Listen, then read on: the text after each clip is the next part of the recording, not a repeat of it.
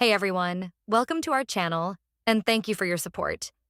If there's a favorite novel on the channel and you want the next part, you're just one step away.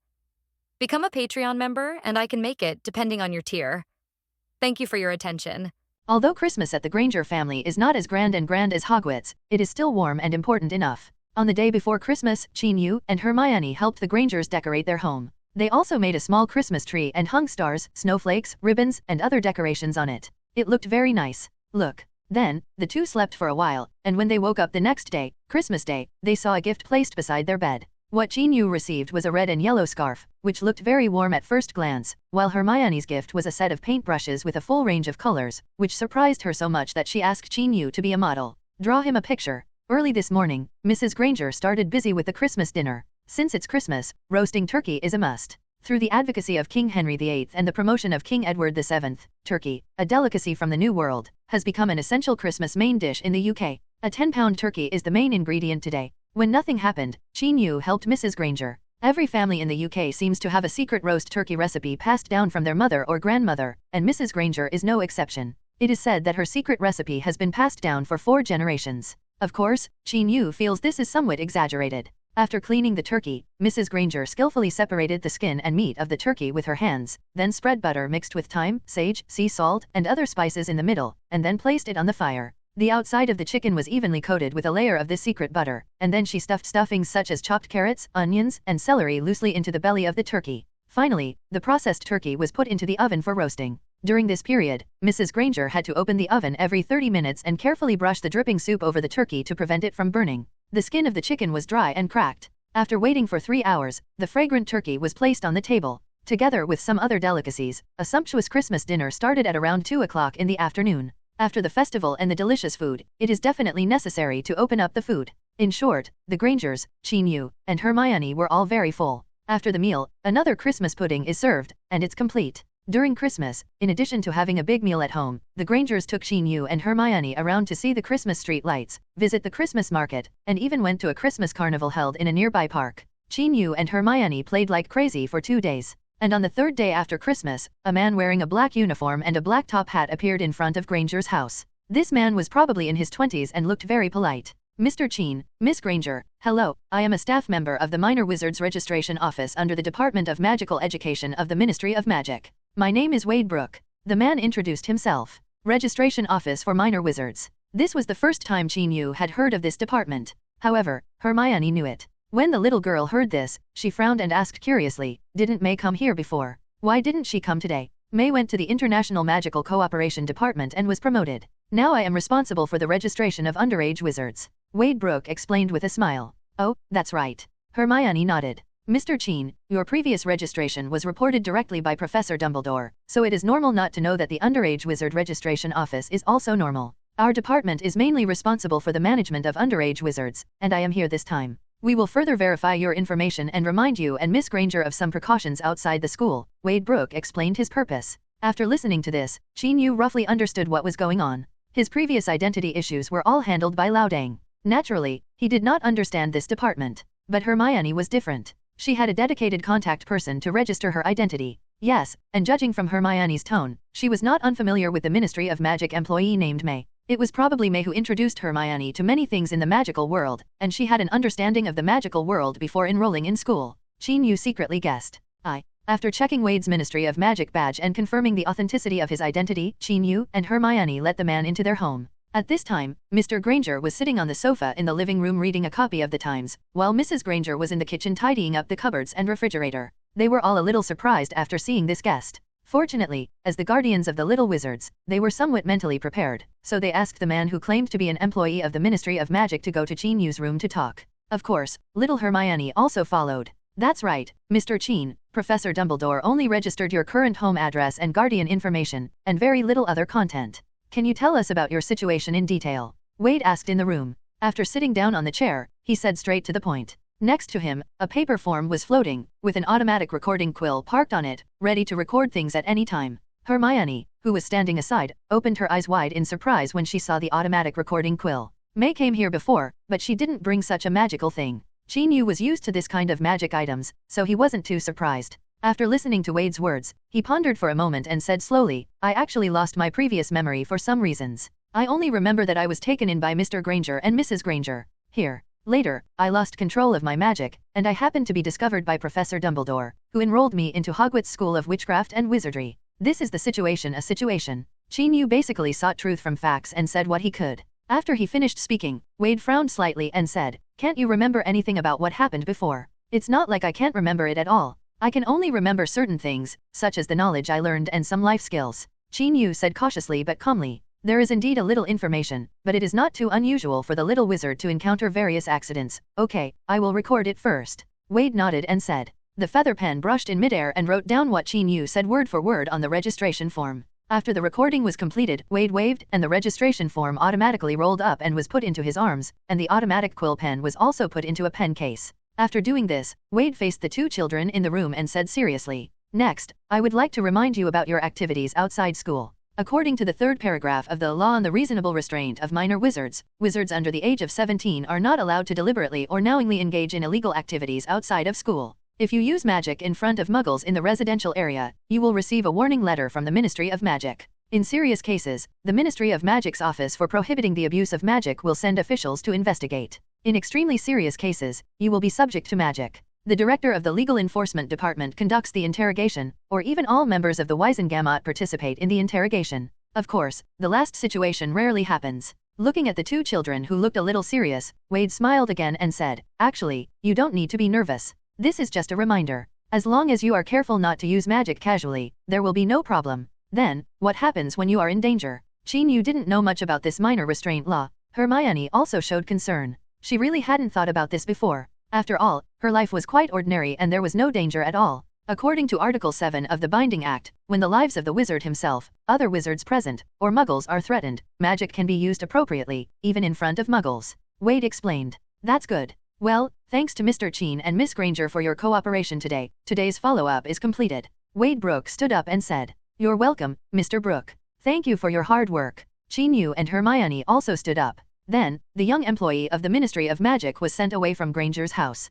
After they were sent away, Qin Yu asked Hermione about her previous contact with May. The fact was exactly as he had expected. May not only came to tell Hermione the identity of the wizard, but also enthusiastically explained things about the wizarding world and gave Hermione some books. It seems that she is a very good person. Qin Yu commented. Yeah, May is really nice. Hermione followed. What Qin Yu and Hermione didn't know was that the Ministry of Magic employee named Wade Brooke did not return to the underground of Whitehall in London after leaving Granger's house. Instead, his figure suddenly disappeared at a certain moment. Not long after, appeared in an ancient and luxurious manor in Wiltshire. Soon, he was taken into the study of the manor owner by the house elf here. Wade, how is the investigation going? Asked the blonde middle-aged man sitting behind the desk. Mr. Malfoy, after I checked the archives of the Muggle world, I found that this person named Qin did appear in that Muggle community in the spring of this year. There are no records going back to that time. I still called the Department of Magical Education today. I met the child in person, and what he said is basically consistent with the results of my investigation. This is the record I made, Wade said, handing over the registration form. The blonde middle-aged man, the owner of this manor, Lucius Malfoy, took the page and browsed it quickly. So, everything is normal, right? Malfoy said quietly after pondering for a moment. That's right. Wade replied calmly. Humph, everything is normal again. It seems that our principal really wants everyone to think that he is a normal child. Malfoy said coldly. Although he didn't find any evidence, he knew that everything was normal, and that was the biggest abnormality. I think so. Wade said calmly. Thank you, Wade. Malfoy said softly. It's all what I should do. Wade bowed slightly and said. Qin Yu's Christmas vacation lasts for more than 10 days, but adults' vacation is not so long. After resting for a few days, Mr. and Mrs. Granger started working. The two children were left at home and left to make their own arrangements. After answering some of Hermione's questions about magic learning, the two of them had nothing to do. After all, after being reminded by the Ministry of Magic employee named Wade Brooke, Qin Yu did not dare to let Hermione touch the wand. Casting a simple spell might not be a big problem, but if something big happened, he didn't want the two of them to sit in the dock of the Wisengamot, which might also be called the appeal dock. So, this morning, Qin Yu suddenly thought of a place, and said to Hermione with a mysterious face, I will take you to a fun place today. I guarantee you will like it.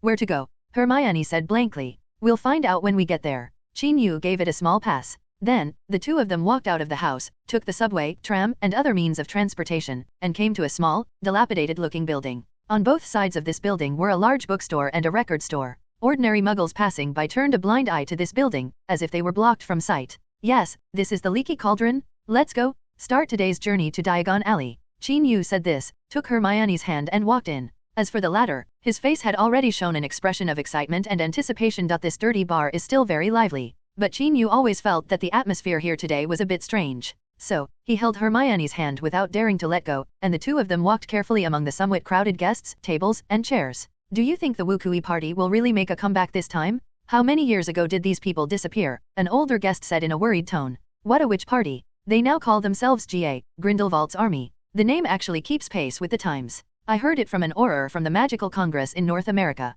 These people are causing trouble in Brazil. Quite fierce. A younger, middle-aged wizard said. When he heard the names Wiccan Party and Grindelwald, Qin Yu had subconsciously slowed down. No way, the amount of information is too much. Hermione took this opportunity to look at the bar curiously. She was very sure that there must be a wizard here. She even vaguely saw a stick-like object that should be a wand in some people's pockets, which made her a little excited. After all, she had not seen many real wizards so far, including Qin Yu, and there were only 5. Oh, including herself, there are 6. Does the Magical Congress of North America want to interfere in the affairs of the Brazilian Ministry of Magic? Oh, just them? I'm afraid it would be good if they could keep their own home. When Grindelwald was in North America, he caused a lot of trouble for them. However, Brazil is really troublesome. GA is developing rapidly. The Brazilian Ministry of Magic has sent people are looking for cooperation and support everywhere, including the Magical Congress of North America. You also know that the current International Federation of Wizards is not very effective and is not reliable at all. You can only find a way on your own. Hopefully, they won't come to Europe. Hey, how could they let Europe go? This. You two should stop talking about this. Be careful of people from the Ministry of Magic overhearing it. Our Minister Fudge doesn't like hearing this very much. Okay, drink. Another glass of sherry, Tom. I'll have a butterbeer. A few people discussed it for a while, then changed the topic and talked about something else. Qin Yu was not interested in their chat about vampires and werewolves, so he stopped listening. So, he pulled Hermione and continued walking forward. Should we say hello to them? Hermione said quietly. Her eyes looked at the various customers sitting around the bar. Why are you saying hello? Qin Yu was stunned. Shouldn't we get to know each other? Hermione said her thoughts. Well, this thought stopped Qin Yu from turning around for a while. However, thinking that Hermione was seeing so many wizards for the first time, she was probably a little happy to meet the same kind and wanted to blend in. Qin Yu roughly understood her state of mind. In short, she is just a silly girl who has never seen the world. Thinking of this, Qin Yu couldn't help but stretched out his other hand to rub her head, and said with a smile, My little cutie, this is not the right place to make friends. There will be many opportunities in the future. Yeah, I know. Hermione nodded. She actually felt that her idea seemed a bit too abrupt. Wow, you are the little oriental boy that Hagrid brought last time, right? How about your experience at Hogwarts in the past 6 months? The bar owner noticed Qin Yu and greeted him warmly. Fortunately, my life is quite fulfilling. Qin Yu replied with a smile. Haha, school time is always the best. By the way, do you want a drink? I can make you a kind of wine suitable for children. This drink is non-alcoholic. The bar owner asked Qin. Hermione promoted. Well, let's do it next time, we are in a hurry. Qin Yu declined. They really couldn't be out for too long. Mr. and Mrs. Granger would definitely be worried if they came home too late, and he didn't want Hermione to stay in the bar too long. After saying goodbye to the bar owner, Qin Yu pulled Hermione through the bar and headed to the patio where the entrance to Diagon Alley was. However, before he entered the patio, there was a bang in the bar. Qin Yu subconsciously looked back and found that a drunk man had bumped into the table and a young man with a haggard face. Sao Rui, the drunkard apologized repeatedly. Be careful next time, the haggard young man said angrily. Qin Yu felt that this person's pronunciation was a bit strange, not like the accent here in London, nor the common British pronunciation. Then, when the young man saw his things falling on the ground, he hurriedly leaned over to pick them up. When he picked up something, his arm stretched out from the cuff, and the back of his outstretched wrist revealed a floating tattoo pattern. It is a black equilateral triangle, and there is a circle and a vertical line inside the triangle. Because the man moved very quickly, Qin Yu could only catch a glimpse of the pattern, but did not see it clearly. Then, the man squeezed through the crowd, walked into the patio first, and hurriedly left, entering Diagon Alley. After the man left, Qin Yu took Hermione into the small patio. Where did that person go just now? Hermione asked curiously, looking at the patio, which was only filled with trash cans and weeds. Due to her blocked vision, Hermione didn't see the opening of the entrance to Diagon Alley just now, and she didn't know how the person disappeared. Qin Yu can naturally pretend to be X completely. Thinking of this, Qin Yu temporarily put aside what he had just seen, took out his wand, and solemnly said to Hermione, Hermione, watch carefully, I will only demonstrate once. Demonstrate what? And why only demonstrate it once? When you taught me various things before, didn't you demonstrate it several times? Hermione said with some confusion. Qin Yu was choked and speechless for a moment. At this moment, he really wanted to block this girl's mouth with something. Okay, you can demonstrate as many times as you like. Anyway, don't blink, I'm going to start. Qin Yu calmed down and continued. Yeah. The little girl immediately showed a serious and focused expression. Qin Yu didn't say anything more. He followed the instructions taught by Hagrid in his memory and tapped the specific position on the wall 3 times with the tip of his wand. Immediately afterwards, the bricks he knocked began to move quickly, gradually forming an arched doorway. Hermione's eyes widened with surprise after seeing such a magical scene. How amazing! The little girl murmured. Well, this reaction made Qin Yu quite satisfied. Then, he pulled Hermione through the doorway and onto the cobblestone street. When Hermione looked back, the doorway had closed and turned into a solid wall again. As the two walked further, they saw many wizards appearing on the street, as well as the first shop, a shop selling various crucibles. Hermione happily pulled Qin Yu closer, wanting to see what those crucibles were used for. The crucible is mainly used in potions class, so it's not too late to buy it when school starts. Qin Yu reminded. Yeah, I know, I just want to take a look and not buy it. Hermione nodded. Then, she walked around the store with great interest, and then left with satisfaction. Then came the wizard robe shop, owl shop, magic pet shop, magic stationery shop, astronomical instrument shop, alchemy workshop, etc. In short, Hermione fully implemented her principle of I'll just take a look wherever she went. Everyone has to go in and take a look, and even if they don't buy, they still enjoy it. At this time, Qin Yu finally realized that women, girls, no matter ancient or modern, Huxia or foreign, and no matter how old they are, seem to have an instinct to love shopping hidden in their genes. Of course, this does not rule out the fact that Hermione was surprised at everything when she came here for the first time. After all, Qin Yu was also full of curiosity about Diagon Alley when he came to Diagon Alley last time. However, Qin Yu has experienced various experiences in Hogwarts, and is no longer as ignorant about the magical world as he was at first.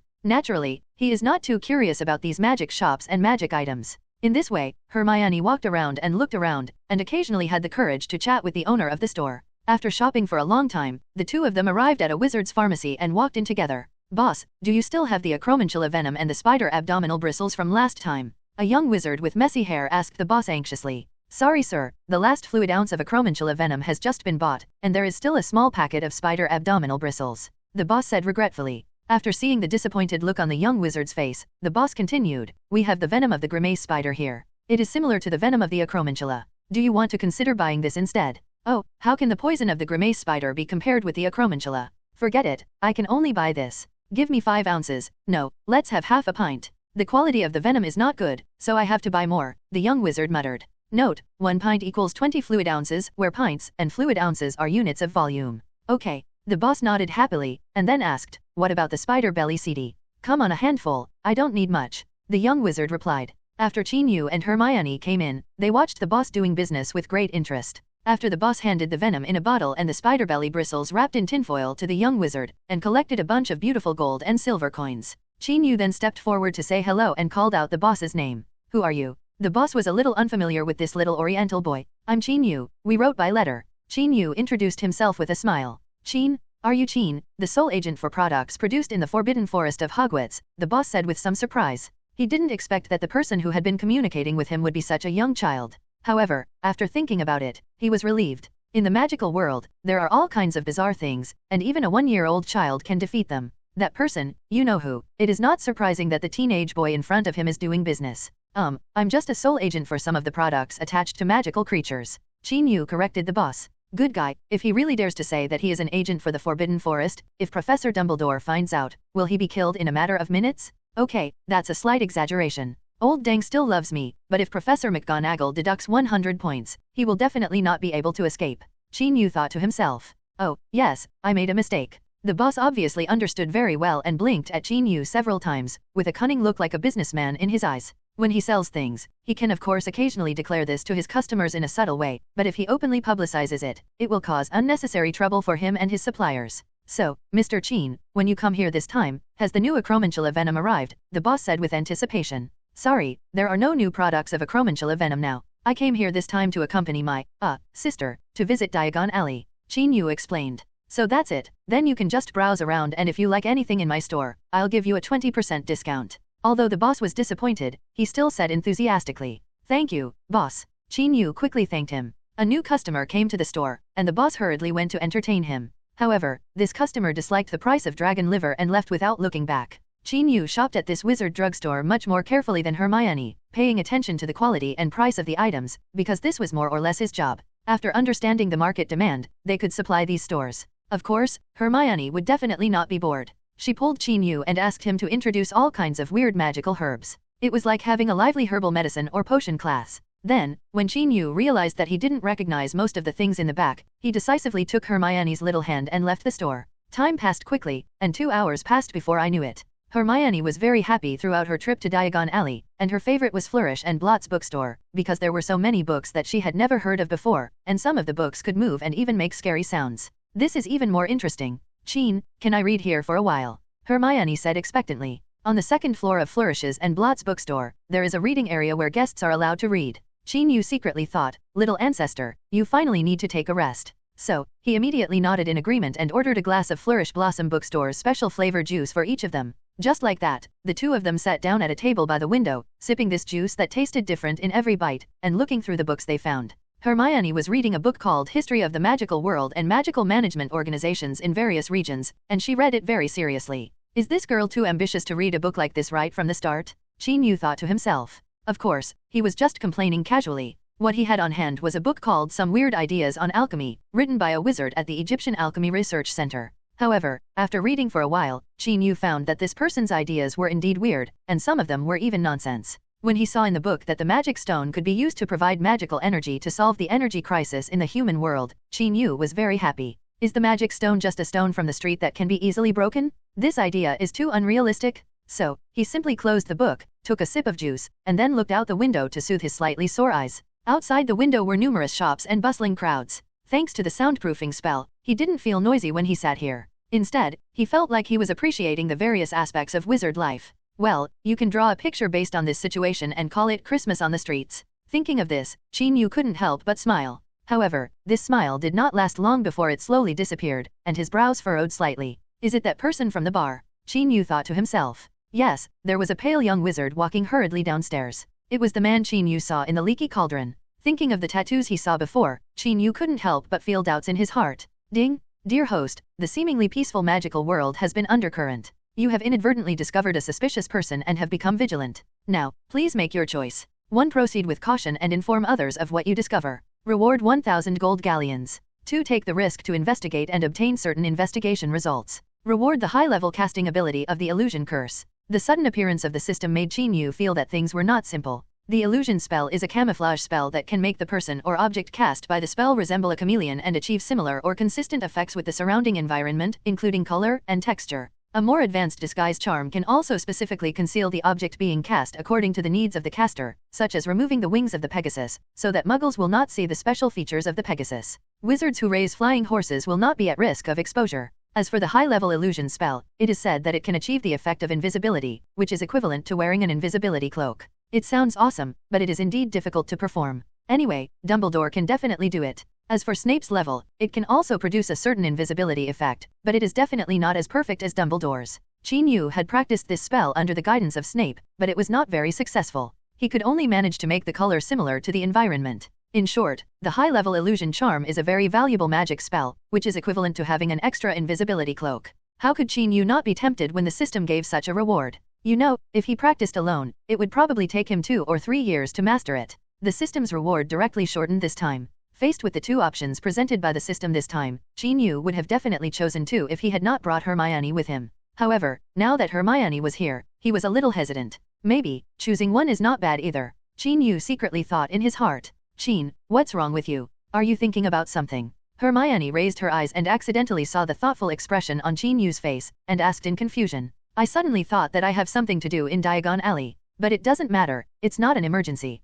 Qin Yu said casually. Well, then just do it. There's nothing to do now anyway. Besides, don't you often say that since some things must be done, there is no need to find reasons to delay them? If you teach me, will you forget it yourself? Hermione said seriously. After hearing her words, Qin Yu was a little stunned for a moment. Yes, there are some things that cannot be avoided, and there is no point in delaying them. As a time traveler, he should actually understand this truth, because he knows how difficult the future will be. Maybe it was the peaceful life that numbed him, making him almost forget that he had to make a lot of efforts to make changes in the future. So, his eyes became firm, and he nodded and said, You are right, some things cannot be avoided, and there is no need to delay them. Yeah. Hermione nodded with a smile, feeling that she had given Chin a big lesson. Then, she asked, do you need me to follow you? No, just stay here and read. It's more convenient for me to do this alone. Chin Yu shook his head and said. Chin Yu definitely couldn't take Hermione with him to investigate, but it was quite safe for her to stay at Flourish and Blott's bookstore. Yay, okay. Although Hermione was slightly disappointed, she responded obediently. Then she pointed to the empty cup again, bit her lip, and said with some embarrassment, Chin, can I have another glass of juice? Of course it's no problem. I'll go to the boss and ask her to bring a drink. Then I'll leave some money with her. Just tell the boss what you want to buy, Chin Yu said with a smile. That's great, thank you, Chin. Hermione said happily. Why are you being polite to me? Chin Yu stood up, gently rubbed Hermione's head, and then walked downstairs quickly. Choose to. Chin Yu thought silently in his heart. Ding, your choice is full of courage. Please complete the investigation as soon as possible. I wish you good luck, the system replied. After Chin Yu walked downstairs, he looked back at Hermione who was quietly reading a book by the window. The latter seemed to have noticed his gaze and tilted her head to look at him. Then she showed a bright smile and smiled at him. She waved her hand, indicating that he could do things with peace of mind, go back quickly, and don't worry about her. Well, what a lovely, sensible, and considerate old girl. Chin Yu waved goodbye to Hermione again and walked down the stairs. After leaving a pile of gold galleons and asking the boss to give Hermione a glass of strange juice, Chin Yu quickly went out to find the young man. In fact, it didn't take much time from when he found the suspicious man to when he went downstairs. In addition, the man's movement track was relatively clear, so Chin Yu quickly discovered the man's figure. Then, he carefully followed the man, keeping a safe distance. Chin Yu followed him like this for a while, and saw the man walking around in the crowded streets. However, his expression and movements were a little nervous, and he obviously had no intention of buying anything. About 10 minutes later, the man looked at the magic clock in a certain store, his steps began to speed up, and he quickly left the lively and bustling street and walked to the side, becoming more and more secluded as he walked. Finally, at a certain moment, his figure suddenly disappeared for some reason. Chin Yu quickly approached and found that the man had turned into a narrow, deserted alley. Then, the young man stopped in this alley, looking a little anxious, standing there as if waiting for someone. Since the alley was not long and was open at both ends, in order to avoid being discovered by this person or others who might appear, Chin Yu did not guard the entrance of the alley. Instead, he went to a big tree nearby and climbed up to carry out the operation. Squat and guard. Although it is winter at this time, this tree has dense branches and leaves. It must be some special tree species. Chin Yu is hidden in the crown of the tree, making it difficult for outsiders to detect his presence at a glance. Nearly 10 minutes later, while the young man in the alley was pacing impatiently, someone appeared at the opposite alley and obviously walked towards the young man. After Chin Yu saw it, he quickly and carefully slipped out of the tree, then quickly and lightly approached the alley here, and stopped next to a debris pile, using a broken wooden board to cover his figure, and then he carefully the ground looked at the two people not far away through the cracks in the wooden boards. You came too late and have no sense of time at all, the young man said dissatisfied. You insisted on making an appointment here. I was afraid of meeting an acquaintance, so I had to take some detours. The visitor said helplessly. The man who came later was wearing a dark cloak, and his face was covered by the hood of the cloak. Chin Yu couldn't see the man's face clearly, but his voice sounded like that of an adult man in his 30s. You can come here in advance, and it is the safest for both of us to make an appointment here, the young man said impatiently. To be honest, both of us should have more trust, for the greater good, and so do we, the cloaked man said. Forget it, we are different from you. At least, we will not treat our fellow wizards differently because of their bloodline, the young man said with a cold snort. Okay, let's put an end to the dispute over ideas. At least we need to cooperate now, don't we? The cloaked man's tone slowed down. Well, I have no objection to cooperation. Of course, I'm not the one who can decide. The young man stopped tit for tat. Then, the man in the cloak stretched out a hand and handed over a key. Then, let's get down to business. We think the things are okay. This is the second installment of money. The young man took the key and handed over a small bag. The man in the cloak took the bag, opened the rope at the top, looked down, and then said with satisfaction, okay, happy cooperation. He held out a hand, and the young man shook it reluctantly. However, at this moment, the noise coming from the alley alarmed them. First there was a cat meowing, then there was a cry of pain from someone, and then there was a BG sound like a falling board. Who? What person? The two of them exclaimed at the same time and quickly took out their wands. When they saw a figure appearing at the entrance of the alley, they waved their wands at each other at the same time. However, the two of them were only halfway through chanting the spell, as the other party's spell hit them first. Expelliarmus. Dang, dang, there were two sounds of the wand falling to the ground. This made the two people in the alley look frightened. The other party was not only very strong, but also decisive. At first glance, he was not someone to be trifled with. It's good to talk. The cloaked man begged for mercy. Stupefy. Before the cloaked man could finish speaking, the other party's second wave of spells had already attacked. The cloaked man and the young wizard immediately fainted and fell to the ground. After nearly a minute, the figure at the entrance of the alley slowly approached and cautiously kicked each of the two men on the ground. It seems there's no problem. The voice sounded a little childish. When he removed the camouflage spell from his body, he revealed his face with delicate and elegant features with oriental features. Yes, this person was Qin Yu, who was following and investigating the suspicious man. Fortunately, the place where he was hiding was the home of a stray cat. When the stray cat came home and found an uninvited guest, it immediately attacked him. Qin Yu looked at the two people in the alley intently. Without warning, 4 bloody streaks were scratched on his hand. He shouted out in pain, and the wooden board in his hand immediately fell to the ground. How could this movement not alert the two people? But Qin Yu simply kept doing nothing, relying on his reaction speed trained by Professor Snape, and cast the 2 spells of Expelliarmus and Stunner one after another, quickly knocking out the 2 people in the alley. The restraint law actually focuses on casting spells in front of muggles. In a place like Diagon Alley where wizards only stay, Qin Yu can still cast it boldly. Do you have anything to discuss? What do I have to discuss with you? Qin Yu said coldly. The world is a dangerous place, he needs to kill him first, and he has no intention of chatting with him after taking action.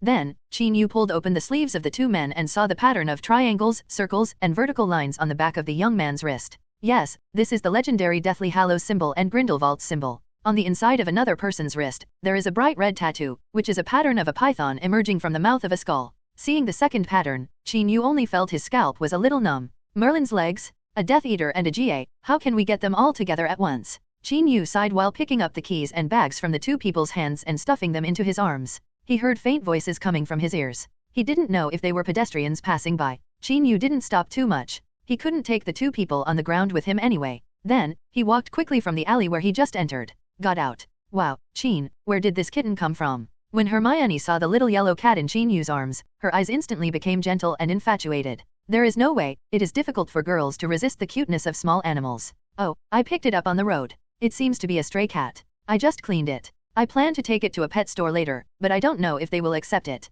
Qin Yu said helplessly. Although the cat attacked him, it had occupied the other person's nest first, and it seemed to have crushed the kitten's toy, a very broken puppet. When he left the alley, the little yellow cat looked at him and shivered, probably realizing that this boy was a very powerful and scary person. Seeing that it was pitiful, Qin Yu threw a cleaning spell at it and brought it back. Can I give him a hug? Hermione said expectantly. Okay, but you have to be careful, my hand was scratched by it just now, Qin Yu reminded.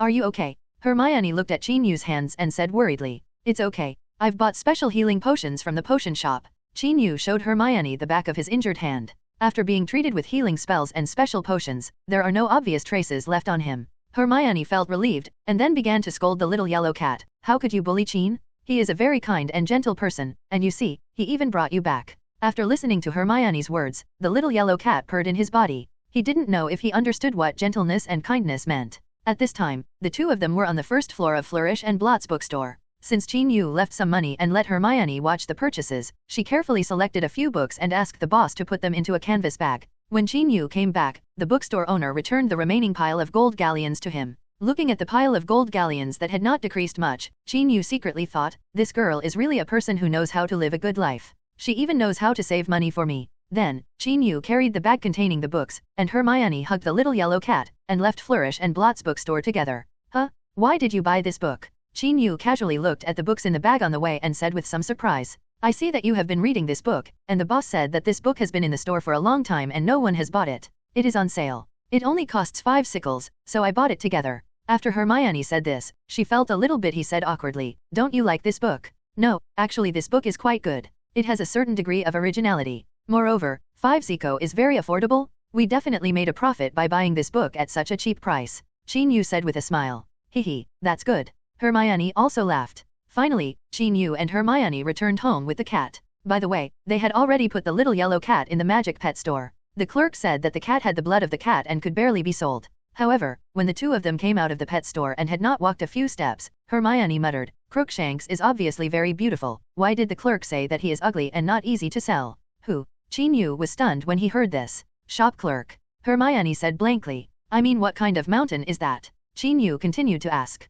Crookshanks. Hermione said her full name. Yes, Crookshanks. Qin Yu nodded. Crookshanks is beautiful, Hermione said solemnly. So, who is Crookshanks? Qin Yu frowned. That kitten we picked up? I just named him. After Hermione said this, she looked back at the pet shop eagerly. Well, Qin Yu didn't know if Hermione had mentioned this name just now. However, Crookshanks fits the image of that cat quite well, 2 short, slightly curved legs. Note, Crook means crooked, and shank means calf. The most important thing is that Chin Yu knows this name. However, he was not sure whether this Crookshanks was Hermione's Crookshanks. At least, with its fluffy yellow fur, big face, and short legs, it did look a bit like Hermione. Of the cat I was going to buy in 3rd grade. If no one wants to buy Crookshanks, will he always be locked in a cage? This is too pitiful, right, Chin?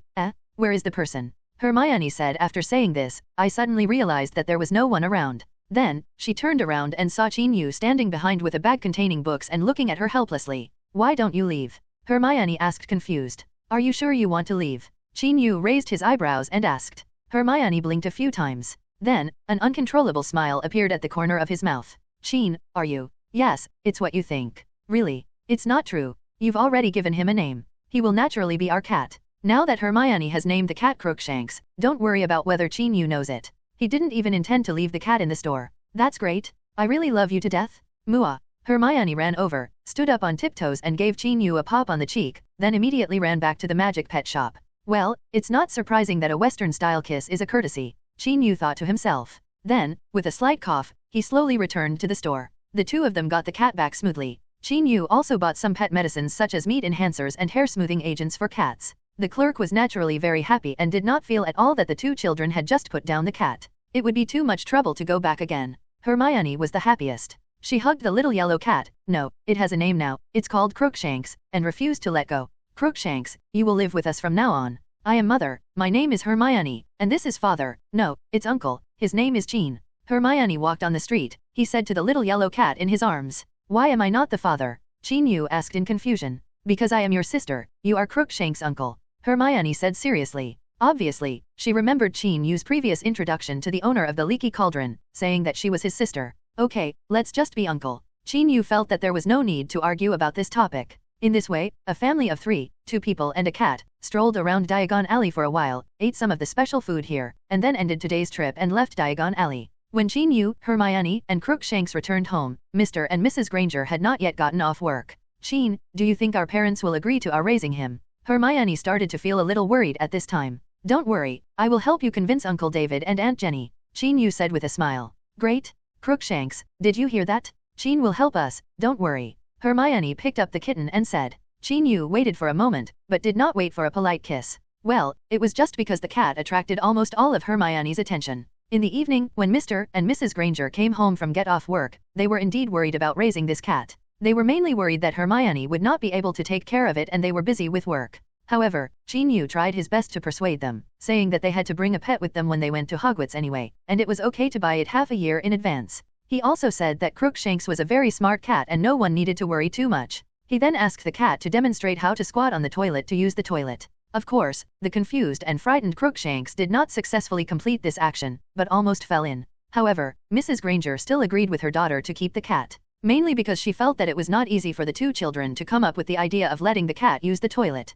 There was no need to embarrass them too much. Thus, Crookshanks officially became a member of the Granger family, and that night, Hermione took him back to the room to sleep with him. Trig, who had been resting on the windowsill of her room, was arranged by Chin Yu to deliver a letter to Hogwarts that night. Lying on the bed, Chin Yu thought about what happened today, without feeling sleepy at all. The topic of discussion among the guests in the leaky cauldron was the young wizard he met who was suspected of being a GA, and the cloaked man with a Death Eater tattoo. Also, the keys and bags they exchanged when they met. All this made Chin Yu feel that things were a bit tricky, and he had just confirmed that the key should be Gringotts' vault key, and that the bag contained a sealed transparent glass bottle with a red to black liquid inside. So, is it someone from GA who wants to sell this thing to Death Eaters in exchange for money? Chin Yu boldly guessed. So, what exactly is in this vial? Chin Yu once wanted to open it and take a look. However, reason told him that it was better not to seek death, and there was no harm in being more cautious. At this time, Chin Yu increasingly felt that he had made the right choice to take the risk of investigating. If he had stood still and only told others about the suspicious person he saw, he would not have been able to obtain much information, and there would be no one he could trust.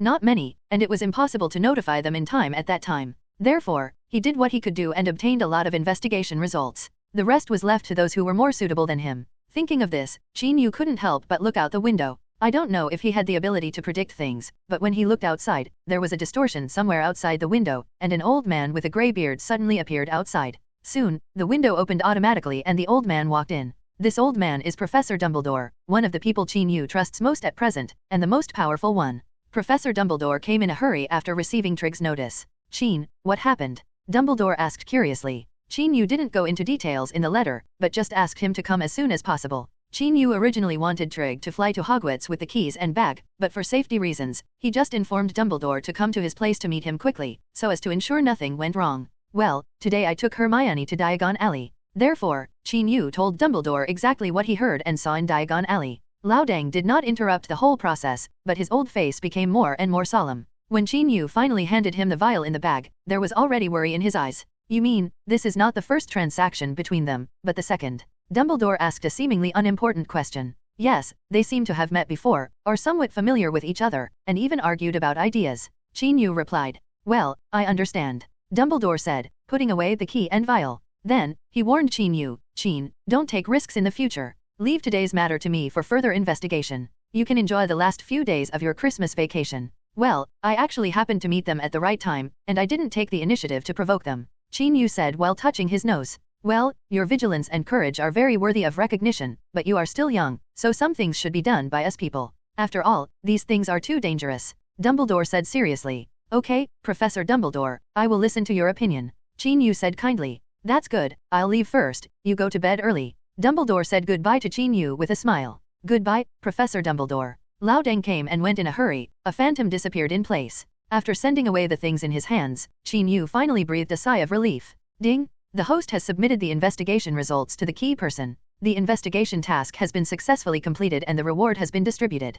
Please check it yourself. The system sounded. Qin Yu didn't expect that the selection task would be completed at this moment. Then, he excitedly verified the reward he had just received, the ability to cast the high-level illusion curse. He chanted the incantation and tapped himself with the wand. After a moment, he found that he could no longer see his body. He seemed to have become a ghost without a body. This effect made him very satisfied. The law for the reasonable restraint of minor wizards has been continuously improved since its promulgation in 1875. Among them, the introduction of trace silk has become a good assistant to the law of restraint. Zongxi, a detection spell cast on minor wizards under the age of 17, focusing on monitoring their behavior outside of school. However, in the actual implementation of the Restraint Act, underage wizards shall not deliberately use magic in front of muggles, no mages, is the most basic requirement. As for young wizards practicing magic in wizard families, many people practiced and used privately, or tried out the wand when buying it, etc. Even if the trace is reported, the Ministry of Magic will not send out orders to arrest the person. As long as it is not too blatant or causes serious impact, the best the Ministry of Magic could do was send a warning letter. As for wizards who are not in school or muggle-born wizards, the supervision of the Ministry of Magic is relatively weak. There is no trace of the underworld, and these children will inevitably lose control of their magic without guidance, such as turning the glass in the zoo. If the tree disappears or the tree is knocked down, it will be difficult for the Ministry of Magic to respond in time. It can only obtain information based on intelligence from other channels. In short, as long as you don't act like a monster, the Ministry of Magic won't come looking for you. Note, this is a unified explanation. Don't delve into the Restraint Act and traces. Look at Harry's behavior from the first part to the last part in the original book. As long as no one is messing with you, the Restraint Act is it's very flexible. I know that Zongxi can't get around it, but there are things that Harry can't do and Malfoy can't do. Just think of me as a demon. And Zongxi is very important, and the protagonist will definitely not do it easily. Be a monster, unless the plot requires it. In view of the above, Qin Yu carefully experimented with the disguise charm, then did not use it too much, and resisted the urge to go downstairs to scare Hermione and Crookshanks. It has to be said that Dumbledore is indeed the person who can completely reassure Qin Yu. After handing the things to Lao Deng, Qin Yu felt much more at ease. It was late at night, and sleepiness gradually came over him. He lay on the bed and soon fell into a deep sleep. In the next few days, Hermione held Crookshanks' little yellow cat in her arms basically every chance she got, and the relationship between one person and one cat quickly grew. And, amazingly, Crookshanks actually learned to use the toilet. This is of course due to Hermione's persistent teaching, but I have to admit that this cat is indeed very smart, which made Qin Yu once wonder if he was transformed by a wizard, that is, in the animagus form. However, Crookshanks never revealed his original form. I've been teaching him to call mommy recently. Maybe he will have learned it by the time you come back from school, Hermione said with a smile. However, after saying this, she suddenly realized that the Christmas vacation was about to end, and Qin Yu would return to school tomorrow. Thinking of this, the originally happy look in her eyes turned into depression and loneliness. Qin Yu saw this and said, Wen Yan, I will be back soon, and I will write to you often. Unexpectedly, Hermione pursed her lips and said, I don't want to just write a letter. After spending 10 days together during the Christmas vacation, Hermione felt that simply writing letters could no longer satisfy her, and it would be better to have Qin by her side. However, Qin will eventually return to school. Thinking of this, Hermione felt very unhappy. Crookshanks in her arms seemed to feel her emotions and rubbed his master's arm with his big furry face. Chin-Yu didn't know how to comfort Hermione's mood for a while, because even he himself had some feelings of separation. Then, seeing Crookshanks rubbing Hermione's arm, Chin-Yu felt angry for no reason, grabbed the cat by the scruff of the neck, and pushed it aside. Chin-Yu. When Hermione let out an unexpected exclamation, Chin-Yu approached and gently held her in his arms. So, if you don't know how to comfort her, just hug her for a while, as a courtesy. Hermione's body was a little stiff at first, but after smelling the familiar scent of Chin-Yu, she gradually relaxed and rubbed her face against his neck. Her originally depressed and resentful mood was relieved. Then you must write at least 2 letters a week. You can write shorter, but you can't stop writing just because you are busy. The little girl put forward her own demanding request. Okay, I promise to write at least 2 letters a week. If I can't do it, you can send Trig to capture me. Chin-Yu promised. How can Trig lead you? Hermione said with wide eyes.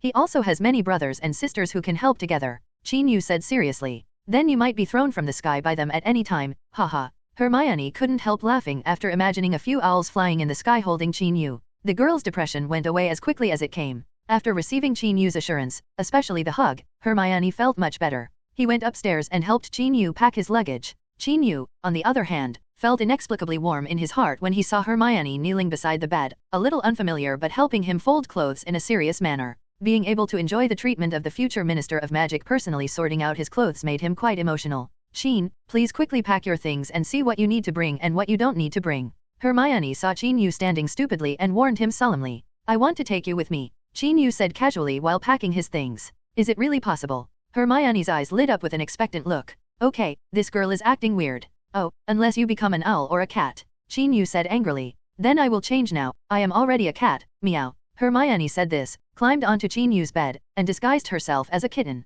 Chin-Yu reached out and stroked her head, matching her performance. Of course, Hermione's acting skills were only enough to fool Chin-Yu. She was still far from turning into a real kitten. Naturally, she couldn't really be taken to Hogwarts by Chin-Yu. The only impact she had was that she messed up the clothes she had just folded. So, after playing around for a while, Hermione continued to squat by the bed and help Chin-Yu fold the clothes again. On the next day, Chin-Yu had eaten early, packed his luggage, and was ready to leave. The Grangers originally planned to take Chin-Yu to the train station, but Chin-Yu felt that he could do it alone and did not want to delay their work, so he declined their offer. Then he said goodbye to the Grangers at the door. Crookshanks, goodbye uncle. Hermione held the little yellow cat in her arms, grabbed one of his paws and waved goodbye to Chin-Yu. Hermione's performance at this time surprised the Grangers, because they originally thought their daughter was going to cry again, but they didn't expect her daughter to be so calm and behave so naughty today. As everyone knows, Hermione had already been depressed as early as yesterday and was coaxed out of it. Although she was reluctant to let go, she didn't indulge in it too much. The little girl is also becoming stronger little by little.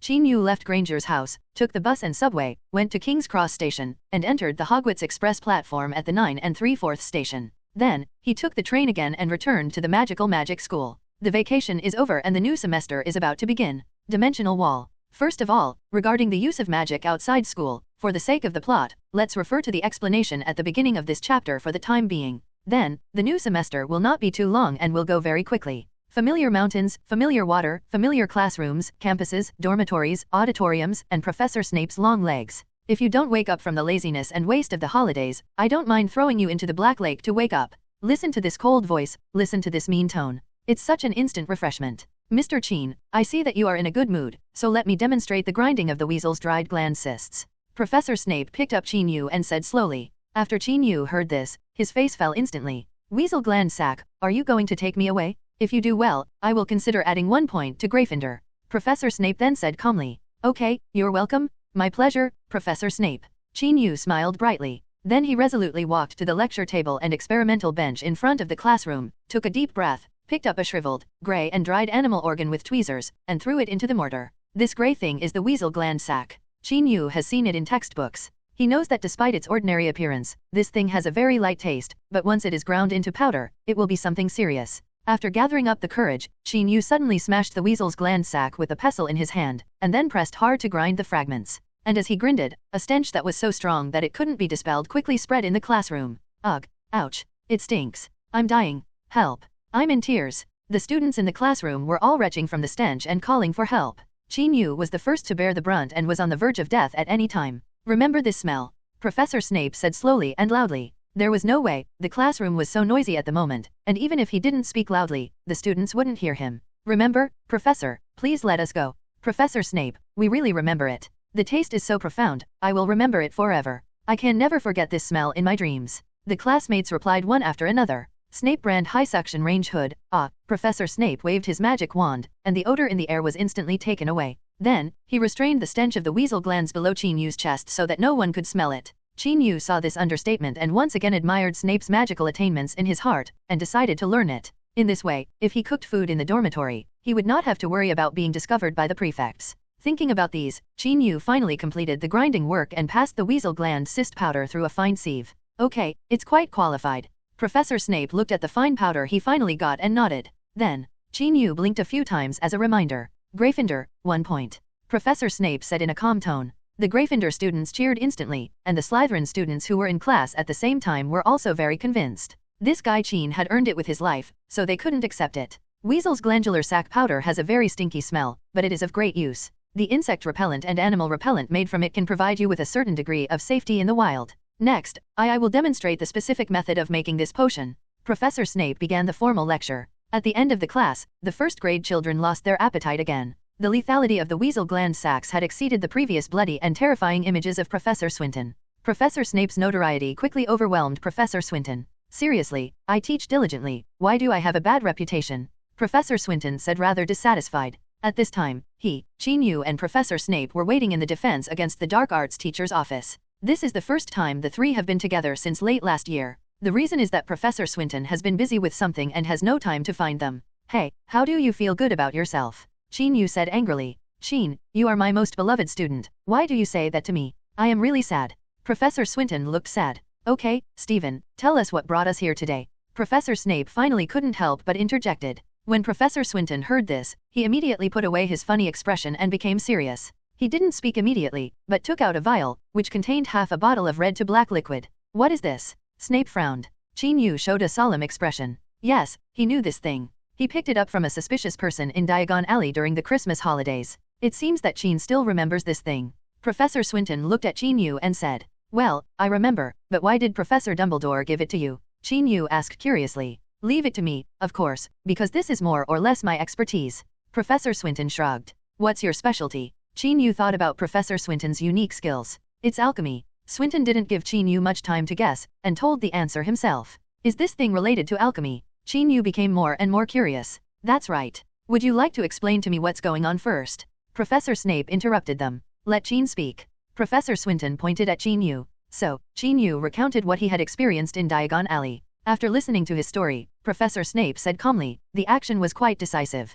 Professor Dumbledore is investigating this matter himself. He just asked me to study the composition and function of this liquid. This time, after the research has produced results, he asked me to communicate with you. Professor Swinton added. So, what is this? Chin Yu asked. A product of life alchemy. I guess it comes from the dark alchemy of the North American witch god cult, and its function. Professor Swinton said, opening something covered by a black cloth next to it. It was an iron cage, and inside the cage was a white mouse that looked dull. There were many wounds on the white mouse's body, some of which looked even fatal. Immortality. Professor Snape said this term that made him a little disgusted. That's right, it means immortality. Professor Swinton nodded. What is immortality? Chin Yu asked doubtfully. The immortal body means that although the body will die and be injured, it can still move. Professor Swinton explained briefly. After listening to his words and looking at the mouse again, Chin Yu instantly understood what was going on. Isn't this a zombie? Could this black liquid make animals or people immortal? Chin Yu said slightly shocked. Yes, but it should be much more than this one effect. Professor Swinton said in rather cautious language. His words instantly silenced the room. After a while, he waved his wand and pointed it at the mouse. After a ray of white light, black smoke began to appear on the mouse, and it soon burned to ashes. It's long dead. Professor Swinton said calmly. Then, he continued, things seem to be a little tricky, so what Professor Dumbledore means is that we need to continue to train Chin so that he can have more coping abilities. After all, various things will always happen around him accident. I don't want any accidents, okay? Chin Yu thought to himself. Well, I have this idea. Professor Snape nodded. Oh, then I thank you and Professor Dumbledore. Chin Yu rolled his eyes and said. In this way, Chin Yu's after-school tutoring, which he thought would come to an end, became more and more severe. Professor Snape once even forced Chin Yu to the point where he almost used the power of Obscurus, frantically testing the limits of his abilities. Of course, most of the time, he still didn't train to the point of death. Classes, after-school tutoring, Quidditch practice, and the occasional trip to Hagrid Hut. Chin Yu's life at Hogwarts quickly returned to its previous state and became even busier. While he was busy, he kept his promise to a certain little girl and wrote and sent her at least 2 letters every week. The letter that the little girl named Hermione replied was very different from the past. At least, she would directly write the words "I miss you very much" in the letter, instead of writing just occasionally like in the past. "Will miss you" or simply "Miss Trig." The short 10-day vacation seemed to have changed her a lot. Feeling the changes in Hermione's writing style, Chin Yu's time at Hogwarts also continued to fly by. The cold winter is gradually passing, the ice and snow are melting, and spring is coming. Spring is blooming and everything is reviving. The little wizards, taking off their thick winter coats, begin to have fun in the rest areas of their respective colleges, on the stairs and corridors everywhere, in the wide campus, and in the open fields, releasing the passion of young people. Vitality. Even Elvis, who had always been dull, started competing with Jimmy in flying lessons. Since he got used to the position of sitting on a broomstick with his butt on the handle, and his flying skills have improved, Chin Yu even thought that he might be able to become a Quidditch goalkeeper given time. The Slytherin students who took flying lessons with them, especially Jerome, did not dare to cause any more trouble. After all, the last scene of Chin Yu holding a wooden stick in the sky torturing him he could still remember it so vividly that every time he thought about what happened that day, his butt still hurt a little. Chin Yu, it's a wooden sword, not a stick. And facing Chin Yu, who was killing everyone on the Quidditch field, Jerome had already been convinced and couldn't beat him. He was not so good as others, so he had to admit it. Of course, Chin Yu didn't have much sense of accomplishment in making a little brat give in, and he didn't have much to care about. After all, if he didn't obey, he would probably beat him again. Others were practicing flying, while Chin Yu was riding a broomstick in the sky and slowly looking at the scenery. Spring is in full bloom, and the mountains are dyed green. At this time, the scenery around Hogwarts has a different charm. I don't know if it was a coincidence or not, but during this flying lesson, Chin Yu saw Lucius Malfoy with shiny blonde hair, and the house elf Dobby following him. But this time, Lucius, an old boy, stopped beside the lawn dedicated to flying lessons, raised his proud head, and looked at Chin Yu in the sky with a smile in his eyes. "Huo, this old boy is definitely trying to mess with me." Chin Yu instinctively said this in his heart. Beside Lucius was Professor Minerva McGonagall, the vice principal of Hogwarts and head of Gryffindor House. At this time, Professor McGonagall, who was wearing an emerald green robe, greeted Chin Yu in the sky with a somewhat solemn expression. "Chin, I have something to talk to you about." Professor McGonagall had already communicated with the flying class teacher, Mrs. Hooch, so there was no surprise to Mrs. Hooch. So, Chin Yu pressed the broomstick and slowly flew down from the sky. "Good morning, Professor McGonagall." "Good morning, Mr. Malfoy." Chin Yu greeted obediently. "Good morning, Chin." Lucius Malfoy nodded.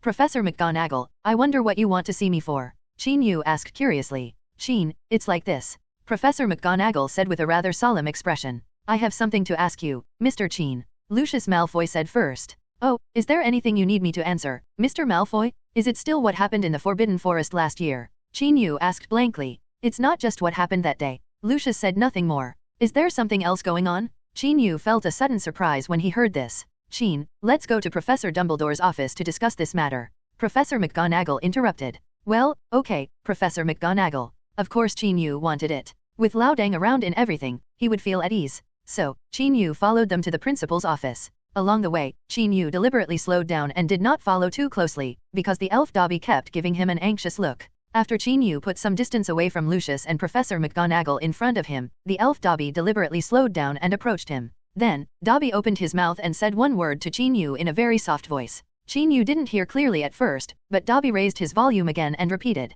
"Spit the real potion." Chin Yu. After hearing what Dobby said clearly, Chin Yu's scalp immediately became numb. "Paralysis, can't you avoid it?" Lucius wanted to use this thing for Chin Yu last time, but Snape interrupted him and fooled him. But this time he was obviously determined to use Veritaserum. Thinking of this, Chin Yu felt like 10,000 divine beasts were roaring past him. What he wanted to do most now was to apply oil on his solace and leave quickly. However, reason told him that escaping was useless. "Mr. Chin, please hurry up," Lucius urged from the front, and then he roared in a low voice, "Dobby, what are you doing? Why don't you catch up?" "Okay, Master, Dobby is following." Dobby trotted to catch up with Lucius, trembling, and followed closely beside him. Chin Yu sighed and followed with a complicated expression. He now only hopes that old Deng can help him, or that Professor Snape can do something with the Veritaserum, otherwise he may not be treated how he will be treated if he reveals that there is an obscurus in his body. Will he be captured and used as a guinea pig for research? Thinking of this, Chin Yu's mind inexplicably came to the scene of the zombie white mouse that Professor Swinton showed him and Snape some time ago.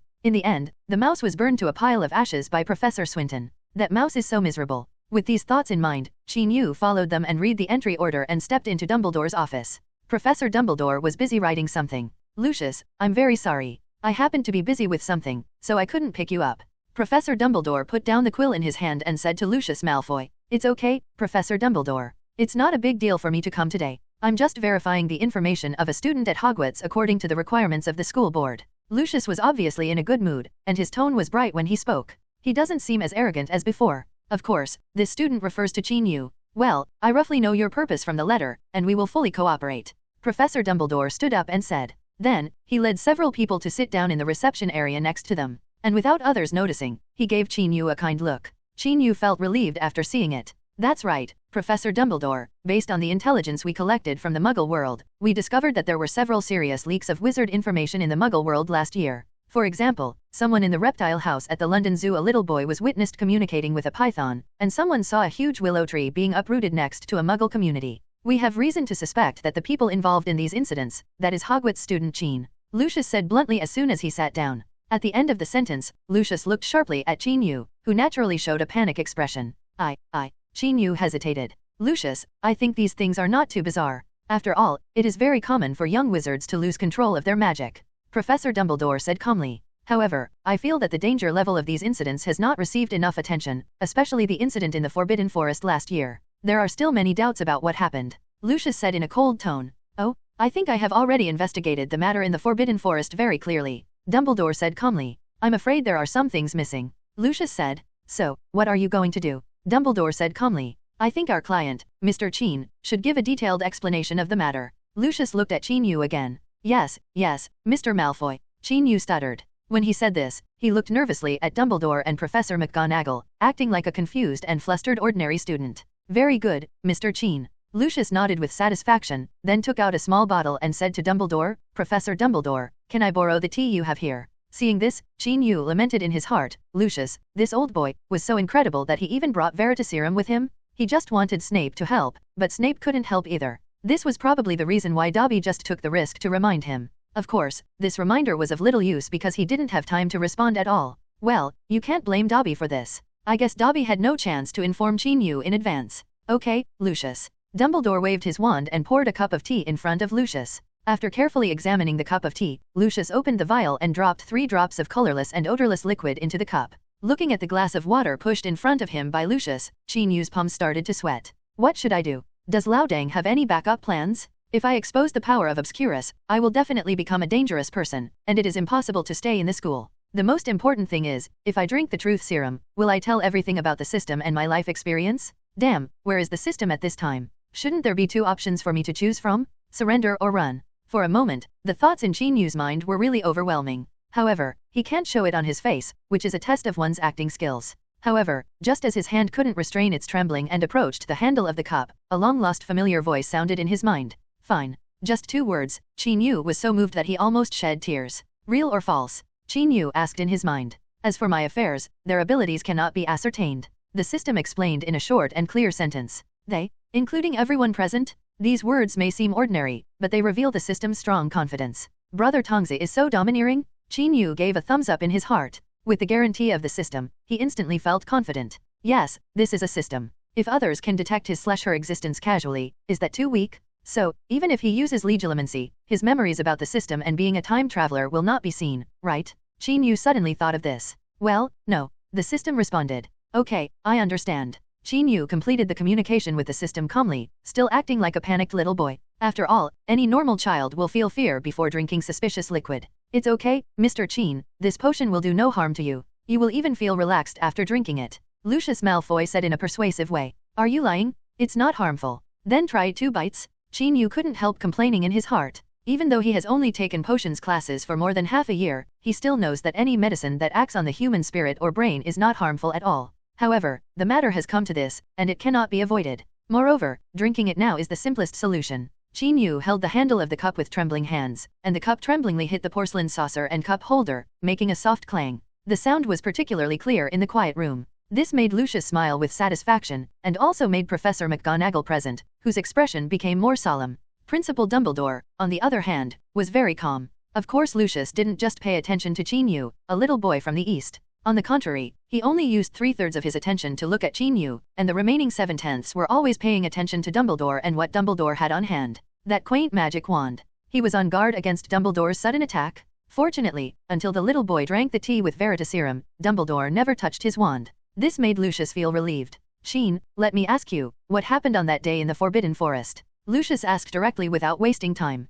Forbidden Forest? On the day of the Forbidden Forest. Chin Yu's eyes were a little blurred and he muttered. Yes, what did you experience in the Acromantula cave in the Forbidden Forest? Lucius guided the question. What he didn't know was that, somewhere beyond the reach of his sight, two old and slender fingers made a slight move, and a white arc of light appeared between the two fingers, vaguely implying that they were ready to go. That day, I want to thank Professor Dumbledore. Professor Dumbledore saved me. Chin Yu thought for a long time before saying this. His words made Lucius stunned and his brows furrowed. Obviously this was not the answer he wanted. The slender fingers hidden under the table also closed gently, and the white arc of light converged. Tell me about your experience. What did you go through before Professor Dumbledore arrived? Lucius' tone became obviously irritable. Me? I was very scared that day. I was surrounded by a group of big spiders with 8 eyes. At this time, thanks to Professor Dumbledore, I arrived. Thank you, Professor Dumbledore. Chin Yu said at the end, sincerely thanking Professor Dumbledore. You're welcome. It is my duty as the principal to protect the safety of every student. Dumbledore said in a warm voice. Seeing the two people in front of him being polite, Lucius began to breathe heavily in his nose. Then, he asked with some annoyance, I'm asking you, didn't you do anything before Dumbledore arrived? For example, what special abilities did you use? This question was very explicit, and it also revealed Lucius's final suspicion of Chin Yu. He suspected that this little boy had hidden extremely dangerous abilities. However, Chin Yu still said in confusion, what can I do?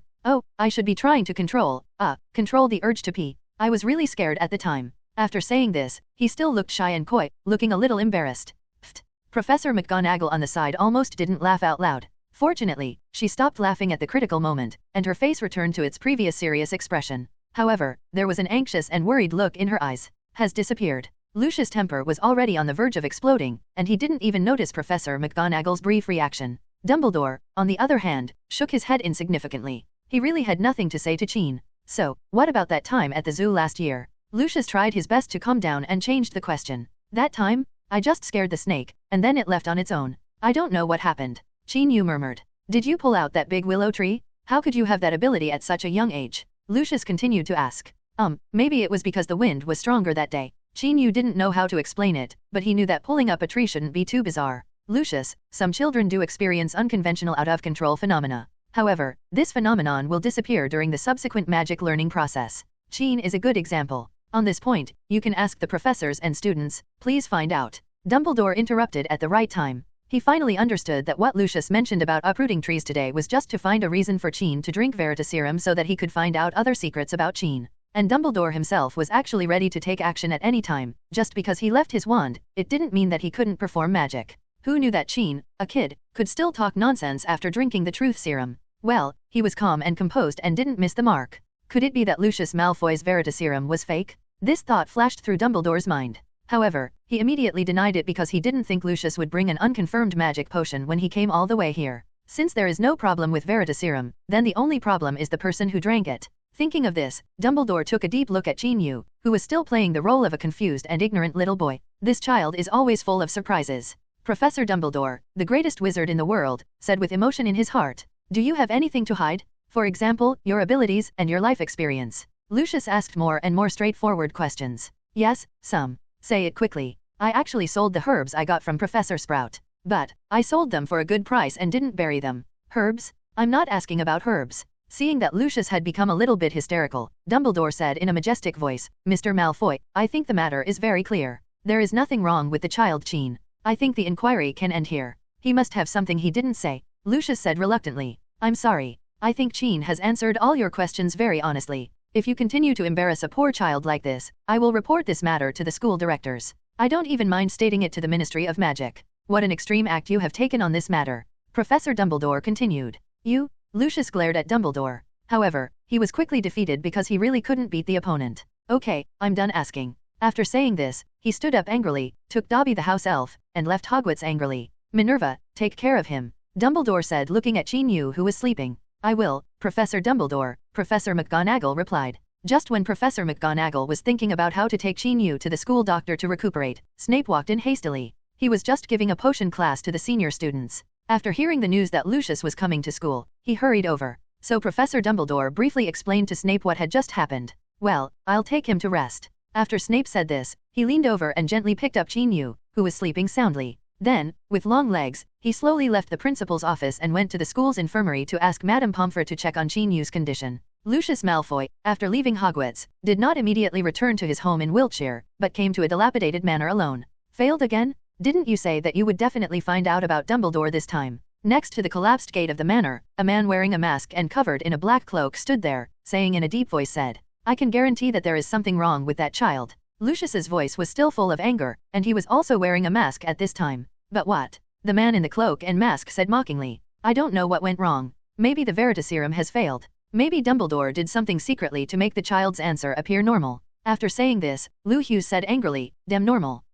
I think it's because you're not doing your job well." The man in the cloak and mask said coldly, "What qualifications do you have to accuse me? What are you doing during this time?" Lucius said dissatisfied, "Of course I am fully preparing to welcome the return of the master." The man in the cloak and mask said in a pious tone, "Oh, when the master comes back, he should reward you for your loyalty," Lucius said in a sinister tone. Lucius has always been hesitant about the return of the master. However, he is happy to use the power of those believers. You, on the other hand, claimed time and time again that you had found an opportunity to overthrow Dumbledore, but failed again and again. Do you know how far Dumbledore's ambitions have grown in recent times? He contacted his colleagues in Europe and North America. "Students, what are you secretly connecting us with? Our great cause has suffered an unprecedented threat." The man in the cloak and mask said angrily and bitterly, "Of course I understand Dumbledore's ambition, but what can I do? He is the principal of Hogwarts, and for decades, his students have been all over the world." Lucius said helplessly, "No matter what, we cannot let him ruin the master's return plan. The last blood transaction of the witch god should not have been left to that boy casually. Now we and G.A., Grindelwald's army, have already formed a conflict misunderstanding. It will be difficult to have another chance to cooperate in a short time," the man in the cloak and mask said with great regret. "Oh, you are not cowardly and worried about being plotted by G.A., so you arranged a small role to trade." Lucius finally caught the opportunity to mock the other party. "What's the use of talking about this now? Since we can't get the witch god's blood over there, we can only find ways to find such things." The man in the cloak and mask also said helplessly, "That's Flamel's thing. Have you ever thought about how difficult it is to get it?" Lucius said quietly, "So what about Flamel? He's just an old man with all the bones in his body broken." The man in the cloak and mask said with disdain, "Well, I wish you good luck." After Lucius said this, he reluctantly added, "If you need my help, remember to ask me. Wherever I can use you, I will naturally look for you." The man in the cloak and mask said calmly, "That's all, it's time for me to go back." Lucius said, "Well, bye. Goodbye." When the two of them said this, they ended today's conversation and each used apparition to disappear. After they left, the cold wind blew by, making the dilapidated manor look even more desolate and lonely. Hogwarts School of Witchcraft and Wizardry, Headmaster's Office. Principal Albus Dumbledore stood in this circular room, his old face showing unconcealable exhaustion. He looked at the phoenix fox squatting there, and inexplicably remembered an ancient poem he saw in the East not long ago. The meaning of that poem was, "People who know me well will think that I am full of worries, but those who do not understand me will think that I am full of worries. People will think that what I do has ulterior motives." Yes, since the envoy from the Brazilian Ministry of Magic came to London and informed them that a force calling itself GA was active in the American continent, Dumbledore began to be busy in private. He investigated all information and intelligence about this group of people through his students and friends, and his behavior may be regarded by many people as having ulterior motives. After all, the reputation of Dumbledore, coupled with his students and friends in various positions around the world, if combined in series, is indeed a power that is feared by others. And he always maintains his restraint because he is well aware of the temptation brought by this power. If a person, or a group of people, is too strong, they will easily lose themselves. This is something he understood when he was still young, and the person who taught him this truth was his closest relative. Her death taught him this truth. However, there are some things he must do to save more people from a tragic fate. "I just hope that what I do will have a good result," Dumbledore thought to himself. When Qin Yu woke up from a strange dream, his brain was still a little confused. Then, he saw Professor Swinton sitting by the bed, reading a book with great interest. And the name of that book is, Some Weird Thoughts on Alchemy. Seeing the title of the book, Qin Yu's thoughts gradually began to focus. He remembered that he had read this book on the second floor of Flourish and Blott's bookstore in Diagon Alley. At that time, he felt that some parts of the book were ridiculous. Later, Hermione bought it along with several other books. Then, when he returned to school, this girl very thoughtfully helped him stuff it into his suitcase. Later, when he arrived at school, he would occasionally take out this book and read it to relieve his boredom. Not long ago, Professor Swinton saw it and borrowed it. "Huh? You're awake." Qin Yu woke up for a while before Professor Swinton noticed him. Professor Swinton, what's wrong with me?" Qin Yu asked, still confused. "You drank the Veritaserum that Lucius brought, and the side effect was drowsiness. You have been sleeping here for more than 8 hours." Professor Swinton explained. "Well, it seems, that's indeed what happened." Qin Yu thought of this. It seemed that although the system had protected his memory to a certain extent, the side effects of the truth serum could not be offset. Fortunately, it was just drowsiness and there were no serious consequences. Actually, it was Professor Snape who was here just now, and it was he who sent you here. Professor Swinton raised his eyebrows and said, "Well, I will find an opportunity to thank Professor Snape," Chin Yu said solemnly. "Okay, if you feel that you are almost recovered, you can leave here. In order to avoid worrying your friends, we did not tell them about this matter. You also know that there are some things that the fewer people know, the better." "Okay," Professor Swinton said as he stood up. Chin Yu had indeed slept enough. With the help of Professor Swinton, he got off the bed. When his feet hit the ground, he felt that he was completely awake. The side effects caused by the truth serum are now over. So, the two of them left here together.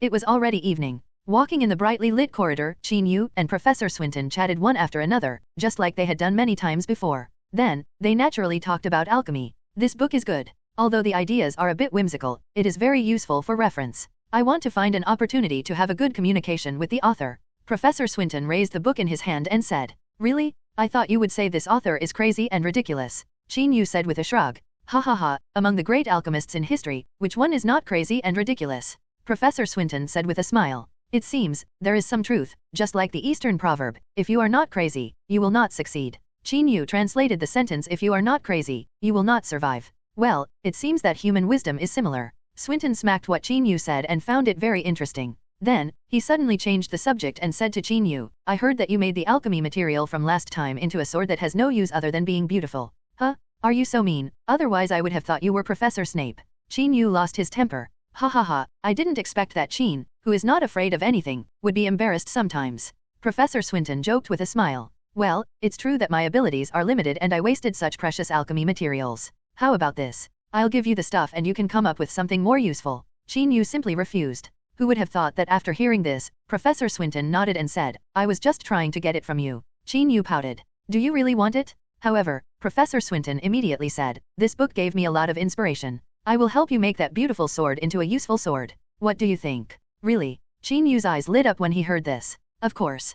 Professor Swinton nodded. "Can it fly?" Chin Yu asked impatiently. "It's not impossible. It seems that Mrs. Hooch is right. You have always been thinking about flying in the sky riding a sword." Swinton couldn't help but smile. "Professor Swinton, I must correct you. It's not flying on a horse, but on a foot. Aren't you afraid of getting your butt cut while flying with a sword?" Mrs. Hooch's imagination is a bit too big. Chin Yuxiao rolled his eyes and couldn't help but complain. "Well, flying on foot can satisfy. Are there any other requirements?" Professor Swinton asked. "I want the sword to change size, probably similar to, well, the space expansion spell, just like your back." Chin Yu expressed another idea of his. "Well, changing the size is somewhat troublesome. I have to discuss this with Professor Snape and others." After Professor Swinton said this, he continued, "Is there anything else?" "Be sharper," Chin Yu said. If a sword could just fly, then he didn't think it was anything special. It was just a bare broomstick handle. "Well, this can be. Also, can we add some special effects, such as..." Then, Chin Yu talked about his various ideas incessantly. When he made his 28th request, Professor Swinton looked at the night sky and said to Chin Yu leisurely,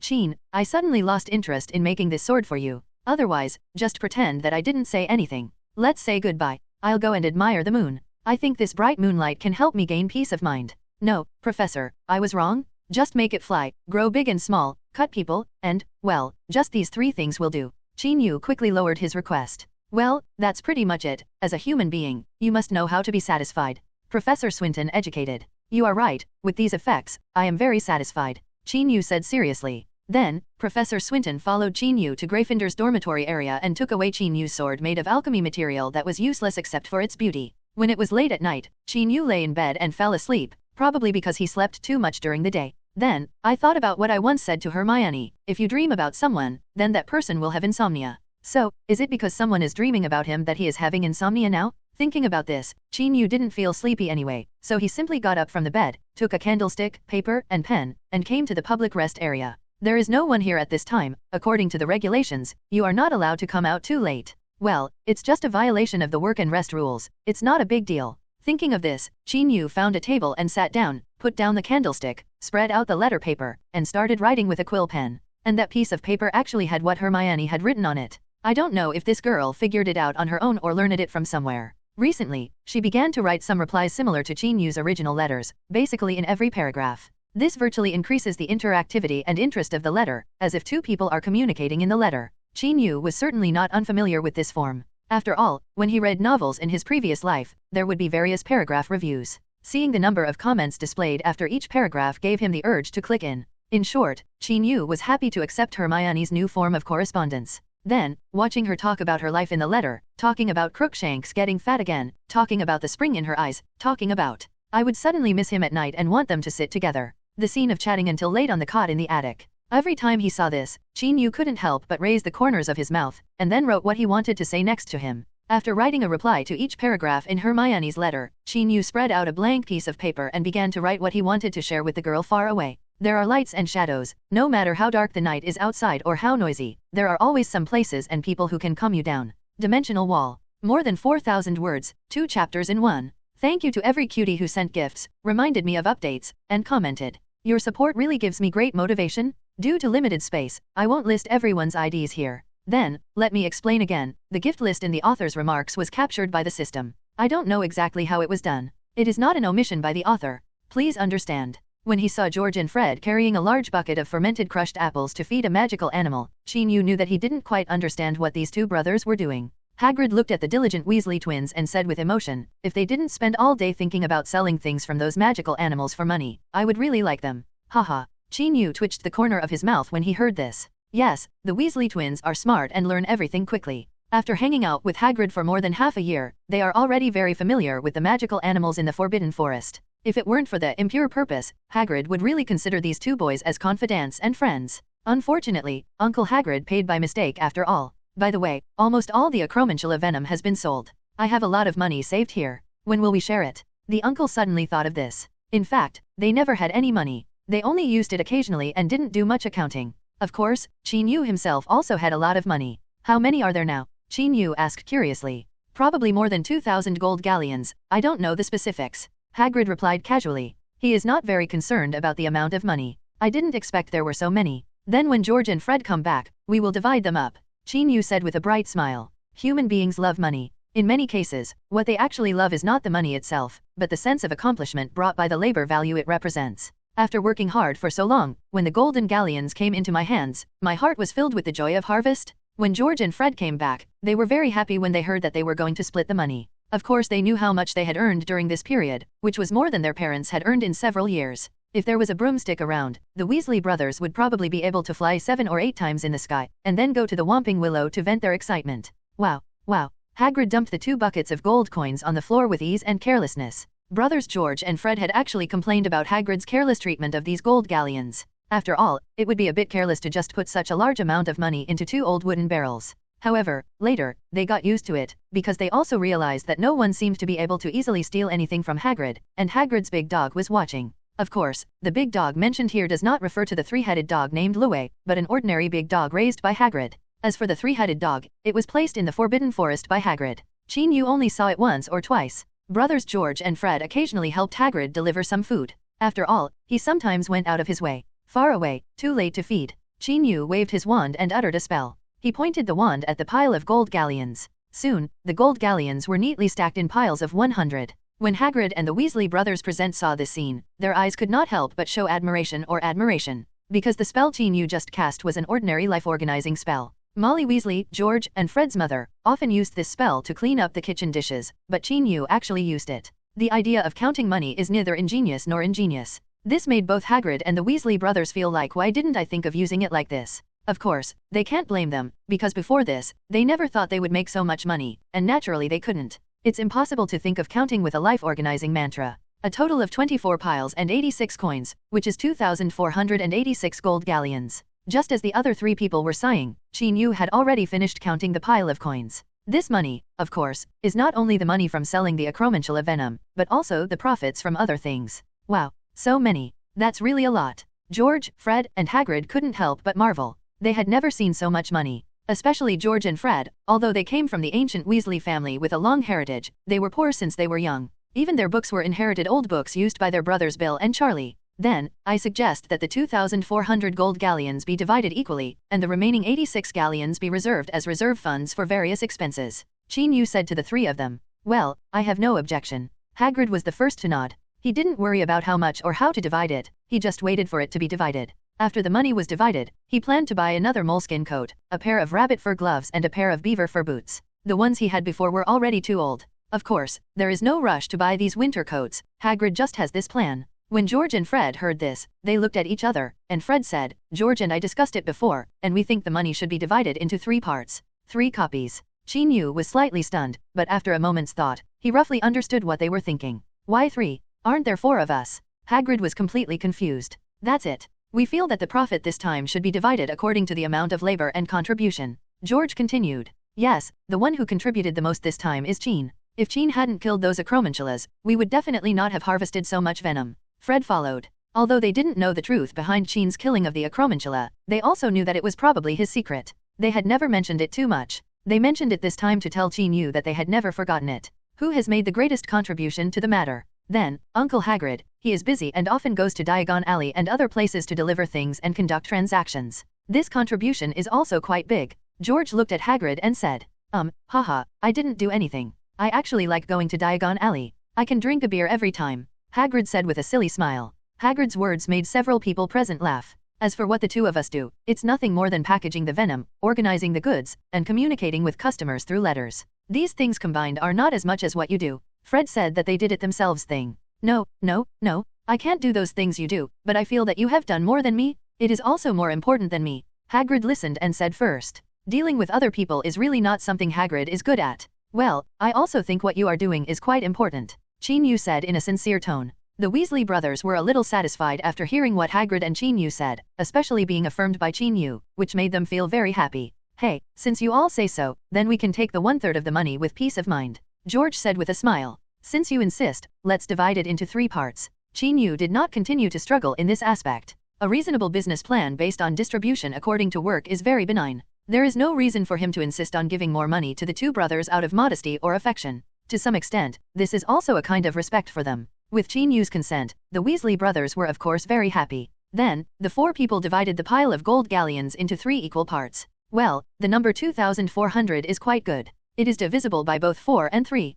It is the common multiple of the 2 numbers. After the money was divided, George and Fred counted them one by one. They were not like Chin Yu, who counted them with a magic spell. That was fast, but they didn't feel it. After counting the money, they took out 50 coins and put them into a money bag. Then, they handed the remaining 750 gold galleons to Hagrid, asking Hagrid to help deposit them in Gringotts. Chin Yu was similar to them. He took out dozens of coins and asked Hagrid to help save the rest. So, Hagrid put all the gold galleons back into the 2 old wooden barrels. Well, 4 people sharing the money can be regarded as sharing the loneliness. Of course, their mood is very happy. Now I can buy Ron a new set of books. George muttered happily. Forget the books, new and old books are the same, why not buy him a new robe? Bill's one is too old and Ron will definitely not like it. Fred followed. And the wand. Mom always talks about buying Charlie a new wand when he graduates and works, and then leaves the old wand to Ron. You know, Charlie's wand is so worn that it has unicorn hair. It will break sooner or later, George said. Well, Ron must also use a new wand. Fred nodded and said. Let's not tell him about this yet. Hihi, we will secretly buy it all and give it to him together on the first day of school. We must wait until the last day, George said with a smirk. What a great idea. I can imagine what his expression will be like. He will definitely cry, ha ha ha, I'm really looking forward to it. Fred also laughed. Listening to the 2 brothers discussing how to tease their younger brother, Chin Yu felt a black line on his forehead and sighed in his heart, feeling sorry for poor Ron. However, when he thought about it, his time travel brought about such a big change for Ron. At least it allowed him to use a new wand and put on a new robe. Thinking of this, Chin Yu felt somewhat relieved. If there is something to do, there will be more. If there is nothing, there will be less. The matter of sharing money in Hagrid's cabin is just a small episode in Chin Yu's busy and fulfilling life at Hogwarts. After that, he continued to be busy. In early April, Gryffindor and Hufflepuff played an inter-house Quidditch match, and Chin Yu once again showed off his power on the court. Chin is our king. This slogan echoed over the stadium from time to time and was thoroughly rooted in the hearts of the people. The batsman who cooperated with Chin Yu this time was Fred, because he and George agreed to take turns. Last time it was George who stole the show, and this time it was his turn. The most outstanding thing about Hufflepuff is Seeker Cedric Diggory. The scene where he fought hard to snatch the golden snitch despite the risk of being hit by the bludger left a deep impression on all the audience present. Although I failed to grab it in the end, my courage is commendable. Prior to this, Cedric had actually facilitated many friendly matches between the 2 academies. In those training matches, the teams from both sides had extensive exchanges. Cedric even once found a way to crack Chin Yu's of course. Chin Yu and the others also found the weaknesses of the Hufflepuff Quidditch team and developed new tactics. This kind of discussion is beneficial to both teams and is very benign. Chin, we have a backup plan, and we will definitely surprise you on the court.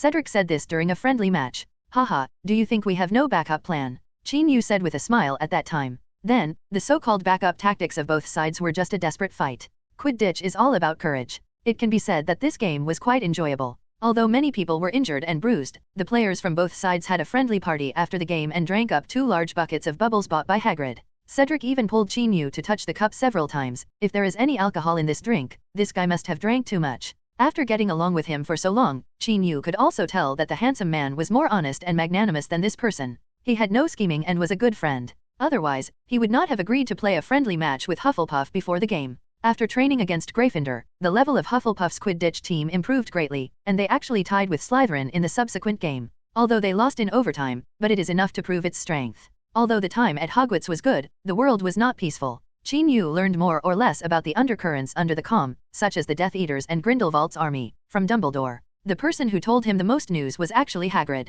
Dumbledore asked me to pay attention to various news and everyone's thoughts when I was delivering goods to Diagon Alley. In fact, many people thought that Grindelwald's ideas were very good. At least, many wizards did not like them. Hiding because of the Secrecy Act, Hagrid once said to Qin Yu with such worry, and then added, Dumbledore didn't let me tell you this, he said you were too young. This is not the time to get involved in these dangerous things. Thank you Hagrid, and thank Dumbledore for my concern, Qin Yu said sincerely. Although he rarely sees Lao Dang, Qin Yu can truly feel the Elder's protection for him and many others. This is a very selfless care, and Qin Yu is very grateful in his heart. Of course, there is really nothing he can do now. The only thing he can do is to work hard to learn magic to make himself stronger and become a strong man who can protect himself and others. Then, at the end of spring, Professor Swinton excitedly asked Qin Yu to come to his office after class while giving a lecture. This made the students couldn't help but guess that Qin, as a top student, would probably have to be tutored by the teacher alone after class. Of course, if Qin Yu could hear the voices of these people, he would probably vomit 2 liters of blood and hang up Elvis, the one with the most thoughtful ideas, and give him a whip. Okay, these are just jokes. Everyone was simply curious about things related to Qin Yu, and after class, Qin Yu also left the classroom under everyone's attention and went to the Defense Against Dark Arts teacher's office. Dimensional Wall. The update was late and the check-in failed. I have been worrying about it all day, not only to speed up the timeline, but also to write less hurriedly. It is really difficult for me to be fat. This semester should be over soon, but before that, I will explain something. Then, well, after reading 20,000 yuan, only more than 100 people gave gifts. I really don't ask everyone to spend money, just click on the free ones. With your little effort, the little author can make a living. Also, as long as I can write more, I will definitely write more. Sometimes I can't even write a few words after sitting for a long time. I want to beat myself up, but it's useless, the words are useless. Enough talking, it's time to go to bed. Let's go to bed early. What a sword. When Professor Swinton pulled out the long sword with a metallic luster, Qin Yu couldn't help but let out an admiration. This sword is different from the common Western-style thin sword, but a broad sword that looks very thick. The sword has strong ridges, and its surface has been specially treated to make it as smooth as a wash, and the light is discernible. Just looking at the appearance, it's already very good. For this sword, I borrowed the flying principle of a flying broomstick, and combined with the stretching spell, it can change in size and achieve flight. Professor Swinton said, throwing the sword out, chanting the spell, and the sword grew larger and wider. Up. As the classic broomstick command sounded, the sword floated slightly and hovered there. Step on it. Professor Swinton said to Qin Yu. Are you sure there is no problem? Qin Yu asked. You can't let me fly this sword for the first time, right? Professor Swinton shrugged. Is it appropriate for you to say this to a child like me? Qin Yu couldn't help complaining in his heart. Then, he moved the joints of his hands and feet a few times to prepare for the warm-up. Then he jumped on the spot, jumped up slightly, and then landed on the sword. And when he stepped on it, a suction force instantly sucked his feet, allowing him to stand firmly on it. This is obviously a special adsorption spell? Sure enough, Professor Swinton looked at the surprised look on Qin Yu's face and said quite proudly, I have put a lot of effort into preventing you from falling from the sky. Qin Yu gave Professor Swinton a thumbs up. The next flight was very similar to using a broomstick. Qin Yu had already had experience in this area, but this time he was flying standing up and needed to get used to it. He lowered his body slightly and controlled the sword to fly forward. When he was about to hit the wall, he stopped in time, turned, and then turned back. After doing this several times, Qin Yu was able to fly with ease. Although he was not as skilled as the broomstick, he could still fly as fast as the wind. Seeing Qin Yu mastering the flying skills of the flying sword so quickly, Professor Swinton couldn't help but sigh in his heart. Qin, this kid, really learns everything quickly. Then, I couldn't help but feel a little sad, and thought to myself, it would be great if I could teach him for a while longer. I still have many interesting things I want to teach him. However, I came to this school temporarily and was destined to leave. Thinking of this, Swinton felt quite complicated. Ouch. Qin Yu performed a difficult flip in the air and let out a hearty cheer. Okay, if you keep practicing, you will tear this place apart. Professor Swinton smiled and said angrily, "Hey, I'm sorry, Professor, I couldn't control my emotions." Qin Yu stopped steadily beside Professor Swinton. "Come down, there is something else." Swinton asked Qin Yu to come down. "Huh? Something else? Are you using it to chop something?" Qin Yu asked curiously. More than dash. Professor Swinton gave up. Qin Yu jumped down happily and stood aside with expectation. Professor Swinton made the sword return to its original size and held it firmly in his hand. "Look carefully." After saying this, Professor Swinton softly chanted a spell in his mouth, and the sword in his hand ignited with a bang and a blazing flame. Seeing this scene, Qin Yu's eyes widened instantly. This effect is so cool. Even a man can't resist a flaming sword. I got some phoenix feathers from Professor Dumbledore, and the effect seems to be quite good. Professor Swinton raised his eyebrows and said rather proudly, "Not only is it good, it's simply beyond imagination." Qin Yu would not begrudge his words of praise. Besides, after Professor Swinton said these words, he swung his sword, the flames disappeared instantly, and a layer of frost quickly formed on the sword body. He looked left and right, then swung the long sword with frost and struck at his desk. Then, a corner of the table separated from the table body and hit the floor with a thud. "This is the function of those ancient spells," Professor Swinton explained. "That's right, it was the ancient incantation they used to make a pyramid refrigerator that he flexibly applied to this sword." "Awesome." Qin Yu clapped his hands and praised. Besides, Professor Swinton continued to shake the sword, and a green light gradually appeared on the sword. "Is this a Chromantula venom?" Qin Yu subconsciously guessed. "Ha ha ha, you have good taste," Professor Swinton said with a smile. "This is very practical," Qin Yu praised. Besides, the green light faded, the airflow around the sword body stirred, and a sharp wind appeared. Besides, the sound of the wind subsided, and the sword emitted a dazzling white light. Besides, the color of the sword body changes and quickly matches the surrounding environment, making it difficult to distinguish. Besides, the sword body became soft and wrapped around the arm. Besides, with the voice of more, Professor Swinton showed Qin Yu the various functions of this sword, and also displayed the wild imagination and outstanding talents of a genius wizard. By the end, Qin Yu no longer expressed emotion or agreement, but quietly watched Professor Swinton's demonstration, as if he was enjoying a wonderful performance. Yes, isn't a wizard with extraordinary abilities an artist who manipulates magic? Of course, while admiring it, Qin Yu couldn't help but sigh. How many galleons did it cost to realize these functions? Professor Swinton is indeed from a wealthy family. He also has a very strong money-making ability. Okay, that's about it. After the demonstration, Professor Swinton put away his sword and said to Qin Yu, "Professor, I remember that I made a lot of requests before, but you didn't agree. Why did you do more than what I asked for?" Qin Yu couldn't help but ask. "Can this be the same?" Professor Swinton raised his eyebrows and continued, "You make so many demands, which is called wishful thinking, but I do so many, which is called surprise." When Qin Yu heard this, he felt speechless. Then, I felt that what Professor Swinton said actually made some sense. The only fly in the ointment is that many of these functions can only be used once or twice, and cannot be used again in a short period of time. This has something to do with the operation of magic. After all, according to the conservation law of magic, what kind of effect you achieve depends on consume the corresponding magic power. This is an insurmountable rule, Professor Swinton said with some regret. To put it bluntly, there is not enough magic power, or to use game terminology, well, there is not enough blue. This is already very good, it's really beyond my imagination, Qin Yu said again. Then, I'll leave it to you. Professor Swinton handed the sword in his hand to Qin Yu. Qin Yu took it over excitedly. Of course, the professors all knew about the news that Qin Yu finally obtained a sword that could be ridden, stepped on, to fly. After all, in order to modify this sword, Professor Swinton often communicated with other professors. Not to mention borrowing the phoenix feather from Dumbledore, and then Professor McGonagall contributed a series of ideas related to the transfiguration spell. Mrs. Hooch's understanding of the structure of the broomstick was of great help, and Professor Flitwick's knowledge of charms, Professor Sprout's knowledge of herbal medicine was also applied to this sword. Of course, the most important contribution is the contribution of Professor Snape.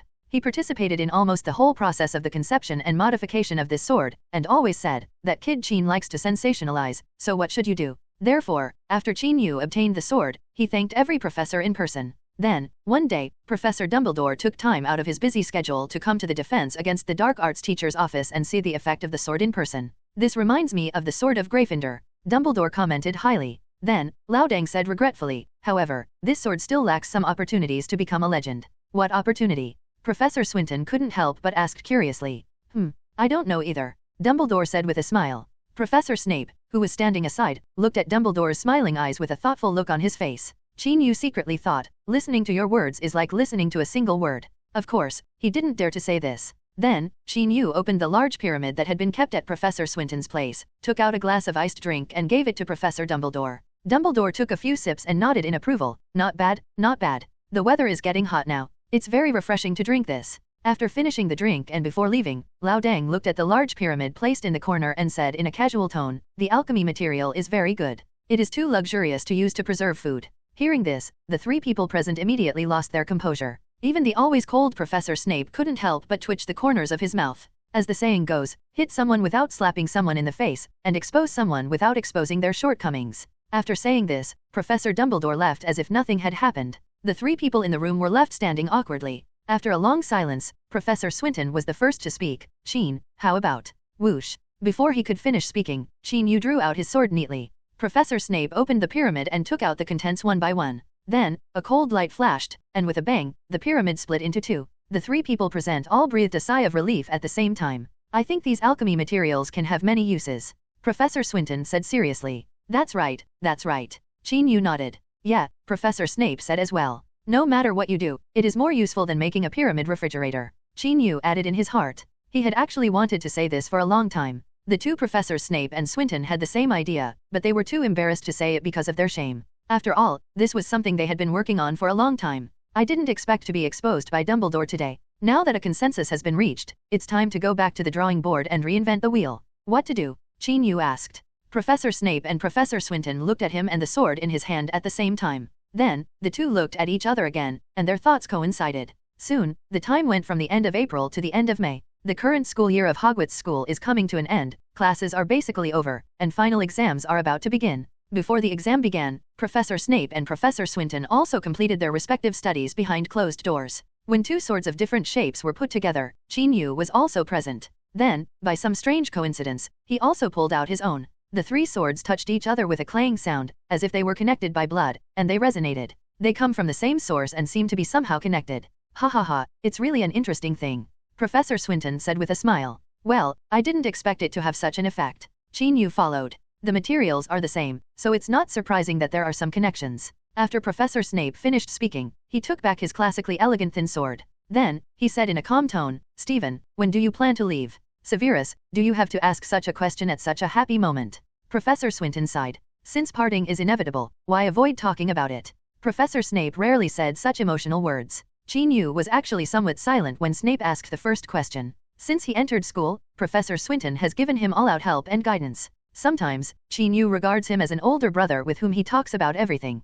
Now that the separation is imminent, he naturally has mixed feelings in his heart. Life is probably parting again and again. Sheen Yu thought so. "Okay, let's say goodbye. Let's have a drink today to say goodbye." Professor Swinton found a bottle of old red wine. He and Snape each poured a glass. Because Sheen Yu was too young, even though he was greedy, he was still severely rejected by the two. He could only drink a kind of wine that had a similar taste but did not contain alcohol. This kind of alcohol-like will also have the effect of getting drunk, but it is still different from real wine. Then, the three of them toasted to farewell in this office, drank a glass, and then poured another glass, because there seemed to be too many words of farewell. When all three of them were drunk, Sheen Yu patted the shoulders of the two professors and said vaguely and emotionally, "Two professors, I have an idea. I don't know whether to talk about it or not."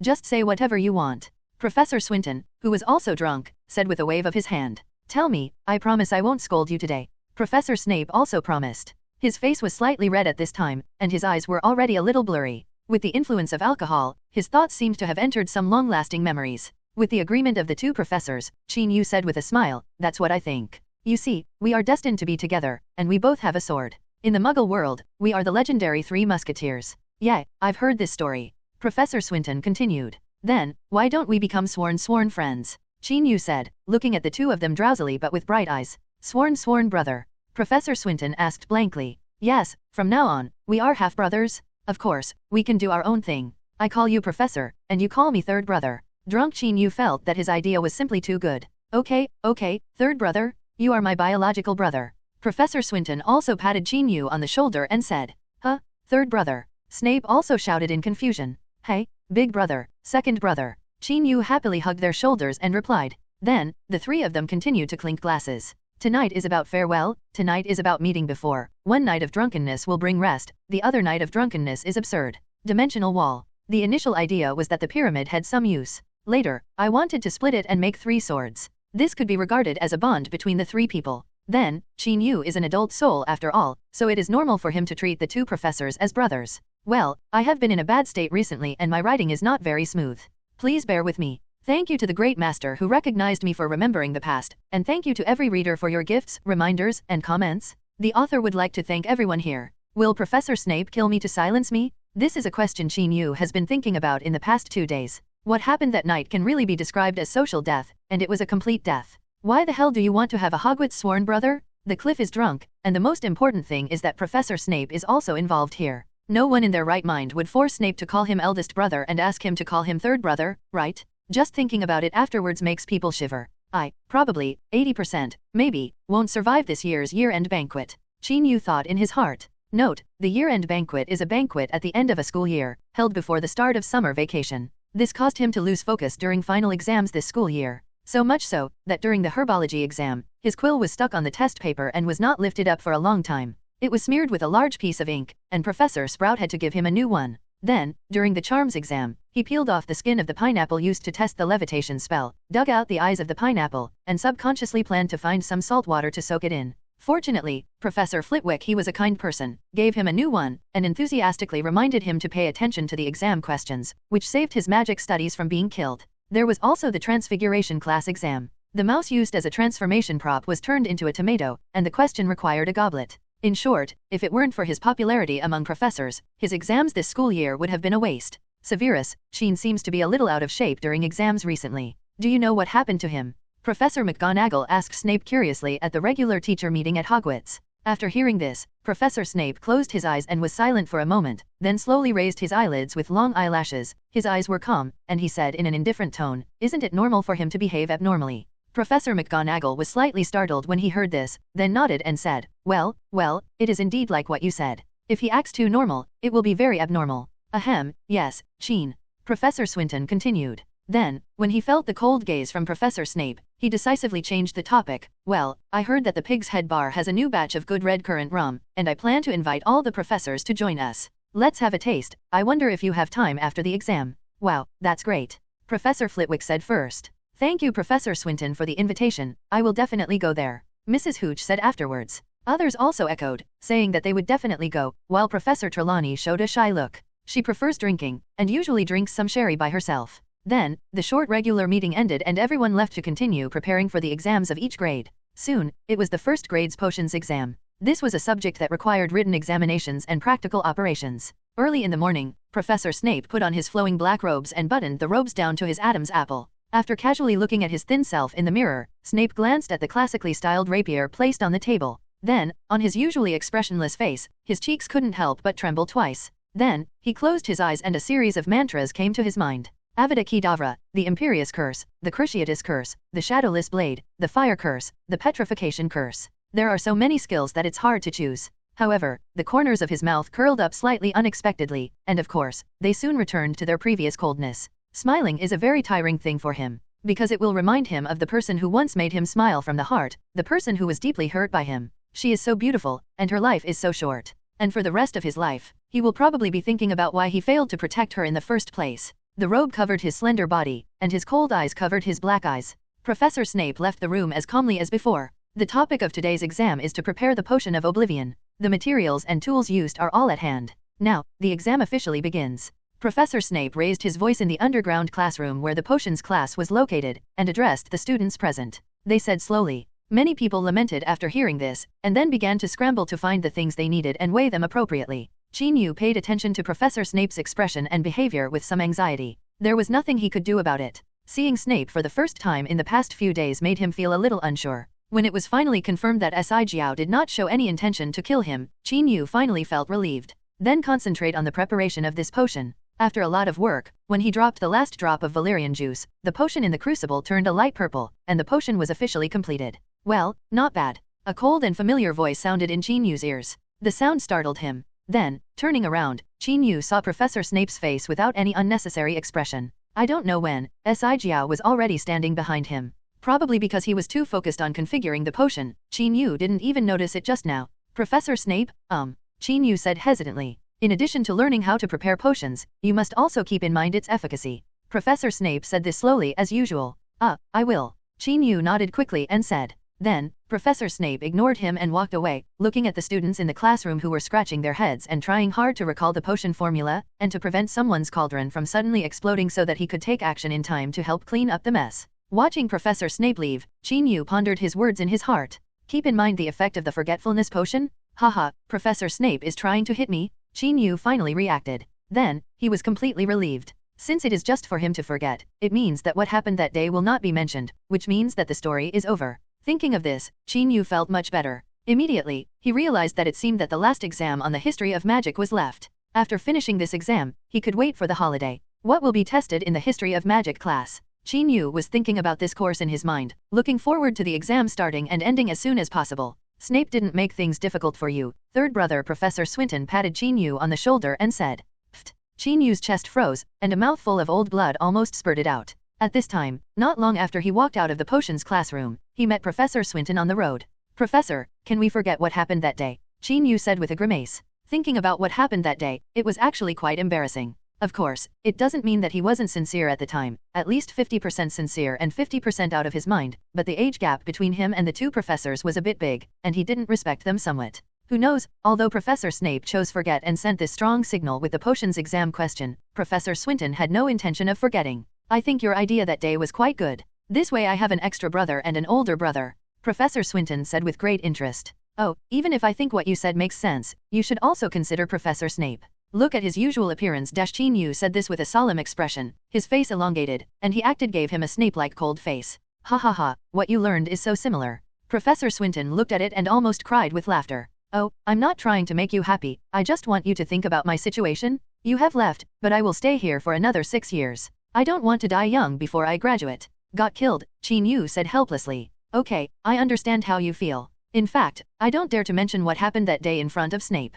Professor Swinton said seriously. Well, as long as you understand. Chin-Yu was relieved. But when the two of us are together, we don't have to worry about this at all, right, my dear brother? Professor Swinton patted Chin-Yu's shoulder again. Chin-Yu. It seems that Professor Swinton plans to remember this matter for the rest of his life. Thinking of this, Chin-Yu's mentality collapsed. However, when I thought about it again, I realized that this was all my own doing. If I insisted on saying that the three swords were destined to be together, I was possessed by the author of a stupid internet article. Alas, in short, I can't blame anyone else. Once a person accepts his fate, the road becomes wider. Just let him be, don't you just have to call yourself brother? Chin-Yu secretly said. Looking at Professor Swinton's smiling eyes, Chin-Yu inexplicably remembered the hidden loneliness he had seen in his eyes. I don't know what kind of story this man who is also a mentor, friend, and brother has. By the way, I have a gift to give you, but it's not ready yet. I'll probably give it to you after the year-end banquet. Professor Swinton said suddenly. Huh? You're not ready, why did you tell me in advance? Chin-Yu said doubtfully. Of course I want you to prepare a gift for me in advance. Professor Swinton said angrily. I'm sorry, my reaction was too slow, Chin-Yu said with a smile. It doesn't matter, Snape is the same as you. Professor Swinton said with a shrug. Chin-Yu was speechless and silently extended his thumb. The matter of sworn friendship has come to an end temporarily after Professor Snape forgot and Professor Swinton taken it calmly. Well, in fact, every time he thinks about this, Chin-Yu has the urge to find a time turner, go back to the past, and strangle himself to death. However, in a person's life, there will inevitably be 1, 2, 3, or 4 embarrassing things that can lead to a secret room just by thinking about it. It's okay to have one more thing, right? Just don't think about it, let yourself go, and you will feel better. In short, this incident made Chin-Yu think about the philosophy of life and how to face various obstacles in life. The exam in the history of magic class was boring. While Chin-Yu was thinking about irrelevant things, he used the quill that had been cast with an anti-cheating spell to write long sentences on the test paper in order to explain it. Learn about certain events hundreds of years ago and their impact on the wizarding world. What he didn't understand was why questions like who invented the self-heating crucible appeared in the exam. Finally, when Professor Binns announced that the exam time was over, the students cheered enthusiastically. This was probably his most popular moment of the year. After the exams for this course are over, the students will have free control over the next week. After the results come out, the year-end banquet will be held, and then the official vacation will begin. While waiting for the test results, Chin-Yu was not idle, but was tinkering with the gift for Professor Swinton in the Hagrid cabin. He made this gift very carefully. First, he mixed the golden baby unicorn hair and white adult unicorn hair that he had collected previously with several other commonly used magical animal hairs, and twisted them into a tough special yarn. Then, he used this special yarn, braided into a scarf. Well, at Hogwarts School of Witchcraft and Wizardry, giving scarves is a common and popular choice. And what he did is very special. Ugly, a bit ugly, but tough enough. Hagrid tugged on the colorful scarf and gave this comment. I would rather knit a pure white or gold one, which would probably take all of Kelly and Anna's manies out. Qin Yu rolled his eyes and said. However, the value of a scarf mixed with unicorn hair is quite high and can be sold. Well, that's true. Hagrid nodded and said. Then, Qin Yu found a piece of craft paper, wrapped the scarf, and tied it with a rope, planning to wait until Professor Swinton gave him a gift before giving it to him. After the gifts were made, there were still a few days of free time left. Qin Yu had nothing to do, so he took his wand and his sword and eagerly walked into the abandoned women's room on the 3rd floor of Hogwarts Castle. Bathroom. Then, not long after he entered, he came out with a bruised nose and a swollen face. It was like this for several days in a row. This made George and Fred curiously ask after seeing him if he had also gone to the Whomping Willow to relieve their boredom. Relieve the boring hammer? Qin Yu was too lazy to pay attention to these two bored children and asked Hagrid to find a bottle of acromantula venom and add it to the sword according to the method Professor Swinton taught him. Their acromantula venom was running low, so Qin Yu decided not to sell it in the future, but to keep it for himself. When he was ready, Qin Yu went to the women's bathroom again. Qin, you're here again? Can't you talk to me? Myrtle said sadly. After Qin Yu came several times, this ghost who was resident in the women's bathroom already knew him. Next time, I'm in a hurry. Qin Yu moved his joints of his hands and feet and jumped down somewhere. Wow, what a handsome boy. His figure is really perfect. Myrtle, floating in the air, exclaimed in ecstasy. Dimensional wall. 2 updates? Have you ever had this experience? When you get a thick, straight, hard stick, you want to hit something with it. Or, when you hold a sharp fruit knife, you have the urge to stab a watermelon. Yes, this is the impact of external objects on people's emotions and mentality. To replace it with a famous saying, it is, with sharp weapons in hand, murderous intentions arise naturally. When you possess great strength or powerful weapons, your heart will change accordingly and you will become confident or violent. This is described in many literary works as people's inner demons. In fact, everyone will have this kind of inner demons. Take Dumbledore for example. When he was young, he had powerful magical abilities and wanted to change the world and change the rules. At that time, he was so confident because of his power that he was even blindfolded and blocked his sight. Even if his heart is not bad, his emotions will inevitably be influenced by power. Until someone or something wakes him up, then he starts to be wary of power and keep a calm heart. It is difficult to avoid being affected by foreign objects and powerful forces. Therefore, when Qin Yu holds the long sword that can ignite flames, condense frost, and emit green light, how could he not want to chop something? The first thing he thought of was Professor Snape, because Snape had been teaching him how to fight for nearly a year. Of course, Qin Yu quickly rejected this option. Reason told him that if he provoked Professor Snape now, he might die. Then, the Whomping Willow, that was where George and Fred were looking for trouble, and he didn't want to get involved with these two guys. Finally, he naturally thought of the basilisk in the Chamber of Secrets, a dangerous snake-like creature that had been hidden in Hogwarts for nearly 1,000 years. In fact, when Qin Yu first obtained the ability to speak snakes, he had the urge to go to the secret room to take a look. However, at that time, he could only run away silently and only delivered food when he went there. It's different now. At least, he has been trained by Professor Snape for more than half a year, and he has a good weapon given to him by Professor Swinton. At this time, you can still challenge this hidden boss. Of course, it turned out that he was still a little overconfident. Puff. Qin Yu knelt on one knee and vomited out a mouthful of blood. This time he really vomited blood. At this time, he was at a slightly spacious hub in the secret room. Just now, he avoided the attack of the basilisk's sharp teeth and went around to its back. Unexpectedly, the big snake's tail whipped him hard and flew him to the wall. Then, he fell from the wall. Wiping the blood from the corner of his mouth, Qin Yu raised his 2 pale eyes and looked at the basilisk. Yes, in order to avoid being affected by the basilisk's eyes, Qin Yu used a spell to temporarily turn his eyes into blind eyes. The basilisk's glare is fatal. People who make direct contact with the basilisk's eyes will die. This is how the ghost Myrtle in the women's bathroom died. Even if there is indirect contact, they will be petrified. Of course, he also used spells to enhance the perception of other senses, so that he could clearly see every move of the basilisk. In short, Qin Yu made sufficient preparations before coming here. However, in the face of absolute power, no amount of preparation can make up for the gap in strength. Moreover, he does not have Phoenix Fox as an assistant, and the sword in his hand cannot be compared to the sword of Gryffindor. Naturally, it cannot be like Harry Potter. Kill the basilisk. In other words, if a blood strip is attached to this basilisk, what Qin Yu will be doing now is scraping. However, for testing this sword and training your ability to deal with enemies, basilisk is a good choice. Ding! The host is now in danger. Please make the following choices. 1. Rely on yourself and face the basilisk alone, and you will be rewarded with 1,000 gold galleons. 2. Give the body to Obscurus, kill the basilisk, and reward the basilisk fangs. The system's voice sounded again. Yes, again. Ever since Qin Yu jumped into the secret room, the system has appeared once a day. Are you using your power to seduce me? Right, system. Qin Yu was wary of the basilisk while communicating with the system in his mind. I'm sorry, I don't want to hand myself over to Emo Ran just yet. At least, I don't want to experience the feeling of losing control of my body until the real moment of life and death. Qin Yu said leisurely in his mind. So, I still choose the first option. Ding! The host chooses to rely on himself and face the basilisk alone. This is a manifestation of courage. The reward is 1,000 gold galleons. When Qin Yu heard the system sound, he couldn't help but raise his eyebrows. Being able to get system rewards was one of his gains from challenging the basilisk in the secret room in the past 3 days. Now that you've made your choice, let's do it seriously. Pang! The long sword ignited flames. Qin Yu's face was determined. He jumped up with all his strength and slashed at the huge snake king. Qin, your recent injuries seem to be more serious, with several broken ribs. Mrs. Pomfrey, the school doctor, said with a frown. Qin Yu is a frequent visitor to the school infirmary, and Madame Pomfrey has long been used to it. However, his injuries have been obviously more serious recently than before. Fortunately, it's not fatal, and he can't die here. Did Snape do it? Madame Pomfrey boldly guessed. Because she had also heard that 2 professors, Snape and Swinton, were privately tutoring Qin Yu, and Swinton obviously would not do such a heavy hand, so only Snape was the most suspect. Well, it's not Professor Snape. I was playing with a big guy recently, and it obviously has a bad temper. But don't worry, I should be able to adapt to it soon, and I won't be so easily injured in the future.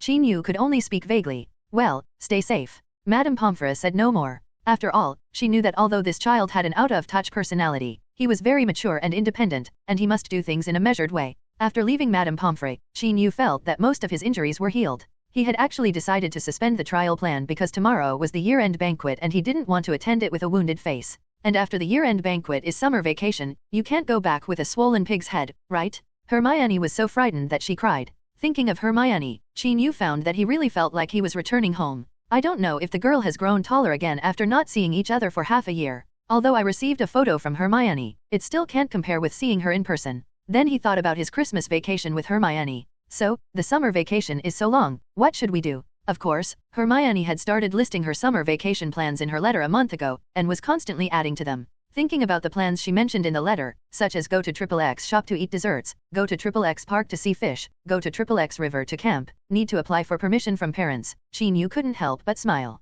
Show a smile. Summer vacation, come quickly. Qin Yu's mind had already left Hogwarts early and flown to a place thousands of miles away. Mom, what day is it today? Hermione asked with a pout. June 14th.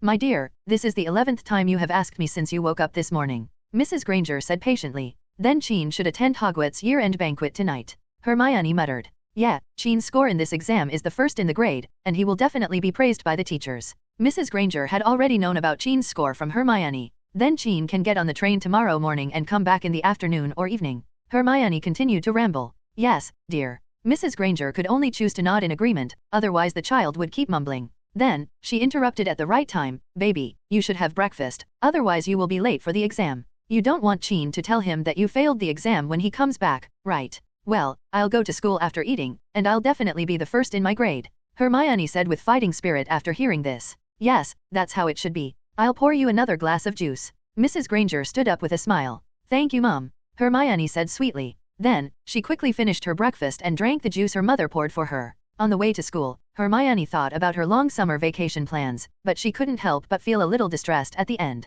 I have saved pocket money for more than a year, but I don't know if it will be enough. The little girl thought in her heart. Well, in fact, she never knew how much money Qin Yu had. The last time she went to Diagon Alley to buy things, she saved money everywhere. Mainly because she didn't know much about the currency in the magical world, so she just felt that Qin Yu must be saving money. I saved that money by living frugally. Then, she decided that she would pay for the expenses of this summer vacation. After all, most of her plans were Muggle World activities, and she did not need to spend those Wizarding World coins. I should find a job, but unfortunately, many places don't want me, Hermione thought helplessly. The little girl, who had been thinking about something all the way, quickly walked into the school and started her exam. Well, in order to get first in grade, she decided not to think about the summer vacation for the time being and concentrate on answering the questions on the test paper. There is a saying that Merlin's pants have 2 legs, so the story is divided into 2 parts. While Hermione was concentrating on taking the exam for the first place in grade, Qin Yu was in Hagrid's cabin picking out things to take back. At this time, on the floor of the cabin, there were a lot of various goods that Hagrid had bought from Hogsmeade Village in recent days, including food, clothing, and supplies.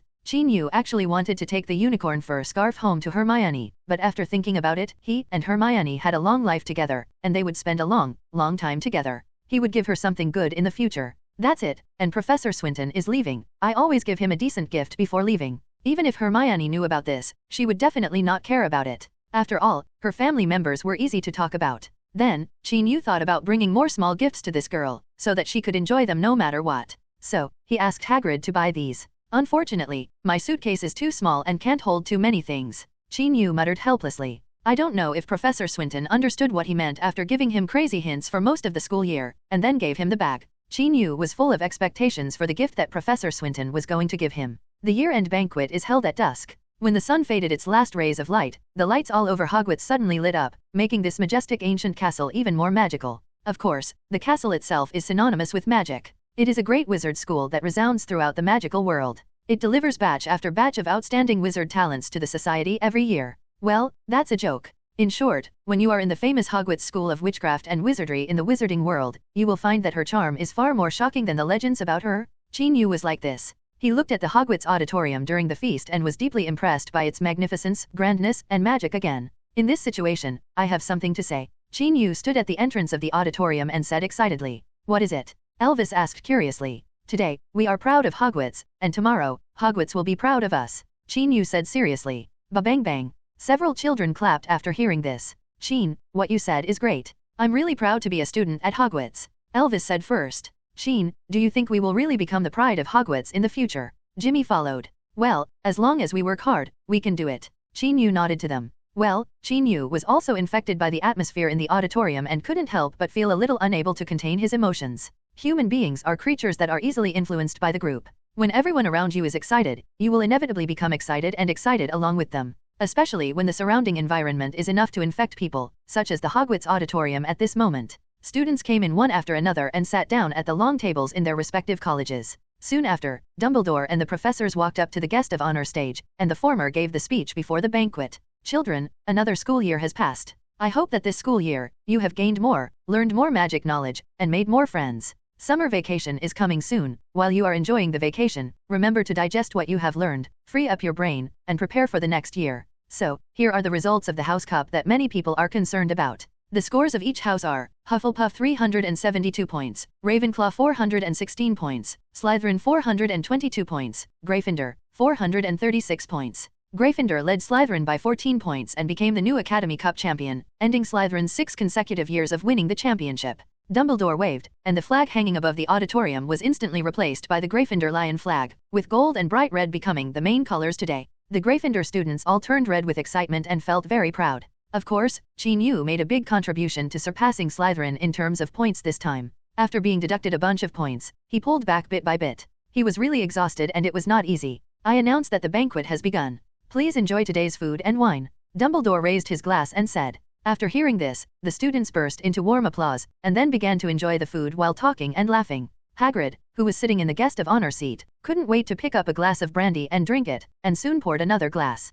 Yu had been hungry for a long time, and he ate without any image at all along with several children. He thought that in the next 2 months or so, he would miss the food at Hogwarts very much, so he should eat enough tonight. When Yu was very full and was drinking a cup of honey tea that George handed over casually, his eyes wandered and he saw Professor Swinton on the guest of honor table, who nodded to him and pointed outside the auditorium.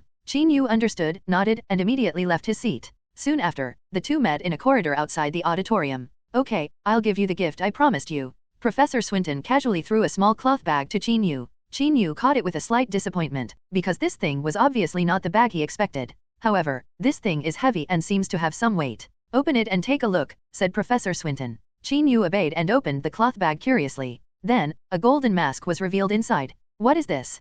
Yu asked doubtfully. An alchemy mask. Professor Swinton paused, then continued. This is a combination of the ideas in the book you gave me, the ancient charms on the pyramid, and my many years of alchemy experience. Something made? Seeing that Yu had no reaction, Professor Swinton continued. After wearing it, not only will your facial features be blocked, but your voice, your posture, and all your body's external information will be changed. So powerful. Yu was really surprised now. This thing is so useful, even comparable to Yu's high-level illusion body curse. After all, the illusion body curse makes the body completely invisible, and this mask allows him to appear without being recognized by others. The abilities of both different, applicable scenarios are also different. Of course, it took me more than 2 months to do it. Professor Swinton said rather proudly. In other words, he was thinking about parting more than 2 months ago and silently prepared gifts for Yu. Thinking of this, Yu changed his usual attitude and solemnly said, "Thank you, Professor Swinton." Okay, you don't have to be polite to me. Who made me your brother? Professor Swinton winked at Yu and said. Yu was immediately embarrassed on the spot and speechless. Seriously, I have been thinking for a long time about what I should give you. That sword is a weapon that can enhance your strength when you are in danger. And since you often cause trouble, this mask can very well protect you. You hide and protect your safety so that you don't have to worry about being discovered if you want to do bad things in the future. Professor Swinton said seriously. Wait, why have I become a troublemaker? It's obviously me who is unlucky every time, okay? Also, why should I do bad things? I'm a very decent person, okay? Qin Yu couldn't help complaining in his heart. Oh, you are so thoughtful. Qin Yu said with a smile on his face. It's all what I should do. I've attached the instructions for using the mask on that piece of paper. You can go back and take a closer look.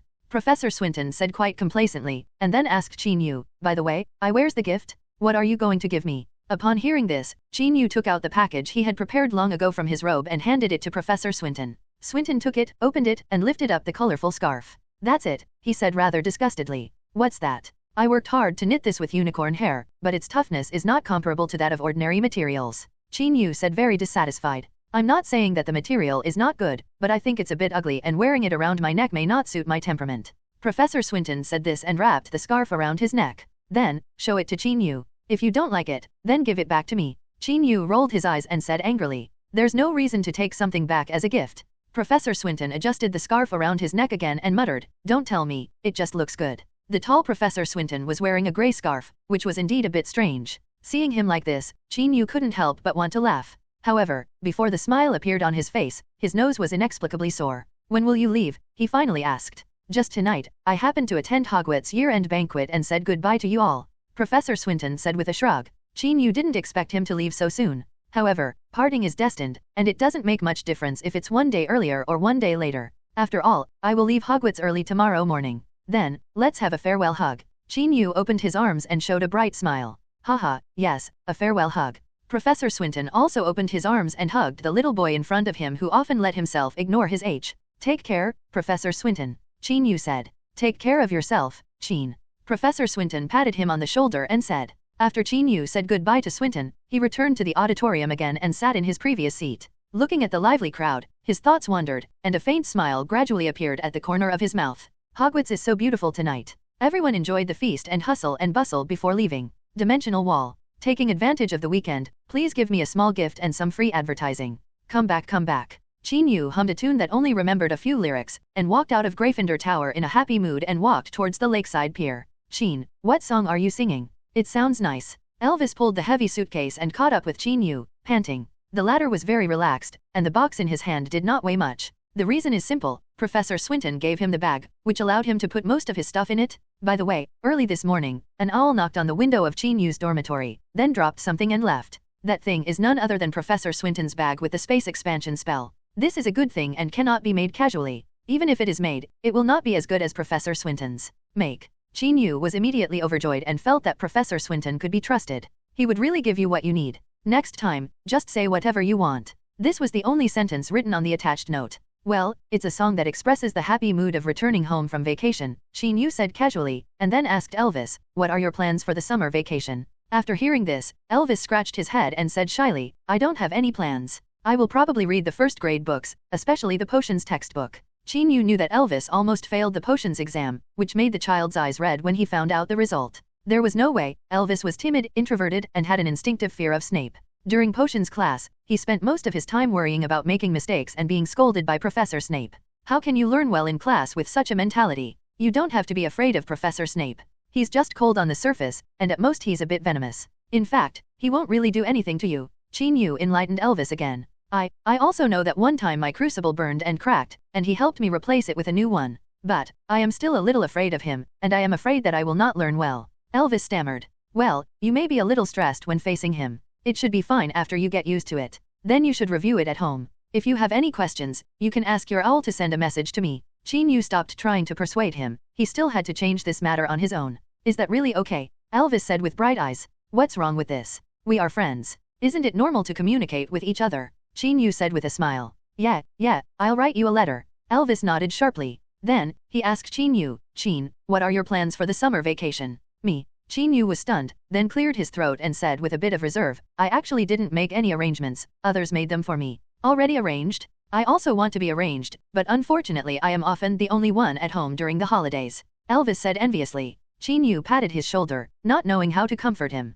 After all, not everyone had a girl at home. Get on the boat? Get on the boat quickly. There are many people going home for the summer vacation. Be careful not to catch the train. Hagrid shouted and urged at the lakeside pier. After hearing this, the students quickened their pace, jumped on the boats, and followed the fleet to the other side. After Chinyu and Elvis got on the boat, he looked back at the Hogwarts castle that was gradually moving away, saying goodbye in his heart, and looking forward to seeing the beautiful autumn of Hogwarts again when he comes back next time. The Hogwarts Express departs on time at 9 o'clock in the morning, loaded with students leaving school. This time was different from the Christmas holiday. Chinyu's box was full of people. The first was Elvis, who was sitting next to Chinyu with a satisfied look on his face. Since he followed Chinyu closely, he easily grabbed a seat in the box. Then came George and Fred, the Weasley twins, who came in quickly and quickly occupied 2 positions. Bach, Jimmy, and Wilson originally wanted to sit in, but it was too crowded for 7 people in one box, so they had to go to the side and come to visit from time to time. They stayed for a long time and didn't want to sit here. No difference. In the meantime, Cedric also came over to chat with Chinyu and the others for a while.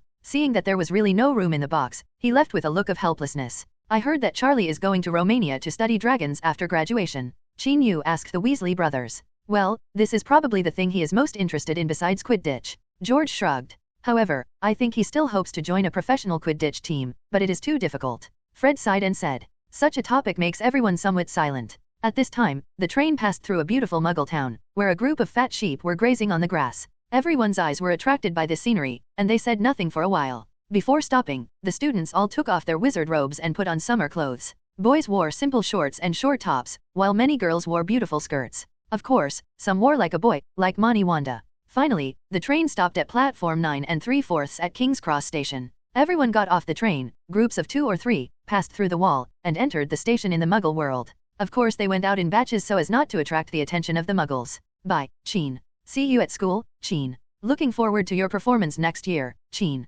Many students passing by said hello to Chinyu. George and Fred beside him were extremely envious of Chinyu's popularity and vowed that they would practice Quidditch skills during the summer vacation and surprise everyone when school starts. Soon, Chinyu and the others came to the exit of the Muggle world, and many young wizards found their families who came to pick them up. Brothers George and Fred saw their mother Molly Weasley, their brother Ron, and their sister Ginny who came to pick them up. Then, see you later, Chin. George waved goodbye to Chinyu. I will miss you, Chin. Fred hugged Chinyu. Goodbye, I will miss you too. Chinyu said goodbye to the 2 brothers. Then, he waved to Mrs. Weasley, who was not far away, as a greeting. After seeing off George, Fred, and the others, Chinyu shrugged and pulled his suitcase forward. At this moment, a voice as sweet as a lark sounded. Chin. Dimensional wall. I caught a cold and had a headache for a day, but I just got over it. There is one more chapter. Chin. That nice voice called again. Then, Chinyu looked towards the place where the sound came from, and saw a petite figure rushing towards him like a gust of wind. As soon as he raised his arms, the figure jumped into his arms and hugged him tightly.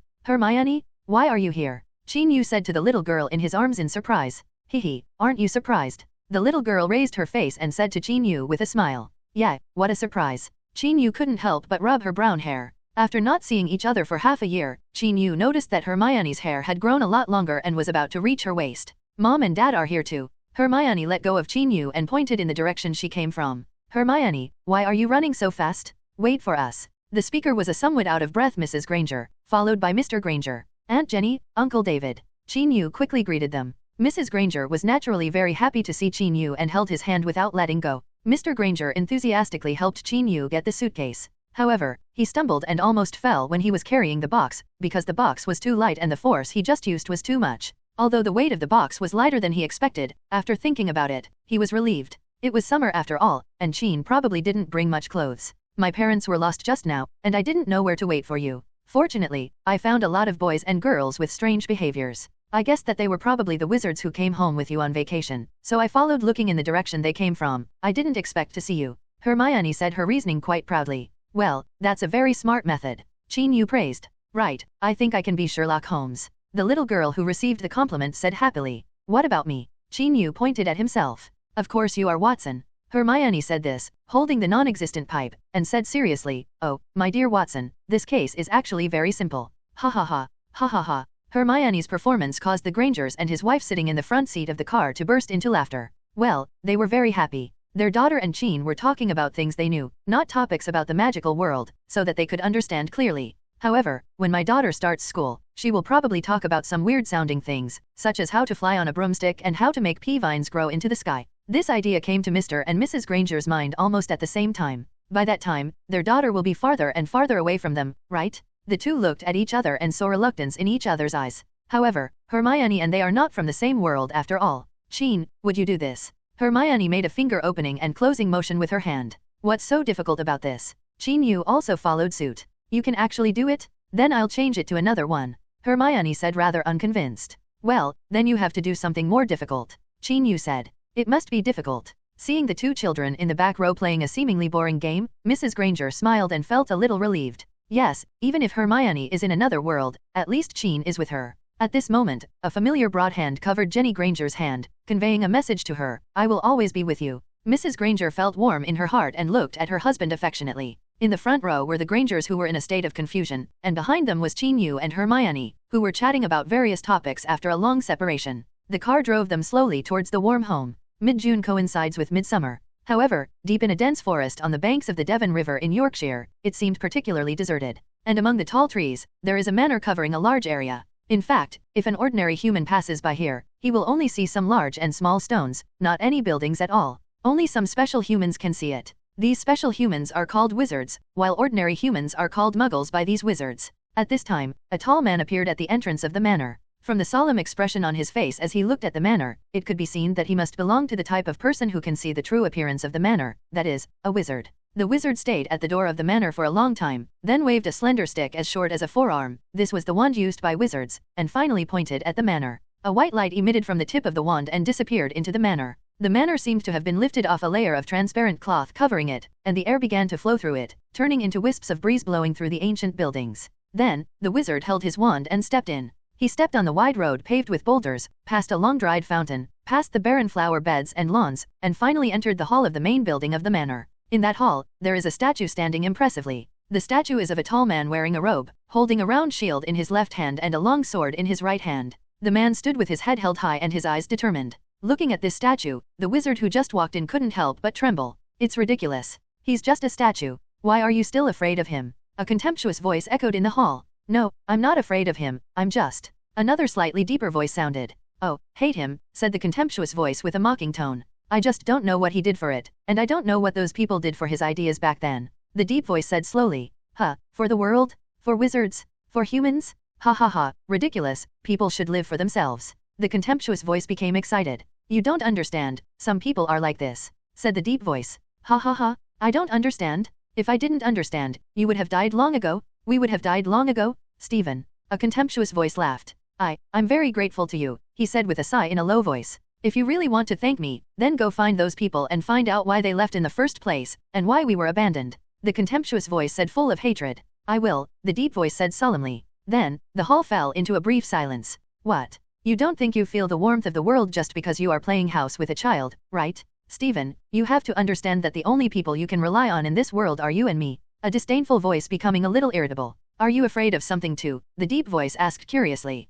I won't be afraid. Never, cried a contemptuous voice. Well, I know you don't. The sounds in the hall disappeared again, and the wizard's figure also disappeared. Only the tall statue was left standing there, motionless and never tired, just like it had been for countless days and nights for thousands of years. Under the statue, there is a long name. If the middle names that represent various meanings are removed, then the name can be abbreviated as Moseth Swinton. A name that is not very famous in the magical world. End of this volume. Pretend there are separate volumes. Dimensional Wall. I have written 67 chapters, which means I have finished writing the first grade of the protagonist, followed by the second grade. Reuniting with the protagonists of the original work will definitely be difficult to write. I guess I will have to find time to read the book again, and then try to balance the original plot with the original plot. Alas, I started to sweat and suddenly became energetic. The weather in many areas has been changeable recently, so please pay attention to your health. June 16th Sunday, was the second day after Chin Yu returned to Granger's house. At around 8 o'clock in the morning, Chin Yu and the Granger family were having breakfast. At first, everything seemed peaceful. Then, not long after eating, Mrs. Granger suddenly said, Hermione, there is something that Mother must tell you. What's wrong, Mum? Hermione raised her head blankly and licked her upper lip where some milk had just been stained. Baby, Mommy wants to say, well, you have grown up, so don't stay in Chin's room for so long at night. Mrs. Granger considered it for a moment and said solemnly, Gah. Hermione was stunned. Ahem. Ahem. Two men present coughed at the same time, one was choking on milk, the other was choking on bread. Hermione, did you go to Chin's room again? Mr. Granger said while coughing. Why did you use the word again, David? Mrs. Granger looked at her husband and asked in confusion. Seeing Mr. Granger speechless, Chin Yu couldn't help but rub his eyebrows. Last night, Hermione did sneak upstairs to his room again, and sat next to him on the bed again and talked all night long. Of course, the two were just chatting and didn't even hold hands, because it was summer and Chin-Yu didn't need to cover the little girl's hands because of the cold weather. Then, as expected, Hermione fell asleep midway. Chin-Yu put her on the bed and sat in a chair to sleep all night. Strictly speaking, he entered a meditative state, which was something he often did.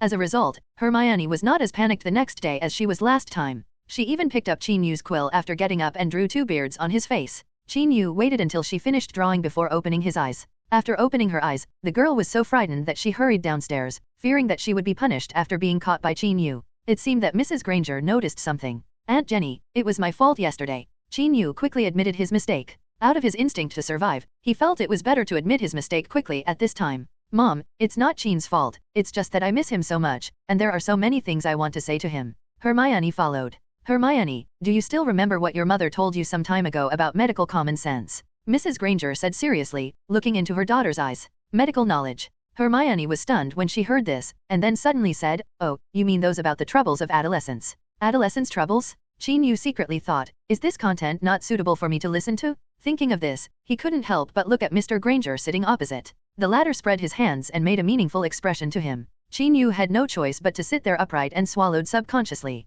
"That's right, do you still remember what your mother told you to pay attention to?" Mrs. Granger asked her daughter. "Of course I remember, you said that at a certain age, if a boy and a girl have close contact, they will, get pregnant." Hermione replied seriously. "Yes." Mrs. Granger nodded with satisfaction. "But, you also said that actions like holding hands and kissing will not lead to pregnancy. This is what you told me when I was in 3rd grade. Hermione added solemnly. "Wait, have you kissed?" Chin. Mr. Granger looked at Chin-Yu with sharp eyes. Mrs. Granger also looked over with suspicion. "No, Uncle David? Aunt Jenny? I swear, there really isn't." Chin-Yu was so shocked that his words were filled with exclamation points. Seeing that Chin-Yu didn't look like he was lying, the Grangers and his wife both looked at Hermione again. "Well, it's true not. I'm just explaining the medical knowledge you taught me back then," Hermione said calmly. This made the Grangers breathe a sigh of relief. "Ahem, so you are still young, so you must not behave in an excessive manner. Do you understand, Chin?" Hermione. After Mrs. Granger calmed down, she tried to lead the conversation.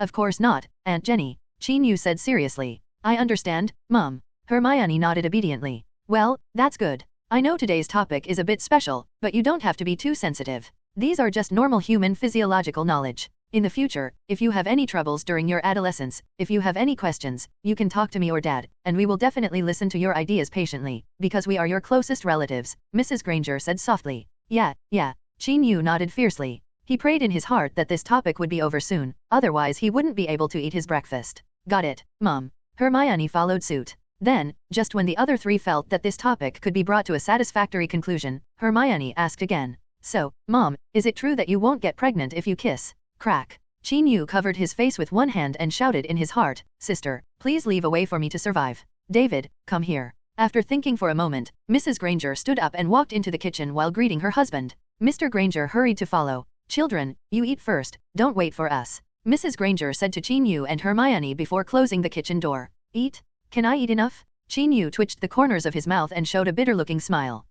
Okay, Mom." Hermione waved happily as if nothing was wrong. Then, the Grangers closed the kitchen door and whispered inside. After finishing the sandwich in her hand, Hermione muttered, "Actually, I have already read the books on medicine and physiology. I don't know why my mother suddenly mentioned this. However, the book does not mention anything about kissing. I'm not sure about this either. Maybe I didn't read carefully enough," the little girl said with a slight frown. "Well, this is a primary school bully who loves learning and is very serious." After breakfast, the Grangers started a private conversation with Chin-Yu and Hermione. Hermione was taken to her small bedroom by Mrs. Granger, while Chin-Yu followed Mr. Granger to the couple's large bedroom. As for what Mrs. Granger said to Hermione, Chin-Yu had no way of knowing. As soon as he walked into the big bedroom, Mr. Granger went straight to the point and told him about the physiology of the human body and certain behaviors between men and women in a simple and easy-to-understand way. When Mr. Granger talked for a long time and pretended to tear open the packaging of a rubber balloon for demonstration, Chin-Yu finally couldn't help but stopped him and said in a pleading tone, "Uncle, I really understand. I will definitely not do anything in the future."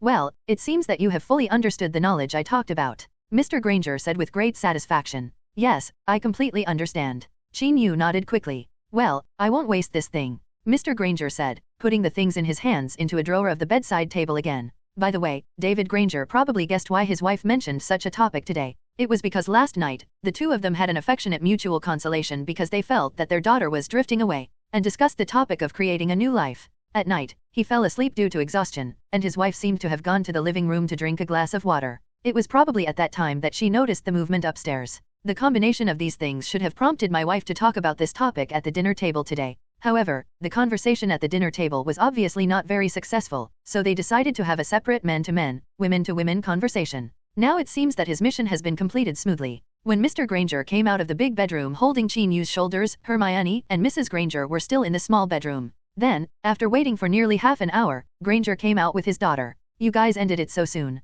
Jenny Granger looked at her husband and Chin-Yu, who were leisurely eating fruit in the living room, and said with some surprise, "Yes, our chat went relatively smoothly, right, Chin?" Mr. Granger said at the end, looking at Chin-Yu with a smile on his face. "Yes, Uncle David, Aunt Jenny," Chin-Yu said bravely. "Well, that's good. Hermione and I also had a great time chatting." Mrs. Granger held her daughter's hand and said with a smile. Hermione's face was flushed. Chin-Yu couldn't help shouting in his heart after looking at it. "What on earth were you two talking about in the room? I don't know if it's because the Grangers and his wife are both doctors, dentists. They are more open-minded and take sexual issues seriously, and they don't choose to avoid taboos. Therefore, they would talk about it with the two children at the dinner table, and when the conversation reached a deadlock, caused by Hermione, they chose to explain and enlighten the children alone. Overall, the conversation was successful and smooth.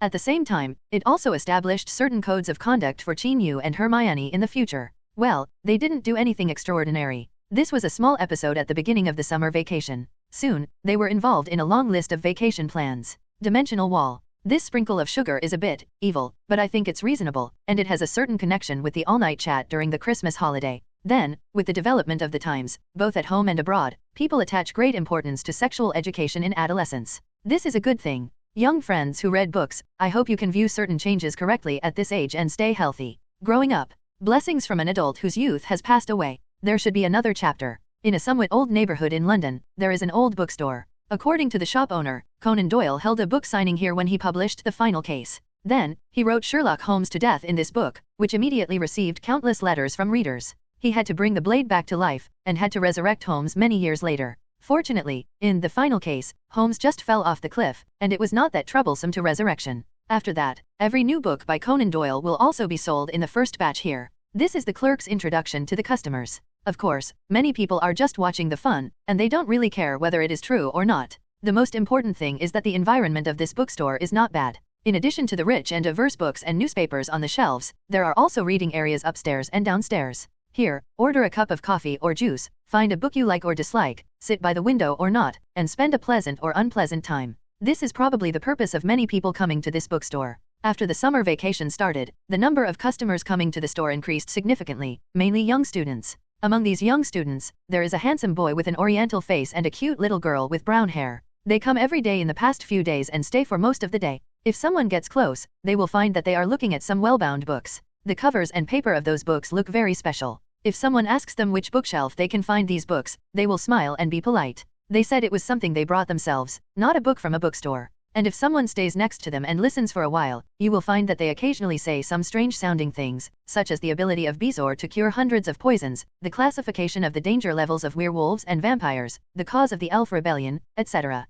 This makes many people think that these two children must be reading some strange and weird fantasy novels. After all, such works have been quite popular in recent years. However, most of the time, they would sit there quietly reading and saying nothing. The little girl will drink a glass of juice and occasionally try coffee, of course, the kind with a lot of milk. After a sip, the rich milk foam will stick to her lips. At this time, the oriental boy sitting opposite her would smile, stretch out a hand, and gently wipe away the foam from her mouth with his thumb. Then, the little girl would give him a sweet smile. They, like many ordinary children here, enjoy reading time. However, no one knows that they are a little different from the other adults and children here, because they are the group of people who exist in the legend, the group of people who can use magic. They are wizards. The two children in the bookstore are, of course, Chin-Yu and Hermione. In other words, according to Hermione's long plan, they should have a lot of fun for several days. Moreover, Hermione told Chin-Yu that she would be responsible for the expenses of these projects. After Chin-Yu heard this, of course he was very happy. After all, how could he refuse to eat soft rice?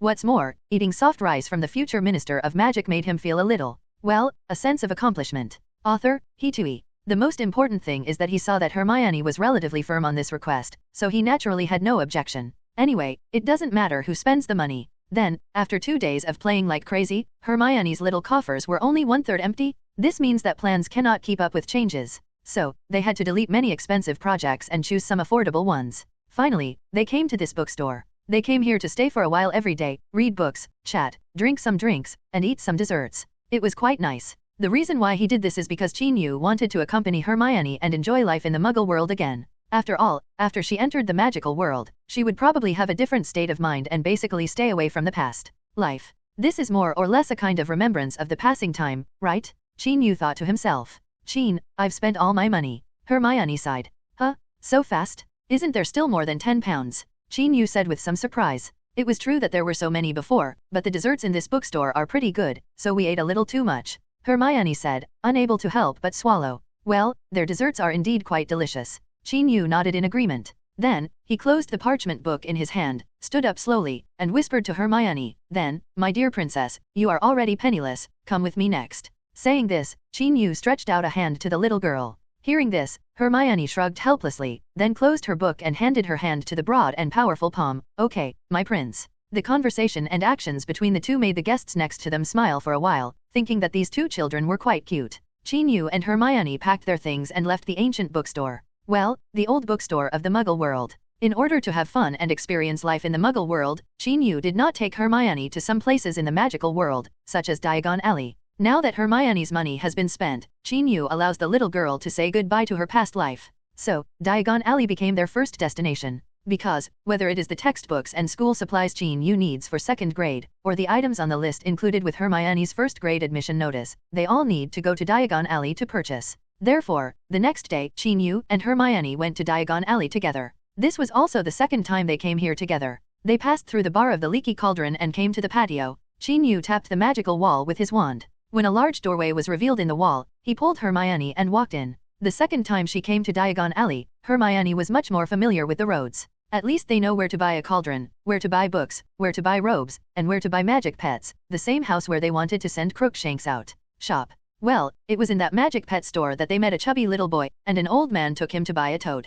Chin-Yu greeted him warmly and asked if he was also a freshman at Hogwarts this year. Hello, my name is Neville Longbottom. I will go to Hogwarts School of Witchcraft and Wizardry in September this year. The little boy nervously introduced himself to Chin-Yu and Hermione. Chin-Yu and Hermione also introduced themselves and said they were looking forward to meeting him at Hogwarts. Then, after a brief chat, Neville followed the old grandfather and left. Chin-Yu and Hermione continued shopping. Comments. Chin-Yu was somewhat surprised to meet Neville here. Neville's life is really hard, it can be said to be comparable to Harry Potter's. When Neville was 1 year old, his father, Frank Longbottom, and his mother, Alice Longbottom, who were members of the Order of the Phoenix fighting against Voldemort, were kidnapped by Death Eaters and tortured to madness with the Cruciatus Curse. So much so that the two have spent more than 10 years at St. Mungo's Hospital for Magical Maladies and Magical Injuries. The little Neville was raised by his grandmother Augusta Longbottom, probably because he witnessed the tragedy of his parents when he was a child and was cast a forgetting curse. Neville has been very forgetful since he was a child and has always been a dull and introverted person. A slow responsive child, and was even suspected by family members to be a squib, a descendant of a wizard without magic. What's more damaging is that his uncle Algie and great-aunt Annie test Neville's magical talent from time to time, such as pushing him off the lakeside dock or throwing him down from the 2nd floor window, just for show. I wanted to throw it, but then I missed it and threw it down.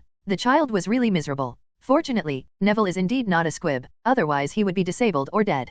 According to the original timeline, after entering school, Neville did not have much talent in magic learning, and even struggled. Herbology was just okay. However, he continued to grow during his several years of school career, and finally relied on his own courage, obtained the recognition of the Sword of Gryffindor, and slew Voldemort's 7th Horcrux, the beautiful Snake Nagini. With his sword, the Horcrux was roughly equivalent to an opportunity for resurrection, which also cleared the way for Harry Potter to finally defeat Voldemort. The last obstacle. Therefore, Neville is also revered as Sword Master Neville and Snake-Slaying Sword Master by many people. Well, these are informal titles, probably similar to the best kid in the world for Dudley, Harry's cousin. Thinking about the name Sword Master, and thinking about the chubby-faced little boy he just saw, Chin-Yu couldn't help but smile. Chin, what are you so happy about? Hermione noticed this and asked curiously. Well, I was thinking about the kid named Neville just now. I think he will definitely become a very accomplished person in the future. Chin-Yu said seriously. Really? Why didn't I see it? Are you talking about the mysterious divination from the east? When Hermione got interested, she moved her little face forward and said expectantly, then look at me and tell me what kind of person I will become in the future.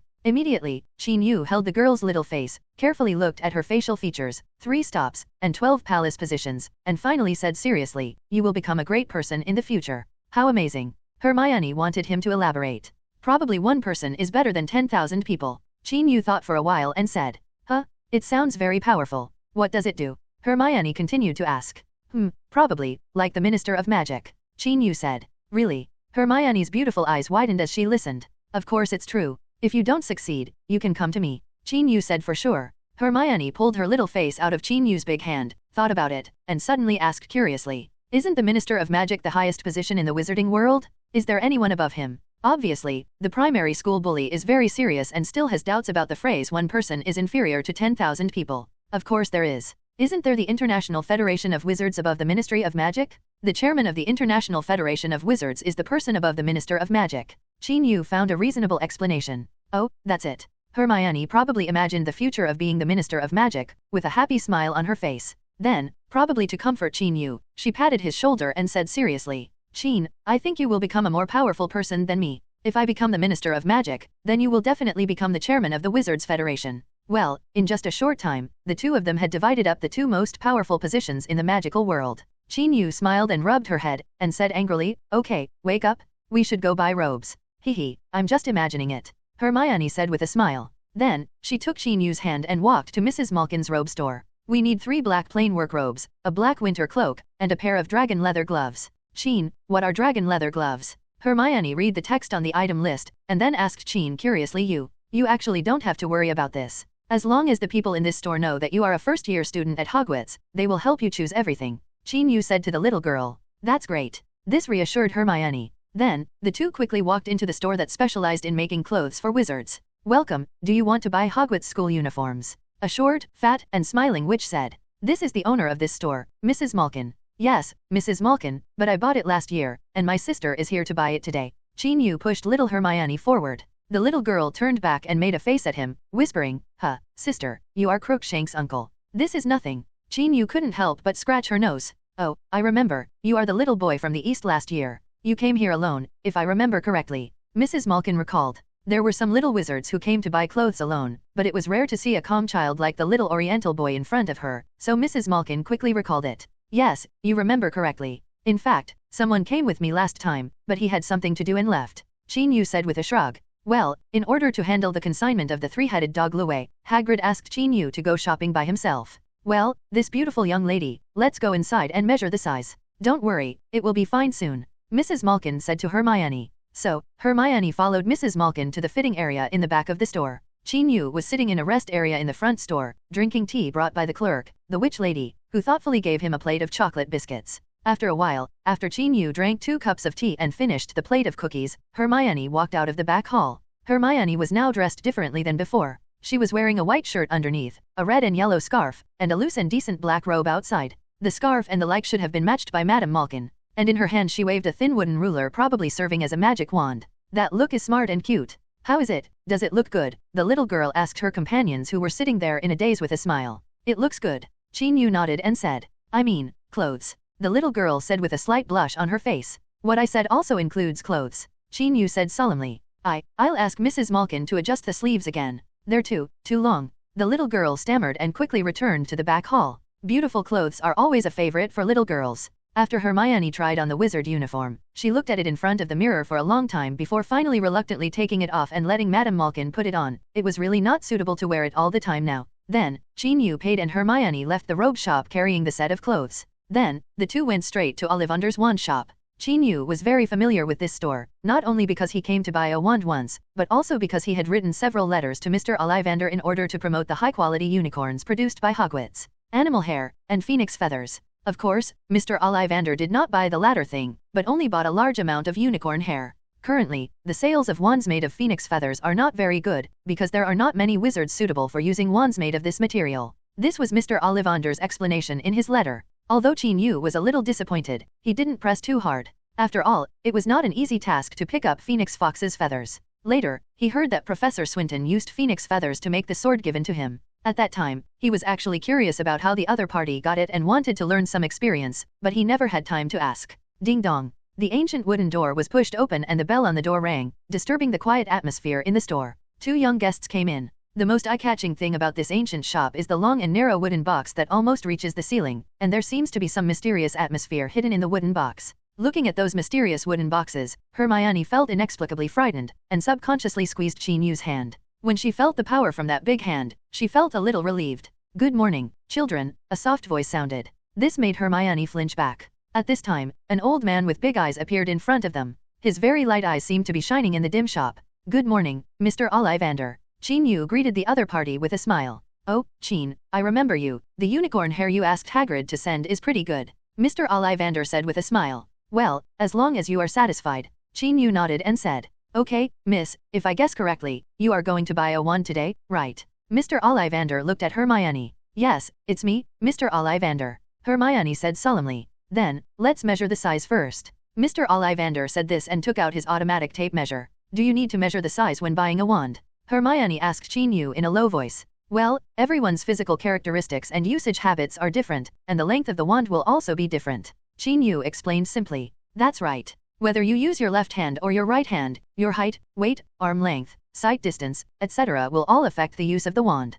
Therefore, you must understand these in advance so that I can choose the right wand for you." Mr. Ollivander was more professional than Qin Yu. Hermione finally understood what was going on, and raised her arm in response to the automatic paper. So Mr. Ollivander quickly measured the dimensions. Then he went to look in those boxes. Not long after, he came down from the ladder with one of them, and after opening it, he took out a wand from it and handed it to Hermione. 10 3/4 inches, grapevine wood dragon heartstring, the heart nerve of the fire dragon, wand core. Dragon heartstring can cast powerful and gorgeous magic, and it can also allow the owner to learn magic faster. I think it should be suitable for you. Hermione heard this and took the thin stick-like thing with a solemn expression. However, only she knew how excited she was now. Ever since she learned her identity as a wizard, Hermione had longed to have a wand of her own one day. Later, Qin Yu started school a year earlier than her and had a wand in advance, but he refused to let her touch it. You know, Qin would never be so stingy with anything other than wands. However, Hermione could also understand that, after all, she was still too young and it would not be wise to come into contact with something as powerful and dangerous as a wand in advance.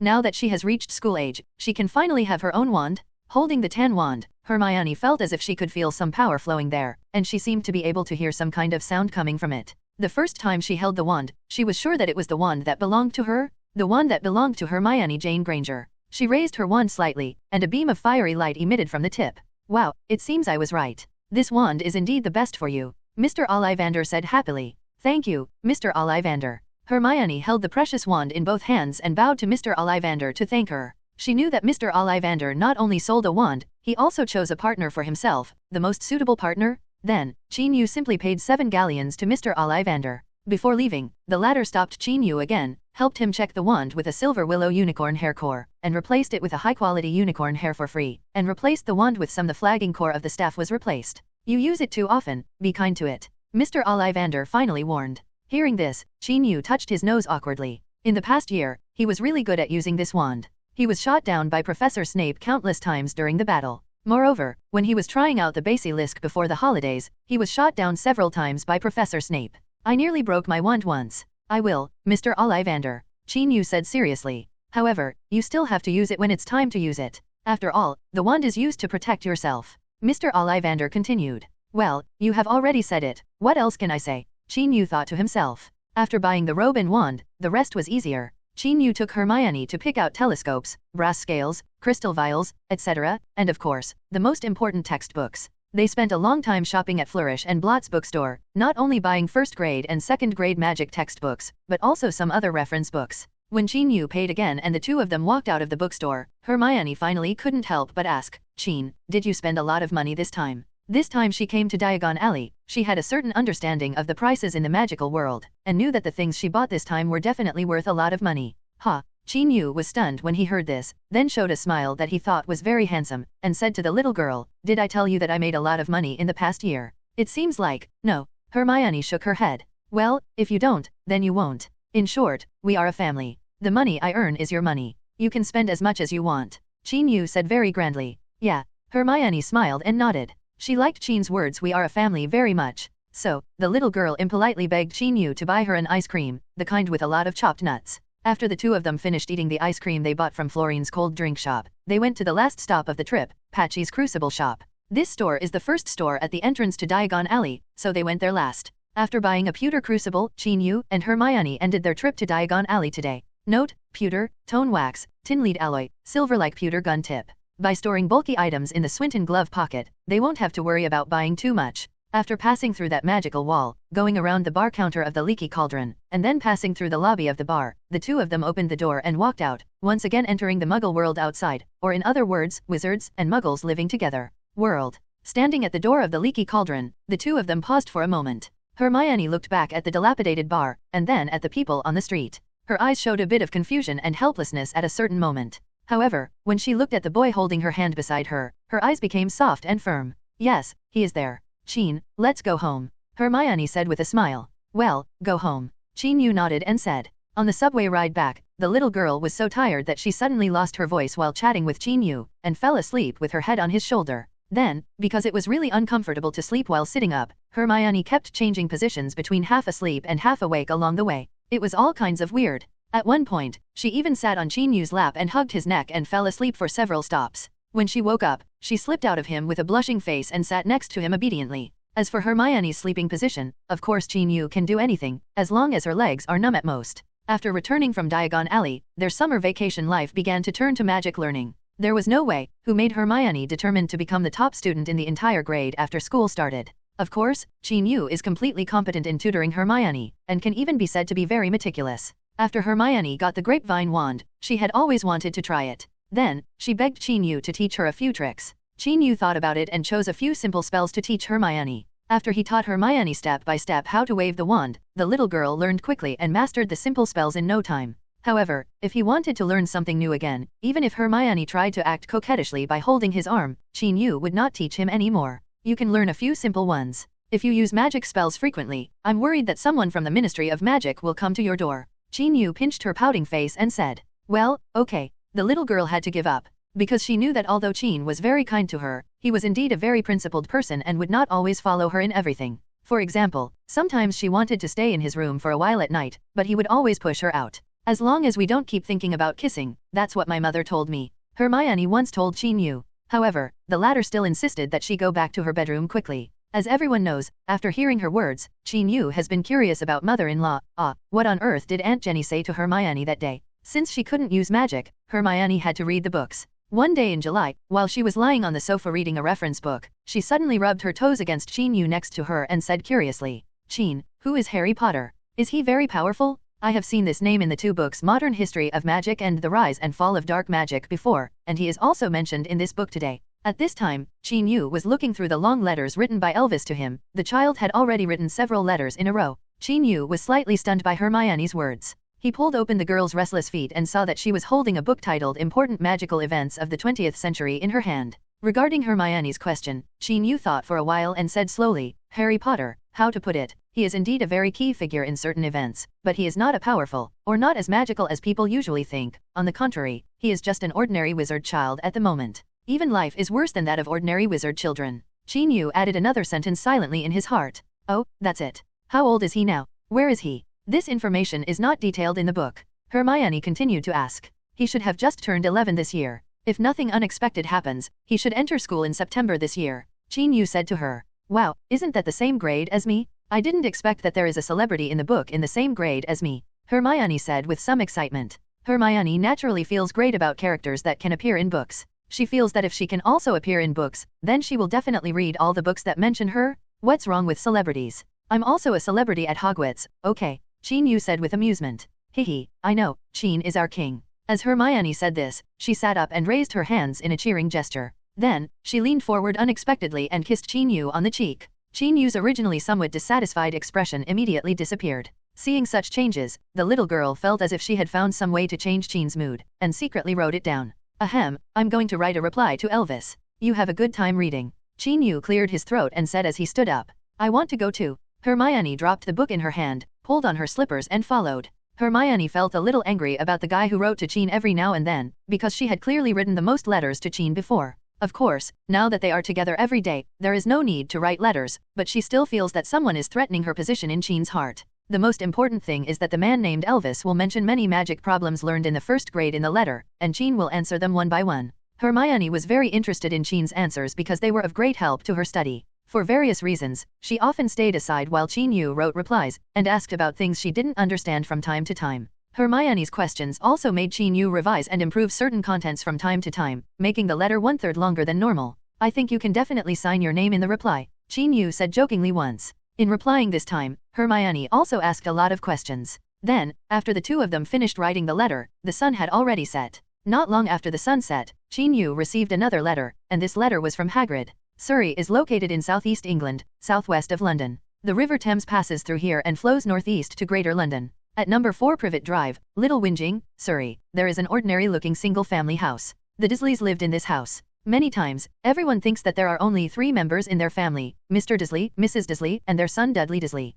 However, those who really know their family will know that there is a 4th person in their family, an 11-year-old boy wearing glasses. And this little boy with no sense of existence is the son of Mrs. Dursley's sister Lily, her nephew Harry Potter. It was obvious that Harry Potter's life at his aunt's house was not a happy one. Not only does he have little presence in the eyes of outsiders, he doesn't even have a decent bedroom at home and can only live in a storage room under the stairs. Not only that, every aspect of his life was completely different from his cousin Dudley. Because he is a child whose parents died in a car accident, and his cousin Dudley is the best child in the world in the eyes of his aunt and uncle. Every time he thought of his aunt's description of Dudley, Harry wanted to laugh, because only he knew how bad Dudley was. Cousin Dudley not only bullied him himself, but also bullied him with a group of companions. How can such a person deserve the evaluation of the best child in the world? Harry felt that he was probably the unluckiest person in the world. He wanted to grow up as soon as possible, be independent as soon as possible, and leave this home that was not friendly to him as soon as possible. Or, this is not his home. Who is that boy? Harry murmured as he lay on his narrow bed. He often thinks of that trip to the zoo. When visiting the reptile house, he somehow suddenly made the glass of the python cabinet disappear, and then the python sneaked out. At that time, many people were frightened and ran around. Only a boy who looked slightly older than himself had the courage to move closer. Moreover, Harry could clearly see and hear the boy communicating with the python, and he could understand the meaning of the boy's words. That day, Harry really wanted to talk to the boy, because he felt that he and the boy should have a lot in common, and he was extremely eager to find someone with whom he could share the secrets in his heart. Unfortunately, Uncle Vernon and Aunt Petunia were furious and took him away because they thought Harry had let the boa constrictor go and thrown their precious son into the boa constrictor. In fact, after that day, Harry secretly bought a ticket and took the bus and subway to go to the zoo in London. However, he waited for a long time without seeing the little boy. Of course he knew it was stupid, but he had no other choice. Uncle Vernon and Aunt Petunia soon found out about sneaking away to the zoo, which made them furious. Not surprisingly, he was locked in the stair storage room for the whole day. He was very sad at the time, not because he was locked in a dark and narrow room again, but because he felt that he might never find that boy again in this life, and never find anyone who could listen to his secrets. People. The saddest thing for a person is not hunger, cold, or darkness, but having no companions around him. Tears flowed silently down Harry's cheeks as he thought of this. Haha, Harry, you are going to Stonewall Middle School after the summer vacation. I heard that they will press the new students' heads into the toilet, Dudley said in a loud voice. After saying this, seeing that Harry had no reaction, Dudley added with a smirk, would you like to go to the bathroom now and let me help you get used to it in advance? Harry took a deep breath, calmed down, and said slowly, no, of course, if you want to experience it yourself and describe it to me, I will be happy to hear your feelings. Before Dudley's stupid head could understand what he said, Harry ran away and went to a nearby park. Sitting on the swing in the park, Harry Potter thought about his own thoughts. He had finished primary school, and after the summer vacation, he would go to middle school, and his aunt and uncle arranged for him to go to a comprehensive middle school, which was what Dudley called Stonewall Middle School. This middle school had a bad reputation, and Harry felt that if he went there, he would only continue the fate of being bullied. No, it is possible to be bullied even more severely. This made him increasingly pessimistic about the future. He was somewhat unwilling to accept this, because Dudley was going to a well-known local middle school, Smelting Middle School. But what can he do? He has no parents and no money, so he cannot have his own ideas. Thinking about these things, he went home very late. And when he returned home, Dudley and Aunt Petunia also came back from London. Look, Harry, how does my uniform look like? Dudley put on a black tuxedo and held a knobby cane, showing off. This was the required dress code at Smelting High School, where Dudley was going. After saying this, he started walking back and forth in the room. His fat body, wearing such a uniform, looked even more ridiculous. Both Uncle Vernon Dursley and Aunt Petunia Dursley were so excited, so happy and proud of their baby son that the aunt almost cried. Harry, who was originally in a bad mood, now wanted to laugh a little because he felt that Dudley now looked like a circus gorilla. Suddenly he no longer envied Dudley who could go to Smelting Middle School, because he was happier to be farther away from the gorilla. That night, Harry had a dream. In the dream, the boy he saw at the zoo came to him in a helicopter. And after jumping out of the helicopter, he shouted to him, Harry Potter, your country needs you. At that moment, he saw the surprised expressions of Uncle Vernon and Aunt Petunia, and Dudley was so surprised that his eyes nearly fell out of his head, with jealousy and envy written all over his fat face. Then, he woke up happy. After waking up, Harry's excitement couldn't calm down for a long time. Helicopters are the most powerful thing he can think of. This is what he saw in one of Dudley's comic books. He felt that there should be no cooler way to appear than this. But, after all, this was just his imagination in his dream. How could it be true? Only in dreams can such things happen? Thinking of this, Harry quickly closed his eyes, wanting to continue the dream and wondering where the boy would take him. However, until dawn and Aunt Petunia's sharp voice sounded, he could not have that dream again. This morning, Harry finished breakfast in a somewhat disappointed mood. Soon after, he helped his uncle pick up the mail. However, he unexpectedly discovered that one of the envelopes read, "Mr. Harry Potter receives." Moreover, the address written on the letter was, "The storage room under the stairs, 4, Privet Drive, Little Whinging, Surrey." Who would go out of their way to include storage room under the stairs in their address? So, this letter is really for him? Harry thought about that dream again, and his heartbeat inexplicably became faster. After Harry opened the yellow envelope, but before he could open the letter written on the parchment, Uncle Vernon roughly snatched the letter away. After reading the contents of the letter, Uncle Vernon seemed to be frightened by something terrible, and ran to the kitchen to find his wife Petunia. Then, for probably the first time in their lives, they rejected Dudley's request. Dudley was particularly curious about what the letter to Harry looked like. Harry was also confused about this, but it made him even more curious, because he felt that Uncle Vernon and Aunt Petunia must be hiding something from him, otherwise they wouldn't be hiding in the kitchen. He muttered things like, "We are being watched and those people are watching us." Who were those people? Harry wanted to know. "That letter is mine," Harry said, scratching his neck, after Uncle Vernon came home from get off work in the evening. "Haha, no one wrote to you, it's because the address was wrong," Uncle Vernon said with a cold snort. "The address clearly says storage room under the stairs. That's the letter for me." Harry was not easily fooled. "Then you don't live there anymore? Pack your things and move to the small bedroom upstairs,"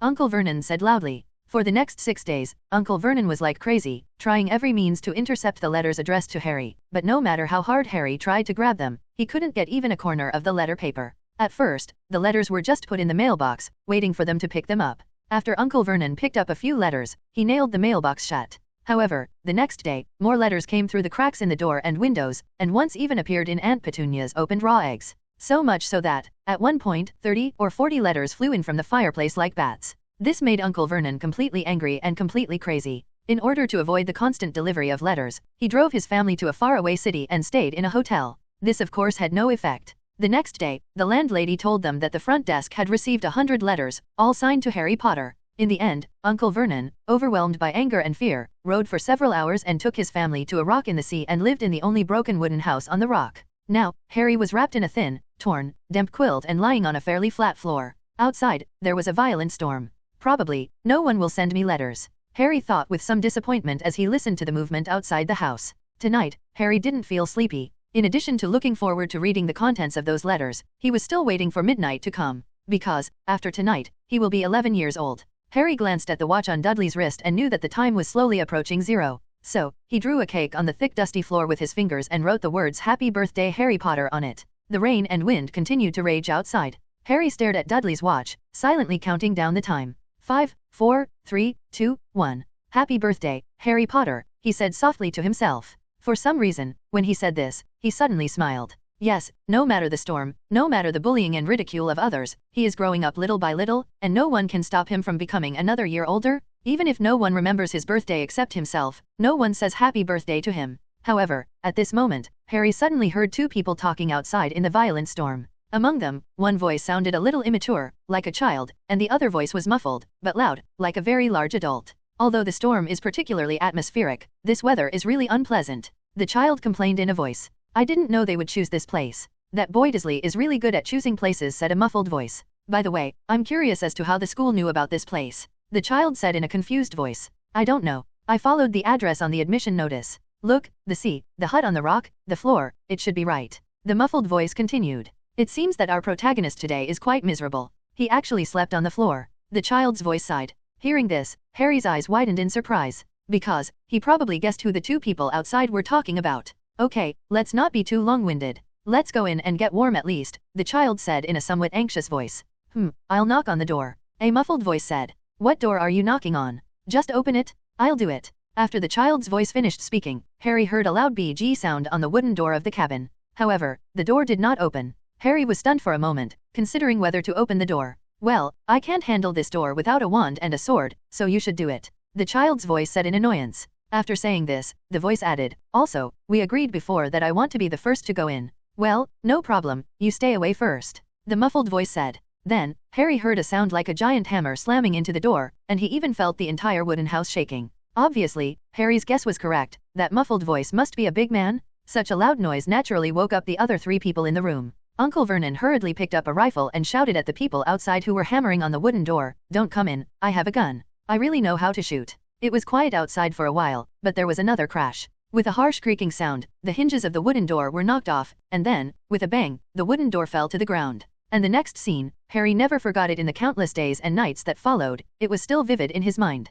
After the wooden door fell to the ground, a boy wearing a black robe and a red and yellow scarf walked in. He carried a long sword behind him and was playing with a thin silver-gray wooden stick in his hand. The strong wind outside the house blew in, blowing his robes and making his hair a little messy. However, there was always a vague smile on his lips. He looked at Harry, who looked astonished, and the first thing he said was, Harry Potter, are you ready to come to another world? In countless midnight dreams, every time he thought of this sentence, Harry felt hot emotions overflowing in his heart, making him burst into tears. He is not sad, but happy. There was no helicopter in his dream that day, and there were no heroic words, but he felt that this scene was the coolest scene he had ever seen in his life. Is he ready to go to another world? He doesn't know. However, he is looking forward to following the boy in front of him to a new world. To be honest, Qin Yu had been thinking about the words he came up with for a long time. However, in the end, I only chose the sentence Harry Potter, are you ready to come to another world? Another world, of course, refers to the magical world. This seems to have opened a door to a new world for this child. Qin Yu once discussed with Hagrid seriously.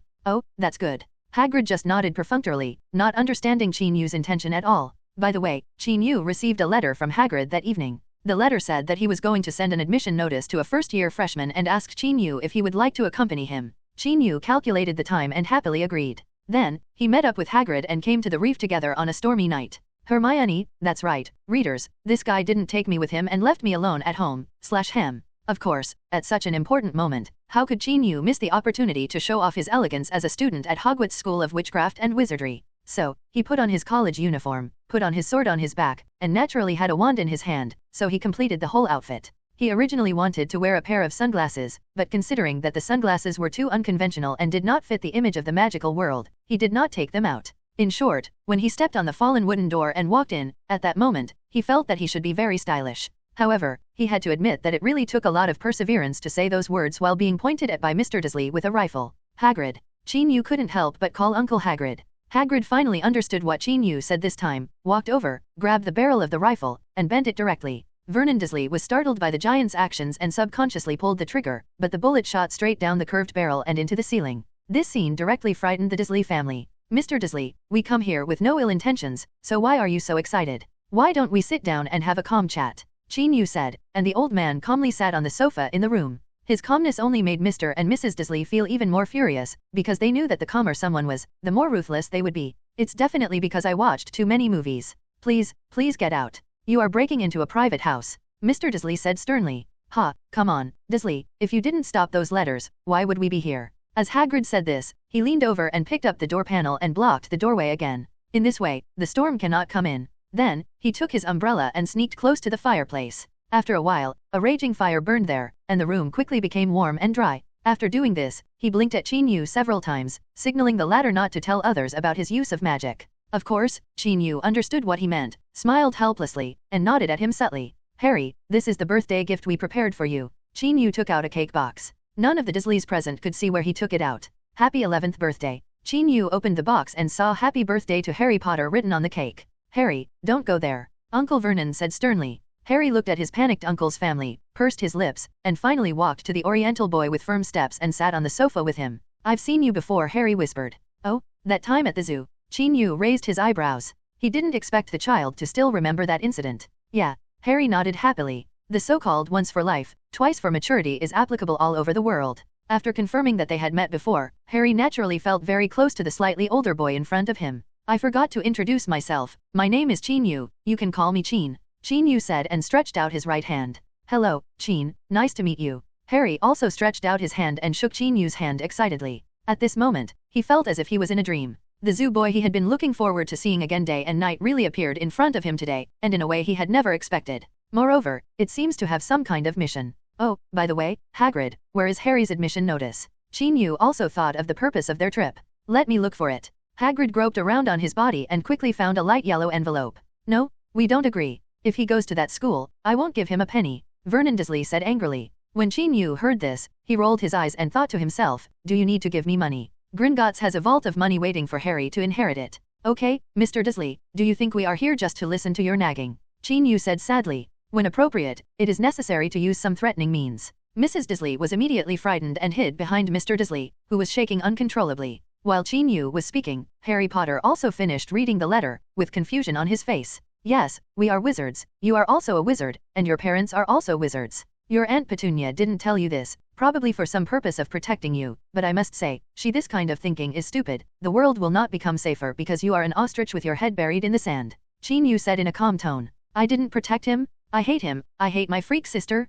The moment I found out she was a witch, I had a premonition that she would explode one day. Petunia Dursley said angrily said. Explosion? You said before that my parents died in a car accident. Harry said in disbelief. Car accident? How could the car accident hurt Lily and James? It was Hagrid's turn to be angry. Hagrid, I think we should talk about Harry's life experience later. Chin Yu stopped Hagrid's next words. Then, he said to Harry Potter, Harry, Hogwarts is a magic school that trains wizards. There are excellent teachers and perfect educational concepts here. In 7 years, you will become an excellent wizard. Will you accept this offer of admission? Of course I do. Harry nodded solemnly. This magic school called Hogwarts is at least many times better than the Stonewall High School he is going to. If Chin Yu knew that this kid was comparing Hogwarts to a rubbish school like Stonewall Middle School, he would probably be so angry that he would slap the kid with a wand. Okay, Hagrid, you can write the receipt. After completing the necessary procedures, Chin Yu said to Hagrid. So, Hagrid took out a lively owl, a quill, and parchment from his inner pocket, and wrote a reply to Professor Dumbledore. While Hagrid was writing a reply, Dudley sneaked up on him at some point, took the cake, and ate it with his hands.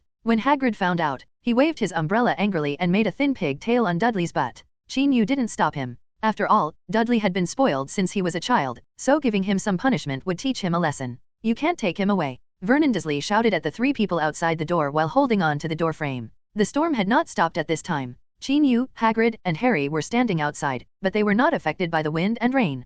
Hagrid took his umbrella and pointed at Vernon with the tip of the umbrella, signaling him not to have any other ideas. Hagrid has long disliked him. This guy just slandered not only Hogwarts, but also Dumbledore. If it weren't for the fact that he was a muggle, Hagrid would have taught him a lesson. Mr. Dursley, go back to your home. We are just taking Harry to go shopping. He will return to your home on Privet Drive soon, Chin Yu said to Harry's fat uncle. Vernon opened his mouth to say something else, but Chin Yu ignored him and carried an old-fashioned glass oil lamp and led Harry towards the small pier at the edge of the reef. There, 2 ships were parked. One is a small broken boat that Vernon Dursley brought his family over, and the other is relatively exquisitely made and is the boat that Chin Yu and Hagrid took here. When they got on the relatively exquisite boat, Chin Yu put the glass oil lamp on the bow. Harry's attention has actually always been on this glass oil lamp. When Chin and Hagrid made the decision to leave here immediately, he was worried about the storm outside. However, when Chin took out the glass oil lamp from nowhere and lit it, the wind and rain suddenly avoided them. It's open. It was as if there was a transparent ball covering the 3 of them, and now it covered the entire boat.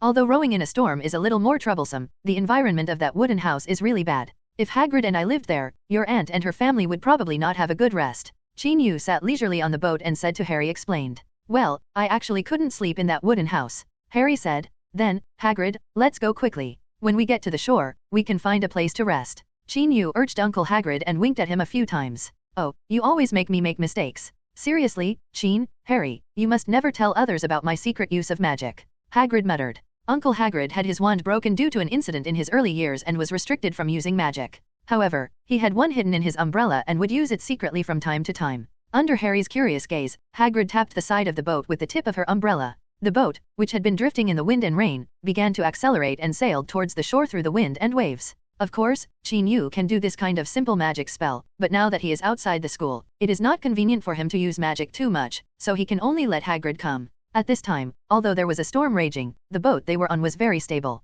Chin Yu even took out a pack of candied dried fruits and gave them to Harry to eat. Then, they listened to Hagrid talk about Voldemort and what happened on Halloween 10 years ago. James and Lily, your parents, were ambushed and killed by a mysterious man that night, and the scar on your head is what he left at that time. I don't know why, his evil spell didn't work. Then, the mysterious man disappeared. Some people thought he was dead, but Dumbledore said however, this person is not so easy to kill. I took you out of the destroyed house and later sent you to your aunt and uncle. When Hagrid told the story of that year, Harry couldn't help but touch the lightning scar on his forehead and frowned, obviously recalling some painful memories. Maybe, it couldn't be called memories, just some pictures that he couldn't distinguish the specific situation. Qin Yu looked at Harry's appearance and didn't know how to comfort him, so he patted the child on the shoulder. He originally thought that the child might cry, but Harry sniffed and tried to force out a smile. Hagrid, thank you for saving me, and thank you and Qin for sending me the letter today. This made Qin Yu secretly nod, feeling that this child was so tough at heart. For the next part of the voyage, the three of them were silent.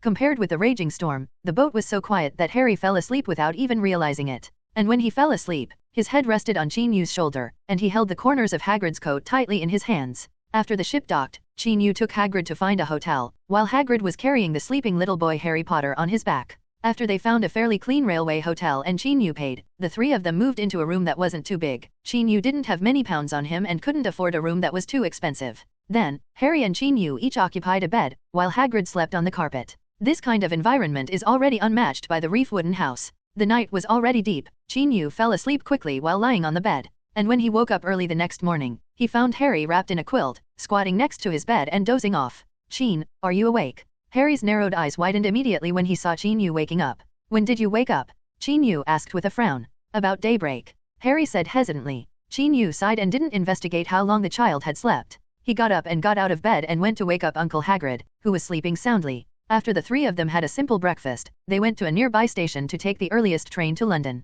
In short, Qin Yu paid for the whole process because Uncle Hagrid was not very familiar with the coins of the Muggle world. This was one of the reasons why he asked Qin Yu to accompany him to deliver the letter to Harry. After arriving in London, Qin Yu and Hagrid took Harry straight to Diagon Alley. When they arrived in front of the Leaky Cauldron, it was already past 1 in the afternoon. Walking into the Leaky Cauldron, Harry was just as curious about the various wizards in the bar as Qin Yu was when he first came there. However, Harry was much more nervous and reserved. After all, he was a normal 11-year-old boy, and Qin there is an adult soul living in Yu's body. Unlike the curious and reserved Harry, Qin Yu's face quickly became solemn since he walked into the bar, and his brows were furrowed, as if he was thinking about some difficult problem or making a difficult decision. Host, please make your choice as soon as possible. When Harry was recognized by the bar owner Tom because of the lightning scar on his forehead, the system's urging voice echoed in Qin Yu's mind. That's right, not long after Qin Yu stepped into this bar, the system suddenly appeared and asked Qin Yu to make a choice. The reason that caused the system to issue this selection task was the pale young man with a turban on his head sitting in the corner of the bar. Quirinus Quirrell. Ding! Hello host, a great adventure often starts with an inconspicuous little thing or a seemingly ordinary person. You saw Quirinus with a hidden identity in the Leaky Cauldron bar where people were mixed. Quirrell, please make the following choices. 1. Expose Quirrell's identity and reward 5 S-level treasure chests. 2. If you don't expose Quirrell's identity, you will be rewarded with 10 consecutive draws of S-level treasure chests. This was the choice given by the system after Qin Yu walked into the Leaky Cauldron and noticed Professor Quirrell. Yes, Qin Yu met Professor Quirrell for the first time in this world. He knew that Voldemort was currently living on the back of Professor Quirrell's head. If the system had not appeared, Qin Yu would definitely not have been obsessed with whether to reveal Quirrell's identity, but would have considered how to reveal it. At least there would have to be a capable helper by his side, such as Professor Dumbledore. However, the system gives 2 different options. Ding! Special reminder, life is like the art of alchemy. Nobility is not innate, and courage is not born naturally. Those immature seedlings will never grow into towering trees without experiencing wind and rain. You can protect them from the wind and rain once, but it can't replace their growth. Immediately afterwards, there is the so-called special reminder given by the system. The system's reminder was the reason why Qin Yu had difficulty making a decision, because he heard the subtext of the system. That is, if he exposes Professor Quirrell's identity this time, it will certainly make the whole thing easier, but it will deprive those seedlings of a chance to grow. Those seedlings, besides Harry, should also include Hermione. I can protect them from the wind and rain, but I can't replace their growth. Qin Yu said this sentence silently in his heart. Yes, Qin Yu could certainly find ways to kill Quirrell, but Voldemort would be difficult to kill in a short while. If Voldemort finally comes back, will the children he protects be able to face the crisis in the future? Qin Yu is skeptical about this, because how can someone who has never experienced ups and downs have the courage and ability to fight against such a situation? Don't say anything, I'll take it all on my own. Qin Yu feels that he is not arrogant enough yet, because even he himself is carefully fighting against the power of Obscurus and working hard to improve himself through training, and his current ability is not to mention catching up with Dumbledore. Even Snake Professor Pu could easily knock him down. When the time comes, will he be able to bear it? So, should he protect them from this storm? At this time, Harry was nervously and somewhat excitedly shaking hands with everyone in the bar, because everyone wanted to get to know the boy who beat Voldemort away, or disappeared anyway, and express their excitement. Qin Yu looked at this scene and made a difficult choice in his heart. Soon, most of the people in the leaky cauldron shook hands with the legendary Harry Potter, and the crowd gradually dispersed. Professor Quirrell, who was sitting in the corner, slowly stood up and approached them nervously. Haha, Harry Potter, nice to meet you. Professor Quirrell stammered. Oh, Harry, this is Professor Quirrell from Hogwarts. When you start school, you will learn defense against the dark arts with him. Hagrid introduced Harry. Harry quickly said politely, Hello, Professor Quirrell, I'm glad to meet you too. I'm looking forward to taking your class. Harry originally thought that Professor Quirrell would shake hands with him like the others, but the latter kept rubbing his hands nervously and had no intention of extending them. I think you don't need to take this course, Mr. Potter. Professor Quirrell said with a nervous twitch of his mouth and a smile. Just as they were talking, someone new who walked into the bar knew that Harry Potter was here, so he hurried over to the bar. As he approached, Chin Yu stretched out a foot and tripped the man. The man stumbled and bumped into Professor Quirrell who was speaking. Professor Quirrell leaned forward and bumped into Harry in front of him. Professor Quirrell's hand touched Harry's at the moment the two came into contact. He immediately shrank back as if he had touched live coals. I'm sorry, I'm so excited. The newcomer apologized repeatedly, then held Harry's hand and said, Are you Harry Potter? I'm really excited to see you. You want to? How long do you want to stay here? I'm going to call my friends over now. I'll be leaving soon. Harry said with a grin. Okay, my friend, we have business to do and we can't delay here any longer. Hagrid pulled the man's hand away and said. Then, he turned to Chin Yu and said, Chin, let's go. Well, okay. Chin Yu nodded. Then, before leaving, Chin Yu glanced at the pale Professor Quirrell again. Then, he pulled Harry Potter towards the patio behind the bar. Choose 2. Chin Yu made a choice in his heart the moment he left the bar. Ding! You have made a prudent choice after careful consideration. This reward will be issued after the death of the key person. Special reminder, before the end of the mission, the host will not be able to reveal Professor Quirrell's hidden identity to others. The system responded. An important reason why Chin Yu made such a choice is that, relatively speaking, the level difficulty this time is not too high. The first level can let these seedlings experience it. At worst, he will help them clear the next levels one by one. Just like what the system said, if he helped them block all the wind and rain from the beginning, in the end, they might all die under the Death Eater's wand. Compared to such an ending, Chin Yu would rather they go through it again or go through part of it. When it's time to be ruthless, you still have to be ruthless. Chin Yu said helplessly in his heart. Then, he noticed another special reminder from the system. The host will not be able to reveal Professor Quirrell's hidden identity to others until the end of the mission. The system uses cannot here instead of cannot and not allowed. Does that mean that even if Chin Yu wants to take the initiative to reveal Professor Quirrell's hidden identity to others, he can't?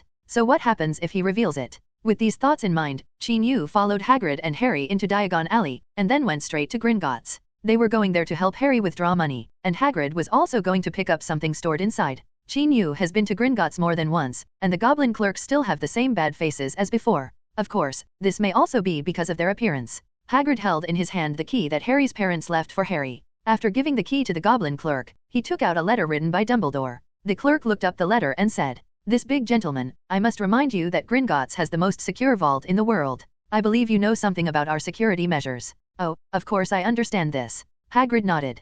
So, are you sure you want to take that thing away? The goblin clerk asked solemnly. Yes, we have our own considerations. Hagrid said firmly. Okay, Griphook, take the 3 gentlemen to the vault. The clerk called a goblin who was responsible for leading the way. Then, the goblin named Griphook took Hagrid, Chin Yu, and Harry to the underground vault. When Griphook opened the vault that belonged to Harry, Harry was stunned. The piles of gold galleons, silver sickles, and copper nuts told him about the wealth of his family, which made him even more excited. Fa became curious about his origins. However, it seemed that Hagrid didn't know much. He just roughly said that the Potter family was quite wealthy, and also mentioned the Black family. However, this was the first time Harry had heard of the surname Black. Okay, take some money and keep the rest here. If you take too much, you won't be able to use it. Of course, Chin Yu was a little envious of this child from a wealthy family. However, his parents are both dead, so any words of envy would be a bit excessive. Chin Yu grabbed 2 handfuls of gold galleons, 1 handful of silver sickles, and 1 handful of copper newts, and stuffed them into Harry's money bag. He didn't count the exact numbers. Anyway, Gringotts would keep statistics. In terms of money, in terms of amount, this fairy bank is still trustworthy.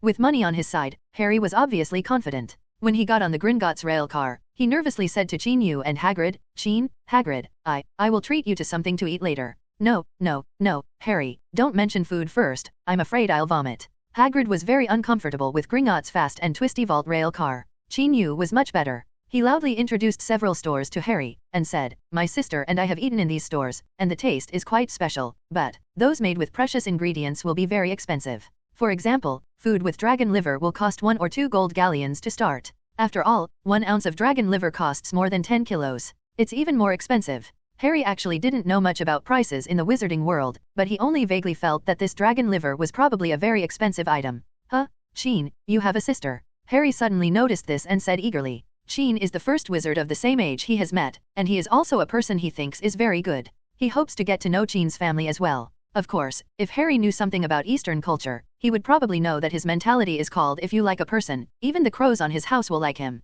Oh, Sheen, you're talking about Hermione, right? Hagrid knew Sheen quite well. Hermione? Is her surname also Sheen? Harry asked curiously. No, her surname is Granger. Sheen said helplessly. Why, you don't have the same last name? Harry asked confused. Because, just like you, I also live in other people's homes. Sheen spread his hands and said. Sheen answer shocked Harry. He didn't expect that he and Sheen had this in common. However, judging from Sheen tone, it was obvious that he had a good relationship with the sister named Hermione. This made Harry feel a little envious. After all, his relationship with his cousin Dudley could only be described as enemies. A few people talked, and soon they arrived at the place where the thing Hagrid wanted to take was, vault number 713. This vault was protected by a special magic spell and could not be opened by ordinary people. The goblin named Griphook who led the way also explained to them how unbreakable this vault was. This amused Sheen. He really wanted to record what Griphook said so that he could slap them in the face. Unfortunately, he didn't have a magic camera with him. After the vault was opened, there were no golden, white, or yellow coins, but only a small brown paper bag with something unknown inside. Of course, Sheen must know that inside is the legendary magic stone, the ultimate product of alchemy, which can turn stone into gold and make people immortal. What is this? Harry held back for a long time and finally asked. Of course he knew that he shouldn't ask this question, and Hagrid might not be able to answer if he asked it, but he still couldn't help but be curious. Sure enough, when Hagrid heard this, he said mysteriously, Sorry, Harry, I can't tell you what it is. Okay, it's getting late, we should go. However, Sheen had no intention of moving. Instead, he looked at Harry and said word by word, Harry, this is the magic stone. He didn't know why he said this suddenly. He was probably impulsive and wanted to try what would happen if he said it. Then, he saw Hagrid's frown and Harry's blank expression. Harry obviously didn't know what the Philosopher's Stone was. While their expressions were still lingering on Sheen retina, Sheen felt like the world was spinning. Then, he found himself on top of the fast-moving treasury rail car again. Why? You don't have the same last name. Harry's confused voice sounded. That expression was exactly the same as before. Because, like you, I also live in other people's homes. Sheen replied subconsciously. Then, he shook his head to drive away the weird feeling in his heart. And Harry's performance was the same as before, falling into surprise and silence. Then, the rail car stopped in front of the vault door number 713, and the goblin Griphook boasted about their unbreakable protection. When Hagrid took away the paper package, Harry asked with equal curiosity, What is this? Before Hagrid could speak, Sheen said first, Harry, this is the magic stone. Hagrid's frown and Harry's blank expression were reflected in Sheen black eyes again. After the world was spinning, he came to the rail car again. Why? You don't have the same last name. Because, like you, I also live in other people's homes. We're going to get the magic stone later. The world spins and returns again. Why? Because she is my wife. Ha! Hagrid wants to take the magic stone. Return. Why? We're going to get the Philosopher's Stone. Keep going back. In this way, Sheen tried the time to say the 3 words Philosopher's Stone over and over again, and every time, he would return to the rail car without any accident, and then face Harry's question again. Of course, there were a few times when he was really too lazy to answer and just said some random words. Anyway, when he said the name Philosopher's Stone again, time would go back. That's right, Sheen encountered time regression. The fundamental reason is that he told a secret that shouldn't be told. Ding! Host, you have already tried 38 times, and there is no point in trying again. I would like to remind you again, the magic stone is a first-level related item. You cannot disclose relevant information to others until the current selection event has reached the necessary stage. When Sheen was forced to go back in time, system sounds would pop up from time to time, reminding him. I know, I have gone back so many times and my mind is in a mess now. Sheen felt as if he had replayed a certain movie clip many times, and as if he had had many dreams with similar plots. If it happened a few more times, he felt that he might become insane. By the way, did I say anything strange just now? Sheen asked in his mind. Strange words? Does child supporter count? The system replied. How could I say such incomprehensible and ridiculous words? Sheen was stunned. Maybe it's because you were a little excited just now and your language center temporarily lost control. The system gave an explanation. Yeah, I really couldn't control what I said just now. Sheen accepted this explanation. Then, let's do it one last time and erase those irrelevant fragments. Sheen's communication with the system seemed to be a lot, but in fact it only happened in a short moment. When he decided to go back for the 39th time, he took the Philosopher's Stone directly ahead of Hagrid and said to Harry, Don't ask, this is the Philosopher's Stone. After the last spin, Qin Yu was cautious in his words and deeds, saying nothing out of the ordinary, and when Hagrid took away the magic stone, he did not explain to Harry what it was. Okay, we should go, there are still many things to buy, Hagrid urged. After 39 times of backtracking, Qin Yu was finally sure of what the system had said before about the inability to disclose information to others. This is directly forcibly erasing it. Of course, Qin Yu also thought about whether he could use this bug to do something. After all, the ability to go back in time is really powerful. However, when he had such an idea, the system told him in a cold tone, don't try to take advantage of this unstable mechanism. What is instability? Qin Yu thought about it for a while, and this probably means that the length of the backtracking time is unstable, and the impact of the backtracking is also unstable. For example, if he wants to go back to before a certain event happened, but the time only goes back to after that event happened, then this kind of backtracking has no meaning. Even if there is any butterfly effect, it may cause even greater trouble. It's good that you know, the system said in an angry tone. You still say you have no emotions? Who are you? Let's talk. Qin Yu couldn't help but ask in his mind. However, the system once again disappeared and there was no news. Qin, can you accompany Harry to buy a robe? I'm dizzy and want to drink something to cheer me up. Hagrid touched his nose and said to Qin Yu, go on, don't drink too much, remember, you have something important with you. Qin Yuruo said pointedly. Don't worry, I'll be back soon. Hagrid said happily. So, Hagrid patted his butt and left, while Qin Yu took Harry shopping. Harry certainly had no objection to this arrangement. In his opinion, having Qin by his side made him feel more at ease. After all, this boy who is slightly older than him is far more calm than his peers. Even Hagrid often asks Qin for advice and is willing to listen to his advice. It can be said that although Qin Yu is not as big as Hagrid, he gives Harry a greater sense of security than Hagrid. Madame Malkin greeted the guests as warmly as ever, introduced Harry into the fitting room, took measurements, and had his clothes altered. The clerk, Miss Witch, also brought Qin Yu a cup of tea and a plate of biscuits like last time, so that his waiting time here would be less boring. However, after Qin Yu drank a cup of tea and ate a few biscuits, he suddenly remembered something and got up and went to the fitting room in the back hall of the store. In this small place, two children were trying on wizard robes. One of the children was naturally Harry Potter, and the other was a little boy with blonde hair and a haughty face. Have you ever played Quidditch? I have played it, and my father taught me it himself, the blonde boy said with a proud look on his face. Harry opened his mouth but said nothing,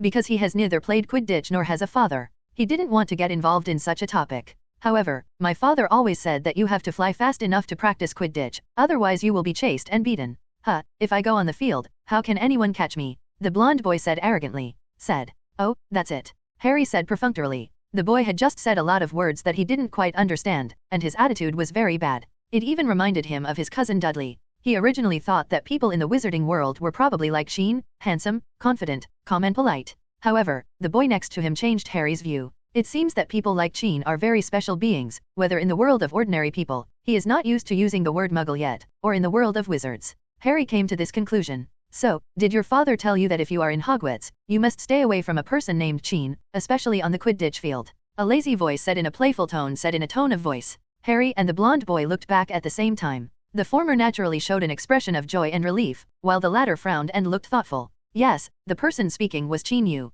Are you talking about Qin, Gryffindor's strongest first-year batter? The blonde boy asked. You actually know. Qin Yu was a little surprised, especially the adjectives the blonde boy said. He didn't expect that he was somewhat famous. Of course I know, he is the person I want to defeat, the blonde boy said with his chin raised. Ha, you are ambitious. Qin Yu stretched out his thumb at him. You're right. My father told me to stay away from this person named Qin. Don't mess with such an uncultured person. But I won't be afraid of him. I am the best at Hogwarts. Student, the blonde boy said with determination. Many years later, when the blonde boy grew up, got married and had children, and his son asked him about his past, he would always think of today's events with embarrassment, and he really didn't want the people present today to talk about it, because too embarrassing and shameful. Not bad, keep it up, I appreciate your confidence. Qin Yu clapped his hands and said. Who are you? Why are you saying these things to me? The blonde boy asked in confusion. You will know who I am soon. Qin Yu gave up. There was nothing he could do. Looking at Malfoy's energetic face, Qin Yu felt that this child really deserved a beating.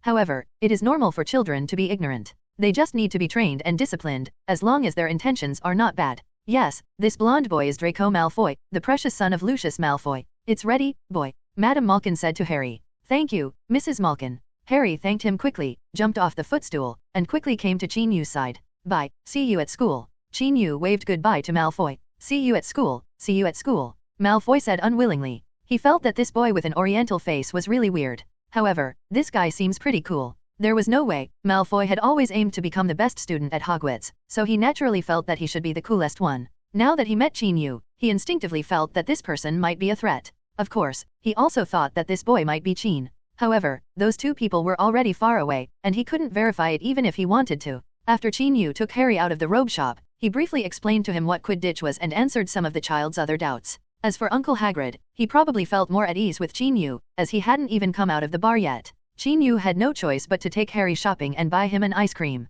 Then, the two went to several other stores to buy back-to-school supplies. It wasn't until they came to the entrance of Ollivander's wand store that they met Uncle Hagrid. In Ollivander's wand shop, the wand with a Hollywood phoenix feather core was handed over to Harry Potter by Mr. Ollivander. Then, Harry waved his wand to try it out, and the tip of the wand emitted a dazzling light like fireworks. Apparently, as Mr. Ollivander often said, the wand chose Harry as its master. The core of its staff is the tail feather of a phoenix, and it also has a brother, which comes from the same phoenix. It is this brother that left this scar on your forehead, Mr. Ollivander said nonchalantly. These words shocked Harry, because he knew who left the scar on his forehead, and now that he was using a similar wand to that person, would he? You want to say, will you become like that person, right? Chin Yu expressed Harry's worries on his behalf. Yes, Chin. I don't want to have any contact with him, so is this wand really suitable for me? Harry frowned and looked at the wooden box in his hand. At this time, they had come out of the wand shop. The wand was put back into the wooden box and packaged by Mr. Ollivander. A magic wand is just a magic wand. You won't become him just because you have something in common with that person. And, I believe, you will never become him, Chin Yu said firmly. After listening to Chin Yu's words, Harry's brows gradually widened, and he nodded solemnly and said, Chin, I won't be him. I will become an excellent wizard like my parents. Hagrid has already told him that his parents have always been very good at Hogwarts, and even became the presidents of the male and female student unions respectively. Harry felt that they were his role models and the goals he strived to catch up to. Well, not bad, that's how it should be. Chin Yu nodded with satisfaction. Then, he said jokingly, besides, you have already paid. If you go to exchange it now, Mr. Ollivander will be unhappy, and he will have to rummage through the box to find a new wand for you. Haha, then I won't cause any trouble to Mr. Ollivander, Harry said with a smile. Seeing Chin Yu easily dispelling Harry's worries, Hagrid suddenly felt that he was really relieved. Then, he thought about what he had to do. So, he said to Harry, Harry, I plan to give you a birthday gift. Huh? No, Hagrid, you don't have to. Haha, I actually didn't buy anything specifically. Next, I plan to give you an owl, which is exactly what is mentioned in the item list. Owls are very practical animals. Not only are they very obedient, they can also deliver letters and packages to you. After Hagrid said this, he pointed at Chin Yu and continued, you can ask Chin about this. He raised an owl named Trig. In the past year, Trig has helped a lot. He and Hermione delivered the letter. Chin Yu glanced at Hagrid and thought to himself, why are you cueing me if you are fine? When he heard Hagrid mention Hermione again, Harry looked at Chin Yu curiously. I probably haven't told you before, Hermione only went to Hogwarts this year, so in the past year, when I was in school, I would send letters through owls. Well, there were too many backtrackings just now, and Chin Yu was actually a little unsure whether he had told Harry about this. So that's it, it seems like owls are really useful. Harry was looking forward to having an owl. Of course, he still didn't know who to write to. Then, they entered the Ela Owl store and selected a white owl within 10 minutes. The store owner accepted that it was a relatively rare snowy owl. Harry was very satisfied with this bird, because Chin said that his was also a snowy owl, but a male. Then, you'll be called Hedwig from now on, Harry said to the white owl in the birdcage. This was the name he had just accidentally read when buying a book at Flourish and Blott's bookstore. He didn't take a closer look, but he just thought it was pretty good. Goo. The owl made a confused sound, obviously not quite understanding what the little boy said. However, if we get along with each other in the future, we will probably become familiar with each other soon. By the way, Hagrid, you take Harry to the Crucible store to choose a crucible first. I'll go there to buy something. You know, I've been out for 2 days and I have to bring some gifts back. Chin Yu spread his hands and said, huh? Then I'll give Hermione something. Hagrid scratched his head and said, I'll just buy one more and say it's from you, Chin Yu said with a smile. Okay, when she goes to Hogwarts, I will invite her to the wooden house for tea, Uncle Hagrid also said with a smile. So, Chin Yu said goodbye to Hagrid and Harry and walked in the other direction. Hagrid and Harry watched him leave and then walked towards the Patchy's Crucible shop that specialized in all kinds of crucibles. What they didn't know was that not long after Chin Yu walked out, he turned into an alley. Not long after, a man wearing a golden mask and a black cloak walked out of the alley. If someone pays attention to this person, they will find that this person's height and body shape are very vague, or in other words, it is difficult to leave any impression on others. Of course, most people didn't pay much attention to this person. After all, in the wizarding world, such dressing up is normal, and cloaks are essential clothing for wizards. This even gave rise to a proverb, Merlin can live without pants, but definitely not without a cape. In short, the cloaked man wearing a golden mask walked hurriedly on the streets of Diagon Alley without many people paying attention, and soon he arrived in front of Gringotts. After waiting here, he stepped closer. The goblin guard standing at the door bowed to him. Just when the goblin guard bent down, the man threw a paper ball on the ground, then turned and left. That, sir, no, madam, no, sir. In short, that guest, your things have fallen off, the goblin guard shouted loudly. However, the man in the black cloak left without looking back and quickly disappeared into the crowd. The goblin guard picked up the paper ball on the ground and looked at it. He felt that it was probably not something valuable, so he spread it out and looked at it. When he saw the writing on it clearly, he couldn't help but smile. Because it says in red words, "Someone will steal the Gringotts vault today, please be sure to take precautions." What a joke. Who dares to steal Gringotts? You know, Gringotts has mechanisms, spells and fire dragons. Anyone who dares to come here to steal must think that life is too easy. The goblin guard originally wanted to throw away the note, but then he thought about it.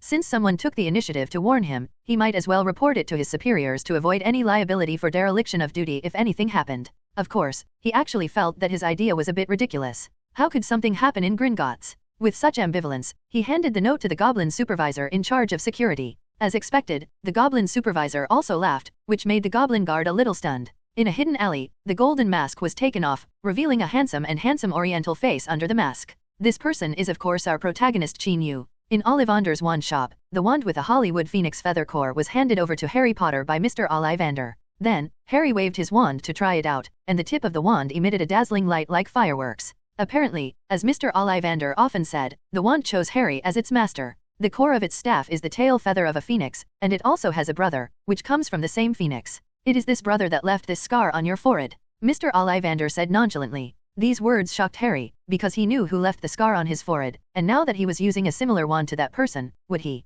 You want to say, will you become like that person, right? Qin Yu expressed Harry's worries on his behalf. Yes, Qin. I don't want to have any contact with him, so is this wand really suitable for me? Harry frowned and looked at the wooden box in his hand. At this time, they had come out of the wand shop. The wand was put back into the wooden box and packaged by Mr. Ollivander. A magic wand is just a magic wand. You won't become him just because you have something in common with that person. And, I believe, you will never become him, Qin Yu said firmly. After listening to Qin Yu's words, Harry's brows gradually widened, and he nodded solemnly and said, Qin, I won't be him. I will become an excellent wizard like my parents. Hagrid has already told him that his parents have always been very good at Hogwarts, and even became the presidents of the male and female student unions respectively. Harry felt that they were his role models and the goals he strived to catch up to. Well, not bad, that's how it should be. Qin Yu nodded with satisfaction. Then, he said jokingly, besides, you have already paid. If you go to exchange it now, Mr. Ollivander will be unhappy, and he will have to rummage through the box to find a new wand for you. Haha, then I won't cause any trouble to Mr. Ollivander, Harry said with a smile. Seeing Qin Yu easily dispelling Harry's worries, Hagrid suddenly felt that he was really relieved. Then, he thought about what he had to do. So, he said to Harry, Harry, I plan to give you a birthday gift.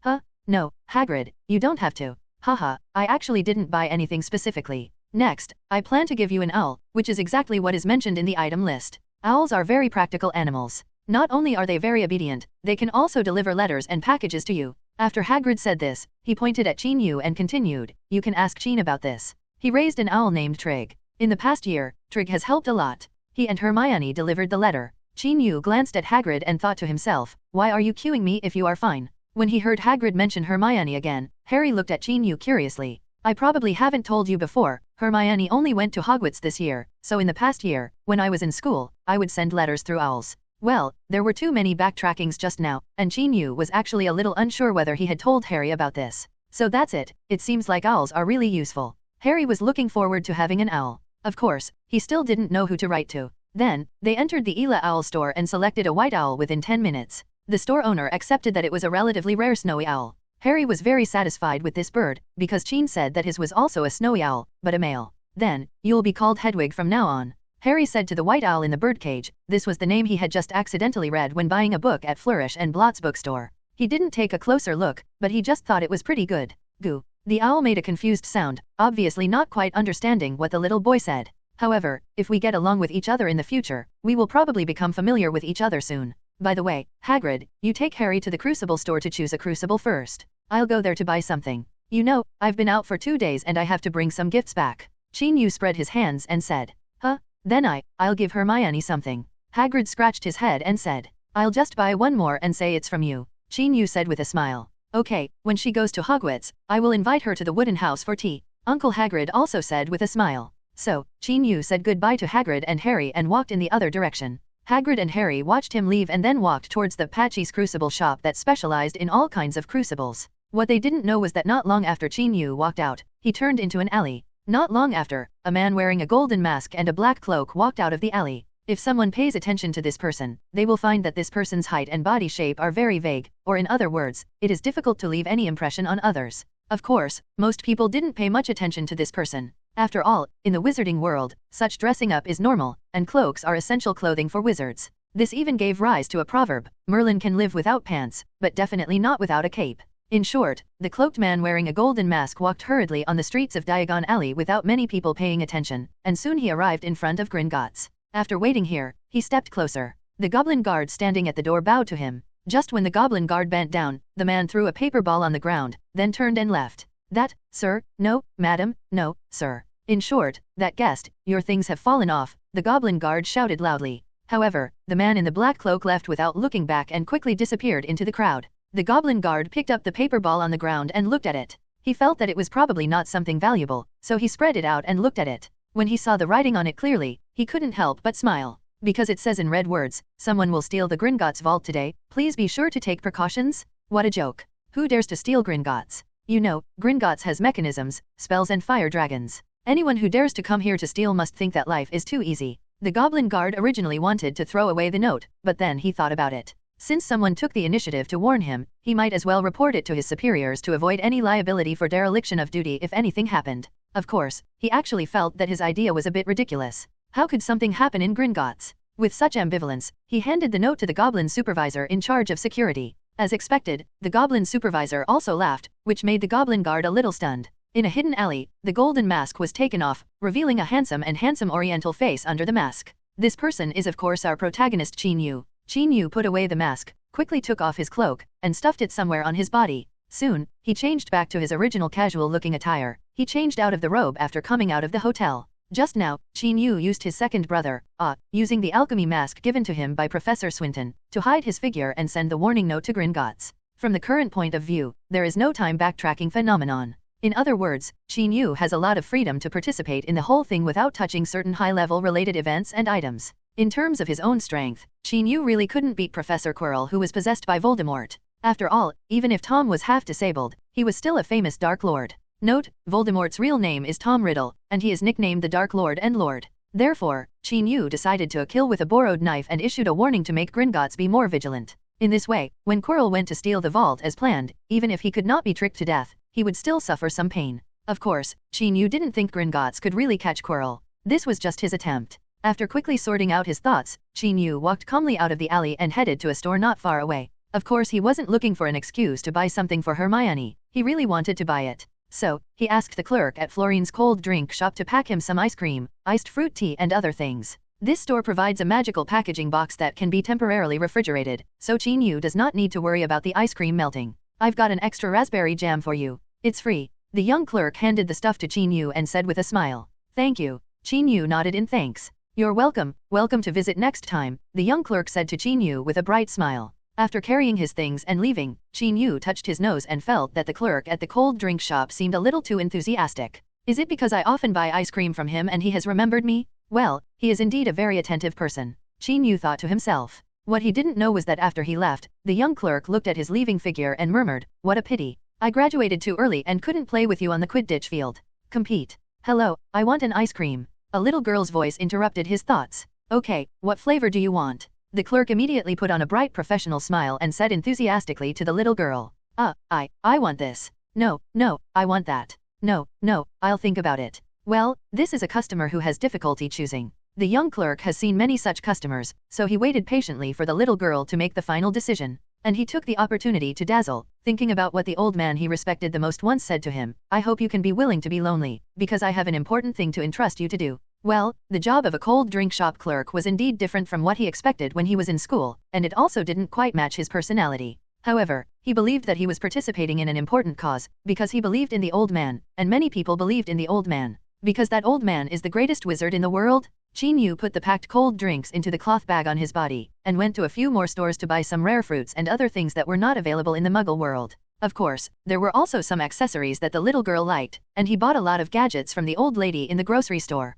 Feeling that he had almost finished his shopping, Qin Yu walked towards the Crucible store. When they arrived at the place, Hagrid and Harry were already waiting there. Have you bought everything? Qin Yu asked. I bought everything. I just checked the list of items. Harry nodded quickly and said. While waiting for Qin Yu, he was really bored, so he checked the purchased items against the list of items 7 or 8 times. Well, that's good, we should go, Qin Yu said. Harry was stunned by this statement, because he didn't expect the separation to come so quickly. Before we leave, let's go have a big meal, Qin Yu suggested. Well, okay. Harry was obviously not in a very good mood. Don't be unhappy, we will meet again in a month. Qin Yu patted Harry on the shoulder and said.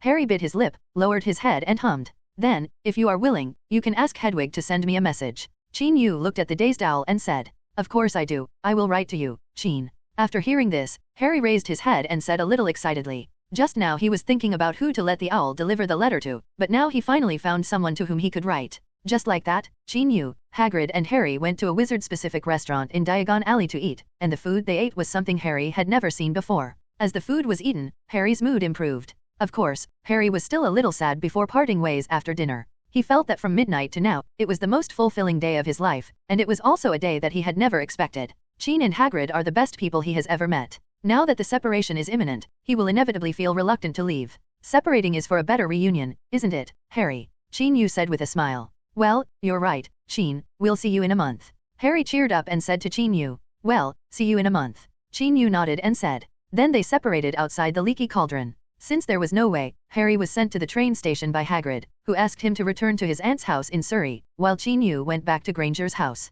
In fact, Qin Yu also felt that he had a fulfilling day today. Well, anyone who has gone back in time 39 times will find it very fulfilling. Of course, in addition to this experience in the Gringotts vault, Qin Yu felt that he encountered a lot of people and things today. Of course Harry counts as one, and Professor Quirrell should count as 1.5. And the choice he made really made him confused whether it was good or bad. The good thing is that you can predict a certain direction of events. The bad thing is that he can't choose to quit midway, he can only try to influence. This is also the purpose of his warning to Gringotts. These things made Qin Yu feel a little irritable. He shook his head and decided not to worry about it for the time being. Then, the figure of the little brown-haired girl appeared in his mind. So, he quickened his pace and walked to the nearby subway station. He wanted to go back early and see her early, and then show her everything he had just bought. In this case, she probably won't be so angry. Well, some rewards are not impossible. Qin Yu thought about the endless thoughts and took the subway back. Dimensional wall. Crookshanks, do you want me to ignore him when he comes back? Hermione asked seriously, lifting the cat that had obviously grown very big.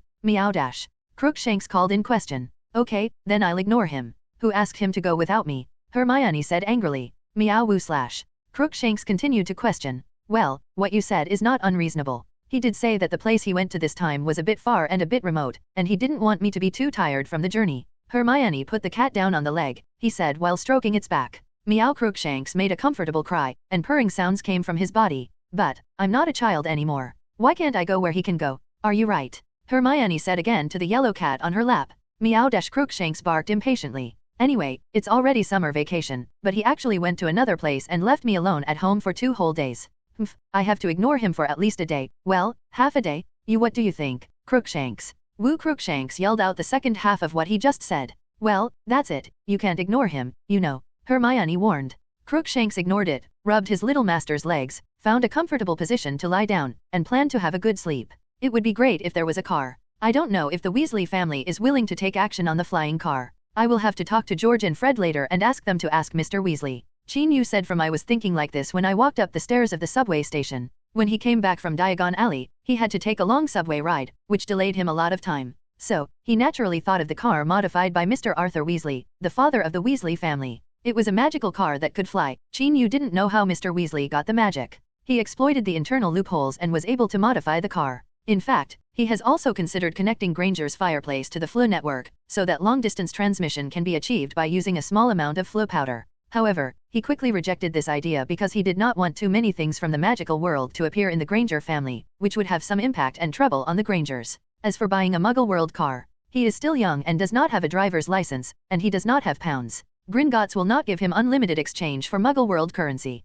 There was also a flying broomstick. If he dared to fly around London on it, people from the Ministry of Magic would come to the door the next day and arrest him. Then, he would have to wait for Hermione to give him jail time. Well, Hermione. The reason why Qin Yu thinks about these things is to make himself calmer. After all, when he left home yesterday, that look in Hermione's eyes, tisk. Will I be kicked out of the house by my wife?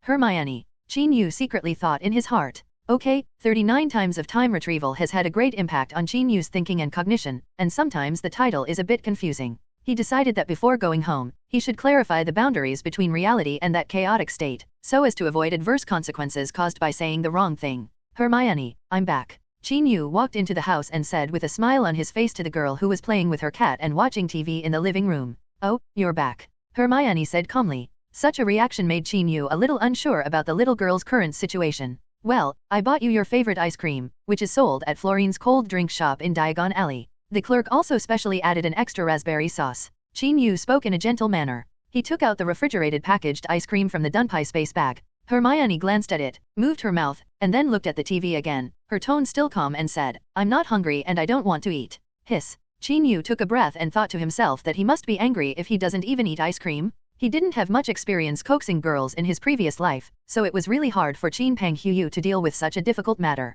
Even though he has an extraordinary IQ and a wealth of clever tricks, he is also a bit blind when it comes to his own shortcomings. Well, you don't know that the place we went to this time is really too dangerous. It was an isolated reef on the sea. Last night, there was a storm there, and the strong winds were blowing. In the dark clouds, there was a petrel, which was blown into the huge waves and almost drowned, and the boat with Hagrid and I sailed in the strong wind and waves. The boat was really to be overthrown. Qin Yu decided to change his approach. Sure enough, when the little girl heard this, she asked with some worry, then have you? Immediately, she realized something was wrong, her face fell, and she said calmly, since you are standing here properly, it proves that nothing is wrong with you. My girlfriend's IQ is too high and it's hard to coax her. What should I do? Wait online, it's quite urgent. Qin Yu thought to himself. The cognitive bias seems to have appeared again. How can I have a girlfriend? Actually, we can't say that nothing happened. After we received the person, we had no place to stay, so we found a small and shabby hotel. As you know, I didn't have much money, and Hagrid was even poorer. Harry and Hagrid had to sleep in a very small room, and the breakfast the next day was so pitiful that Hagrid didn't even have enough to eat.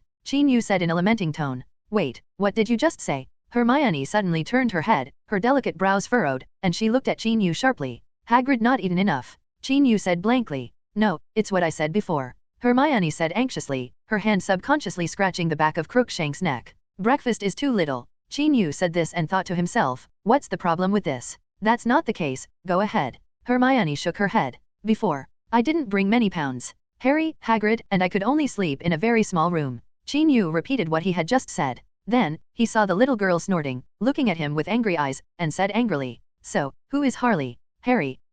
Is he the student we want to pick up? We returned to the shore from the reef, stayed in that hotel, and then went to Diagon Alley. Qin Yu briefly recounted. Then you live in the same room with her? And you're still crowded together. Hermione pursed her lips and said angrily and aggrievedly. Isn't there no money? She and I. Qin Yu said, feeling that something was wrong. Wait a minute, why did you use the word her? Her? What's wrong with this? Hermione asked blankly. Although Harry looks very quiet and delicate, he is indeed a boy. Qin Yu looked at the girl's somewhat dazed eyes and said with a twitch of the corner of his mouth. Harry. Hermione repeated the name. Yes, Harry Potter? Have you forgotten that you read a book about him a few days ago? Qin Yu said helplessly. I don't remember any of this. Hermione hesitated. Because other things happened that day, she was not so impressed by the name. Comments. Of course, even if something else happened that day, if Qin Yu said Harry Potter's full name from the beginning, Hermione would probably be able to recall the name recorded in the book immediately. However, Qin Yu just mentioned the ordinary-sounding name Harry in a bald manner, and Hermione subconsciously heard it as Harry.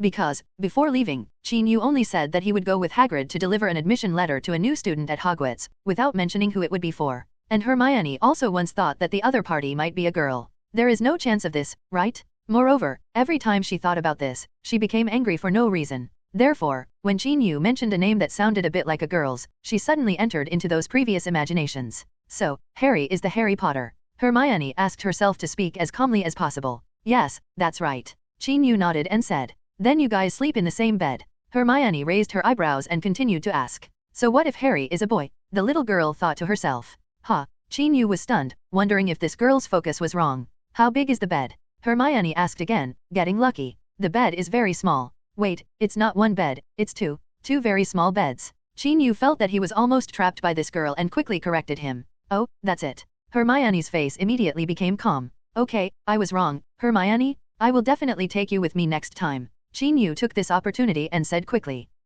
Hermione turned her head to the side. Well, it's no longer the cold violence just now, which is a good sign. Qin Yu made a judgment. Oh, the refrigeration effect of this packaging box is going to disappear, and the ice cream is going to melt soon, Qin Yu said exaggeratedly, and then lamented, well, in order not to waste, I can only eat these two. It fell. How dare you, that's mine. Hermione turned her head and said dissatisfied. So, the beautiful and lovely Miss Granger, are you willing to accept my gift that can bring you summer refreshment? Qin Yu said this, bent over, and held an ice cream stick like a rose. Handed it to Hermione. Hermione looked at his approaching face and inexplicably remembered the scene when she read the book about Harry Potter that day. That day, in order to comfort Qin, who was somewhat unconvinced, she kissed him on the cheek. Author, that's not called being unconvinced, that's called being jealous. Then, she was thinking, I'm unhappy today, why didn't he think of giving me a kiss on the cheek? However, when she thought of this, her heartbeat became very fast, her face felt a little hot, and her mouth felt a little dry. Well, summer is here, I'm just a little hot, that's why I eat this ice cream?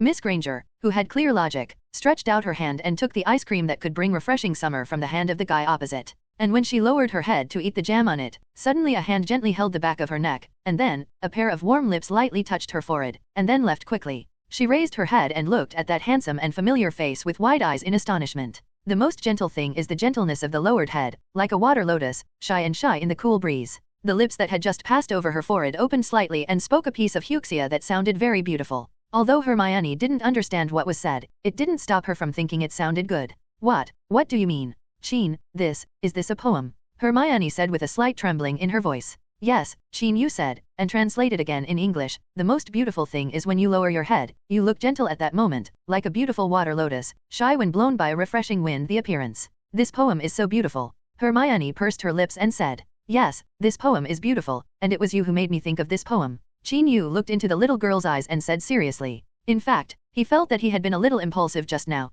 However, Hermione's look just now made him think of this poem. Poetry is beautiful, and people are even more beautiful. At that moment, he just wanted to kiss her forehead and read such a poem to her. Many years later, Hermione could still remember this day. She remembered that it was dusk and it was hot summer outside, and the handsome boy tried to make her happy with a delicious ice cream. Then, the moment she lowered her head, he kissed her forehead and read the poem. That poem was so beautiful that it filled her heart with a certain joy. This joy has been with her for many years, even if she was briefly separated, even if she was in danger, even if she witnessed the death of familiar people around her.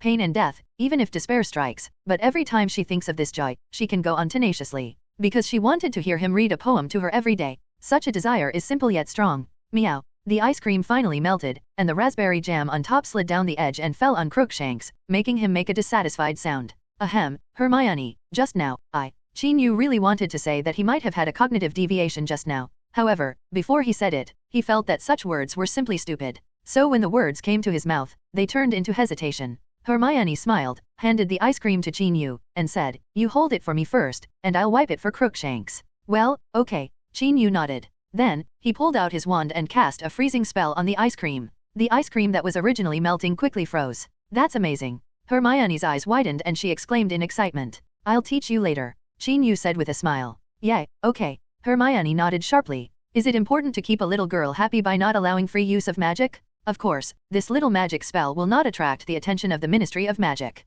After Hermione helped Crookshanks wipe off the raspberry jam and some cream, she took the ice cream from Qin Yu's hand again. Then, the little girl sat down, ate ice cream, petted the cat and said, Crookshanks, if you don't want to call him uncle in the future, you can call him daddy. Meow/woo /.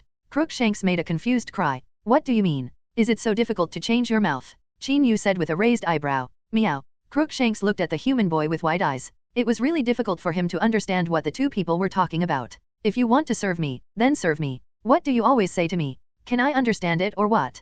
Crookshanks thought grumblingly. Dimensional wall. The candy is also sprinkled.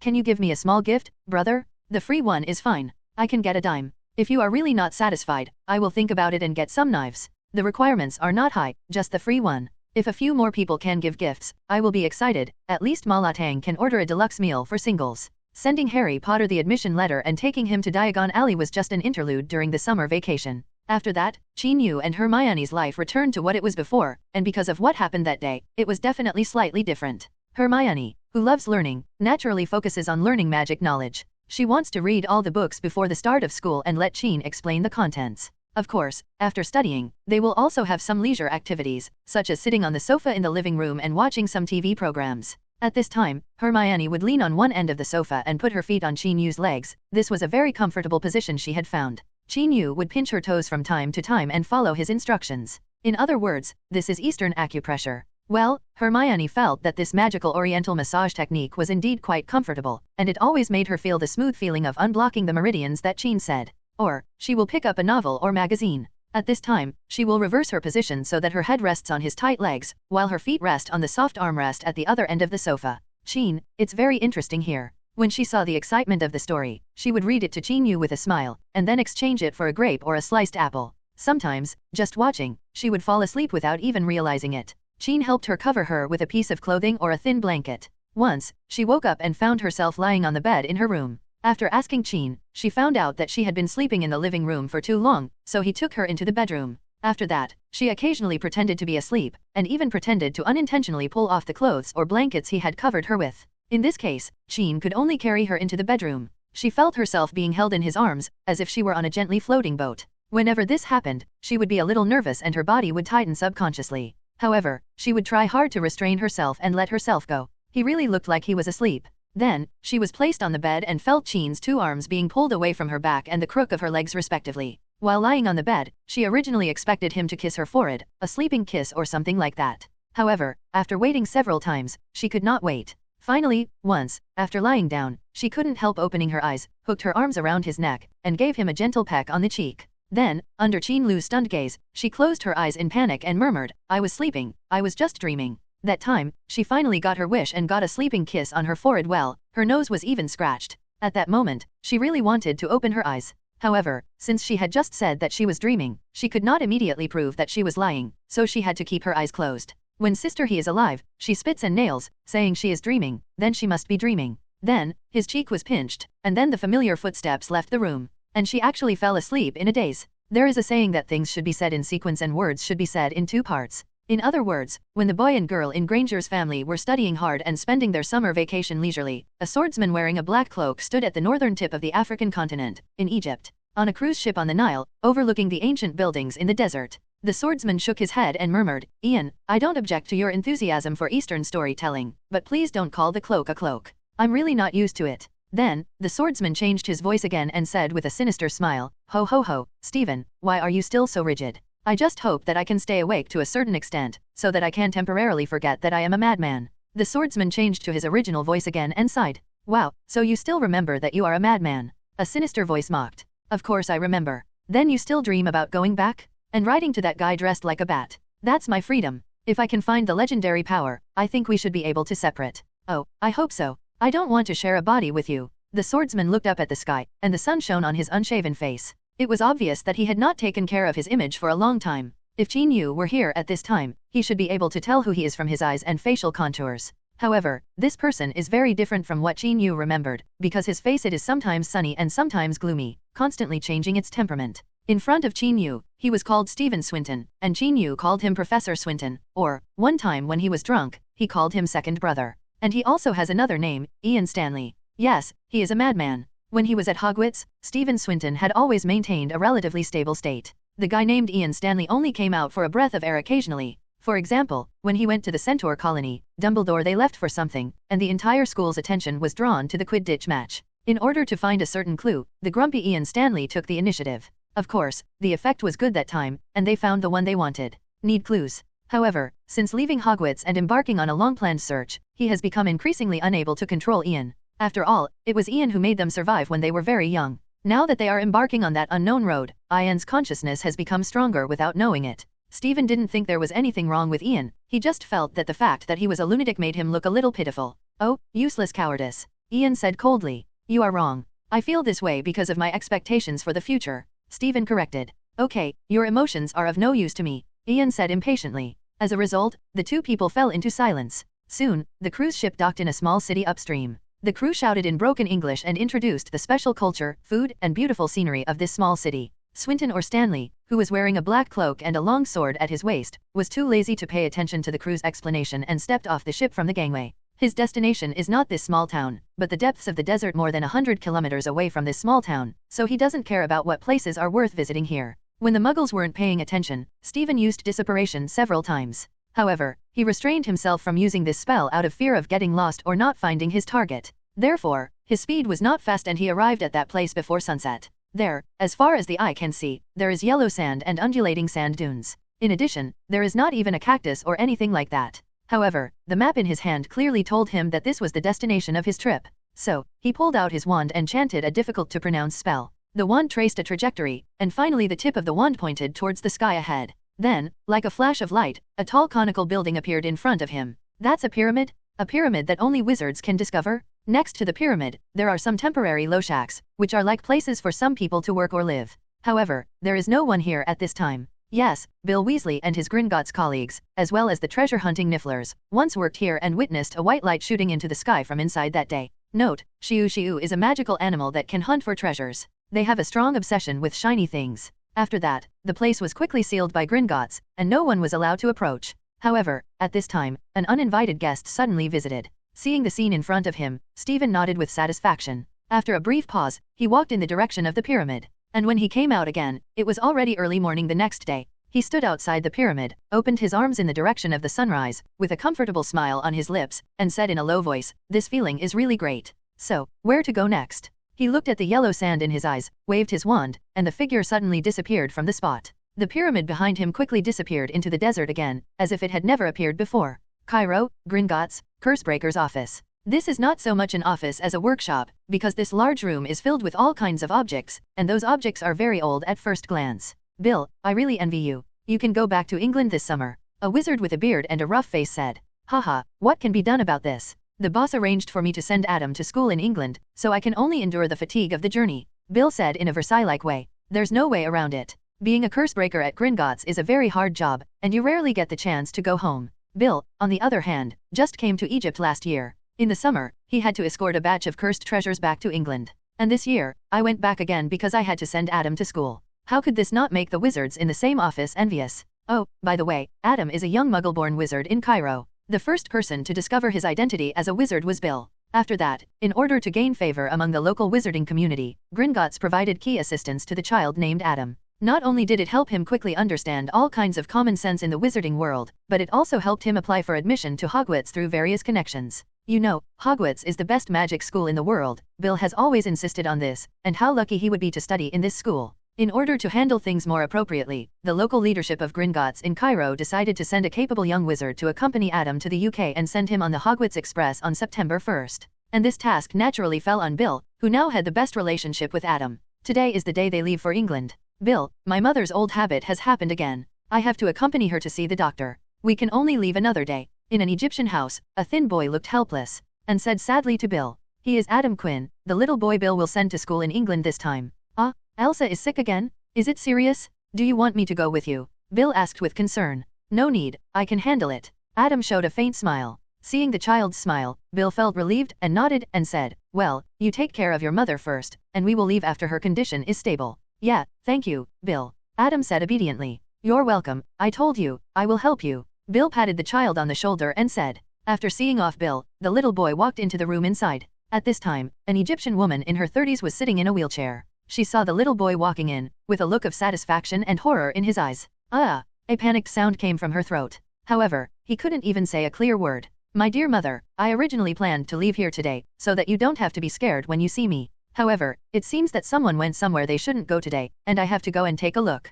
Please be patient, wait a minute, I will leave here soon and go to the greatest magic school in the world." As Adam said these words, he picked up a clean towel with a gloved hand and carefully and gently helped the woman in the wheelchair wipe away the drool from her mouth due to excitement. As for this woman, her whole body could not help but tremble while he was wiping her. At the end, tears flowed out uncontrollably. Whoa! The woman let out a painful and sad whimper. After letting his mother fall asleep, Adam opened the door and left the house. Soon, his figure appeared in the desert. Soon, his figure appeared at the foot of a pyramid. Next to this pyramid, there are some temporary sheds. Then, he walked into the pyramid and came to a stone hall inside. In the center of the stone hall, there was a human-shaped sarcophagus with Egyptian characteristics. At this time, an unknown person opened the cover of the coffin and put it aside, revealing a body wrapped in thick linen inside. Mummy corpse. Adam approached the mummy with a curious look in his eyes. Suddenly, it seemed that there was some kind of unknown sound that sounded in this stone hall. Adam listened carefully for a while, nodded and said, "Oh, so you are a descendant of the agent." Then, he listened for a while, shook his head and said, "Sorry, I can't make you wake up right now,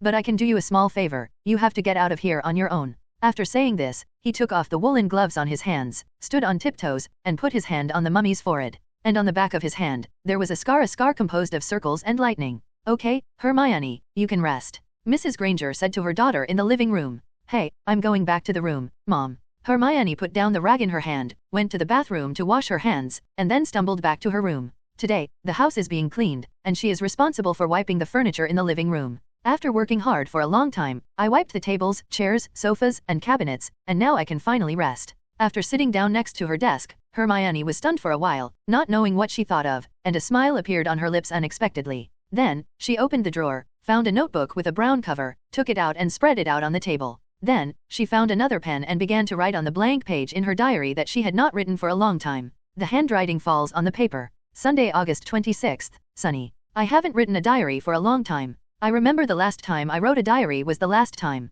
Well, I must have been led astray by Chin. He often talks like this, so that when I write this diary now, I unconsciously have his style. But it's quite interesting, isn't it? Yes, every day with him is interesting. I still can't imagine that if one day we are separated for another year like before, even if he comes back for a few days in the middle, will I be able to bear the days when he is not around? Just like those 2 days at the end of July, when he was not at home and I was waiting for him to come back, especially after my parents went to work, I felt that the whole house was empty. At that time, I really wanted to know where he was and what he was doing. However, I could only wait stupidly at home, talking to Crookshanks stupidly, and getting sulky. Thinking about it now, poor Crookshanks must have been annoyed to death by my mother. There is nothing he can do about it, because his father is not at home. Writing this, Hermione smiled, picked up a quill on the table, and used the end of the feather to tease Crookshanks who was napping on the table. After discovering the feather, the little yellow cat immediately she cheered up and stretched out her claws to pounce on the feather. After playing with it for a while, the girl continued writing. I remember Chin said that in the future, when the technology of the ordinary human world reaches a certain level, people will be able to conduct video communications through a phone-like device. If you think about it this way, it is also a very magical technological magic. Chin also said that the Weasley twin brothers are also working on similar things. If that kind of magic device is connected to the FLU network, then no matter how far away he is from me, we can see each other clearly. But, why do we have to be so far apart? I hope we can always be together every day, at least, not be apart for more than a few hours. For example, he is not at home now, but he went with his father to the hardware store in the next block to buy some tools and materials to repair the fence outside the house. I know he will be back soon. Here, Hermione paused again, looked up at the rickety wooden fence outside the house, and then continued writing. I forgot to mention that there was a big storm in London last night. It was raining heavily, there was lightning and thunder, and the attic where Chin lived leaked. So, I suggested that he could come to my room and squeeze in. After thinking carefully for a while, my parents agreed to the proposal. After all, I used to occasionally spend the night in Chin's room. It was not too strange for him to go to my room. However, he seemed very nervous and insisted on putting a pillow between us as a separation, saying that he would never sleep on more than this pillow. Chin was right, he did not exceed that pillow. However, he did not ask me to exceed it. So, I leaned over. Who made the storm last night so scary? If I didn't get closer to him, how could I possibly sleep, right? Writing this, Hermione touched her face and felt a little warm. She went to the living room to get a glass of water and came back, took a few sips, thought for a while, and then continued writing. In short, as my mother said, I don't need to deliberately keep a distance from Chin, and I don't need to be nervous about anything, as long as I don't do that thing, because that is what I can do when I grow up. My mother also said that I probably got close to Chin just because I got used to his existence. However, I don't think so. I feel that the appearance of Chin not only accompanied me, but also allowed me to see a new world and find another myself. Moreover, I want to see more of the world with him and listen to more stories he tells. I don't know, does he think so too? If he doesn't think so, I will cry. Chin is most afraid of seeing me cry. As long as I cry, he will agree to anything. Hermione pauses again, and after a moment of daze, shakes her head. No, I can't blackmail him by crying, that's not good. But what can I do? The pen tip stayed on the notebook for a long time, and the ink smudged the white paper. Harry Potter, Elvis? Hermione crosses out both names and continues writing. Elvis's letters, on average, come one a week. They all ask questions about magic, especially those related to potions, and don't contain much other content. As for Harry Potter, it seemed that he had just learned how to send messages with an owl. His owl named Hedwig almost hit the ceiling of the living room at home, which was really rash. However, Trig seemed to like the owl, which was all white like him, and often flew around her. In short, the content of what Harry Potter wrote was very unfocused. He was always complaining that the vacation was not over yet, and he wrote words such as hope to see you soon in every letter. If I see him, I must take a good look at what kind of person he is. Okay, don't think about this anymore, write something else. Hermione glances at the calendar on the wall. September 1st is marked with a red circle. School starts in less than a week. Thinking about going to that magic school soon, I was actually a little nervous. However, I never told Chin this. I'm worried that no one will like me here just like at the previous school.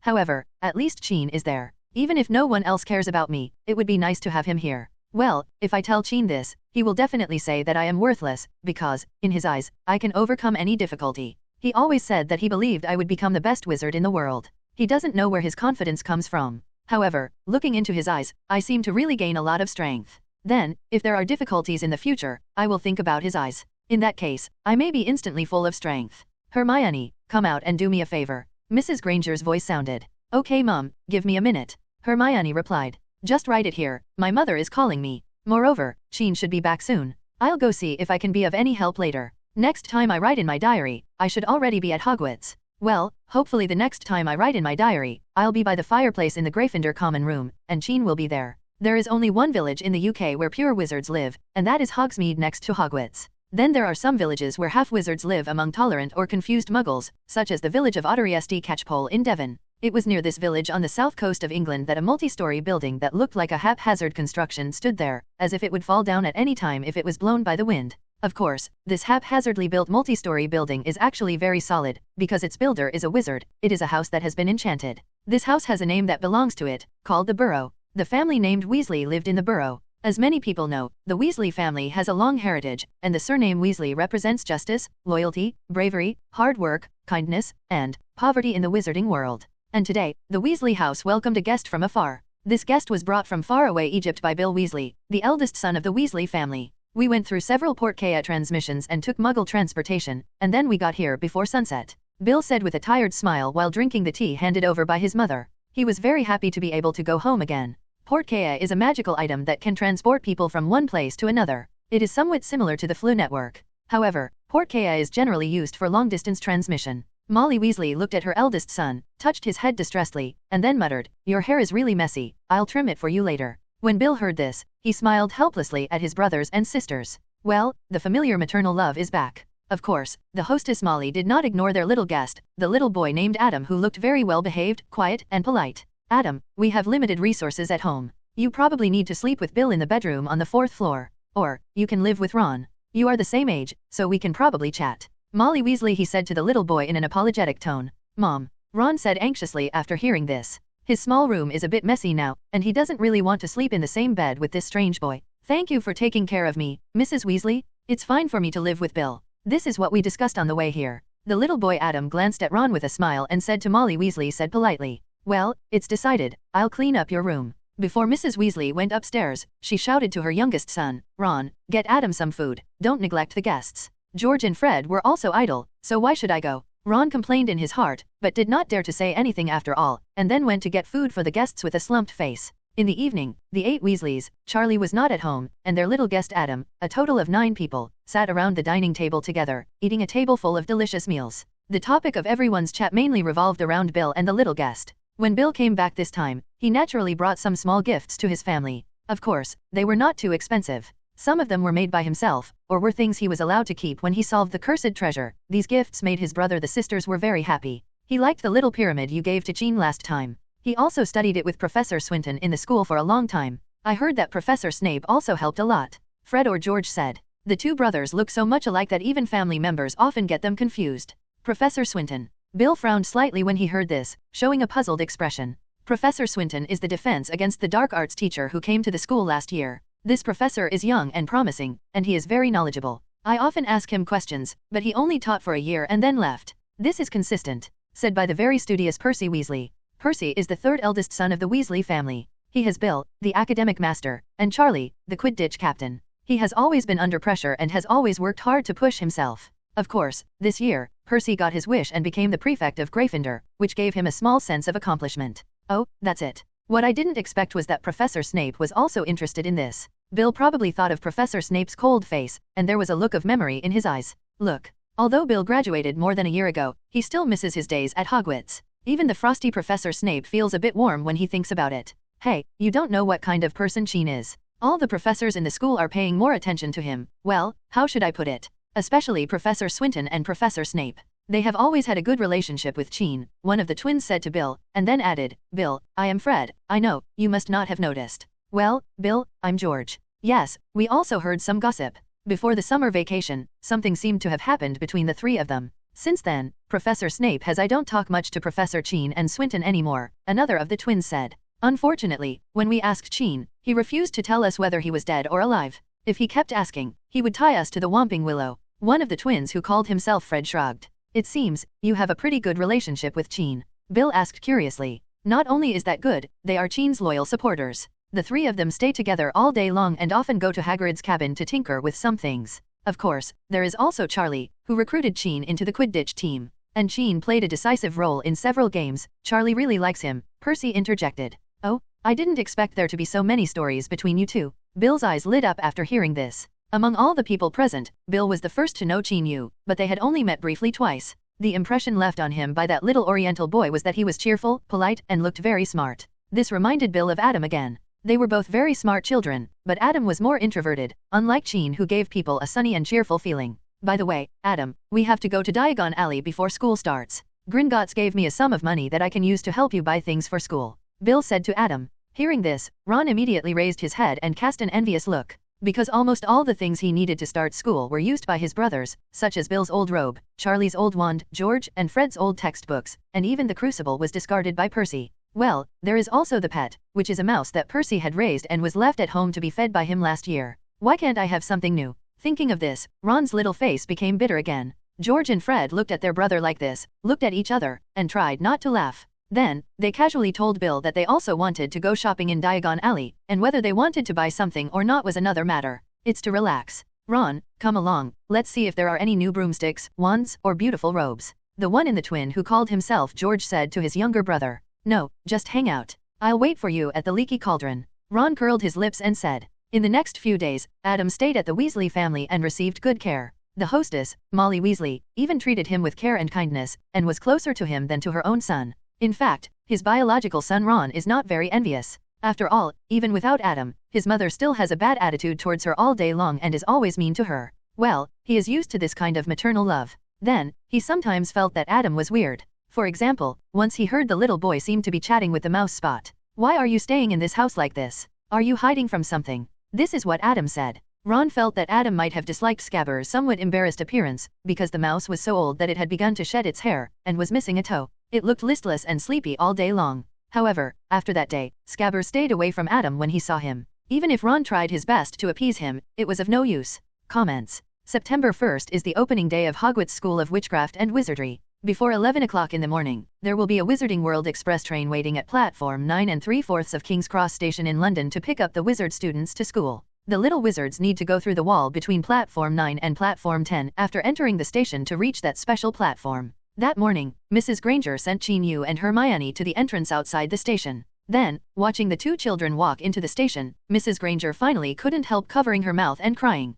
Last year, one of them was sent away, but this year they both left. Mrs. Granger couldn't stand it anymore as she watched Chin pushing his luggage and Hermione gradually disappearing into the crowd. Jenny, they will be back soon. Mr. Granger put his arm around his wife's shoulders and comforted her. But, I'm really worried about Hermione, Mrs. Granger said, sobbing on her husband's chest. This is the first time that my daughter has been away from the two of them for such a long time, and she will not be able to come back until Christmas vacation. It's no problem. With Chin here, I believe he will take good care of Hermione. Mr. Granger gently stroked his wife's back and continued to comfort her. Yes, even Mr. Granger would be worried if his daughter went to school in such a far and mysterious place alone. However, Chin has always been very reliable, especially after a year of study. He has become more and more calm. Now, Mr. Granger feels that it is reassuring for his daughter to be taken care of by Chin. His words obviously had an effect, and Mrs. Granger quickly calmed down. Well, Jenny, while these two little guys are away, I think we can think about our plans for this weekend. Mr. Granger took advantage of the victory and said to his wife with a smile.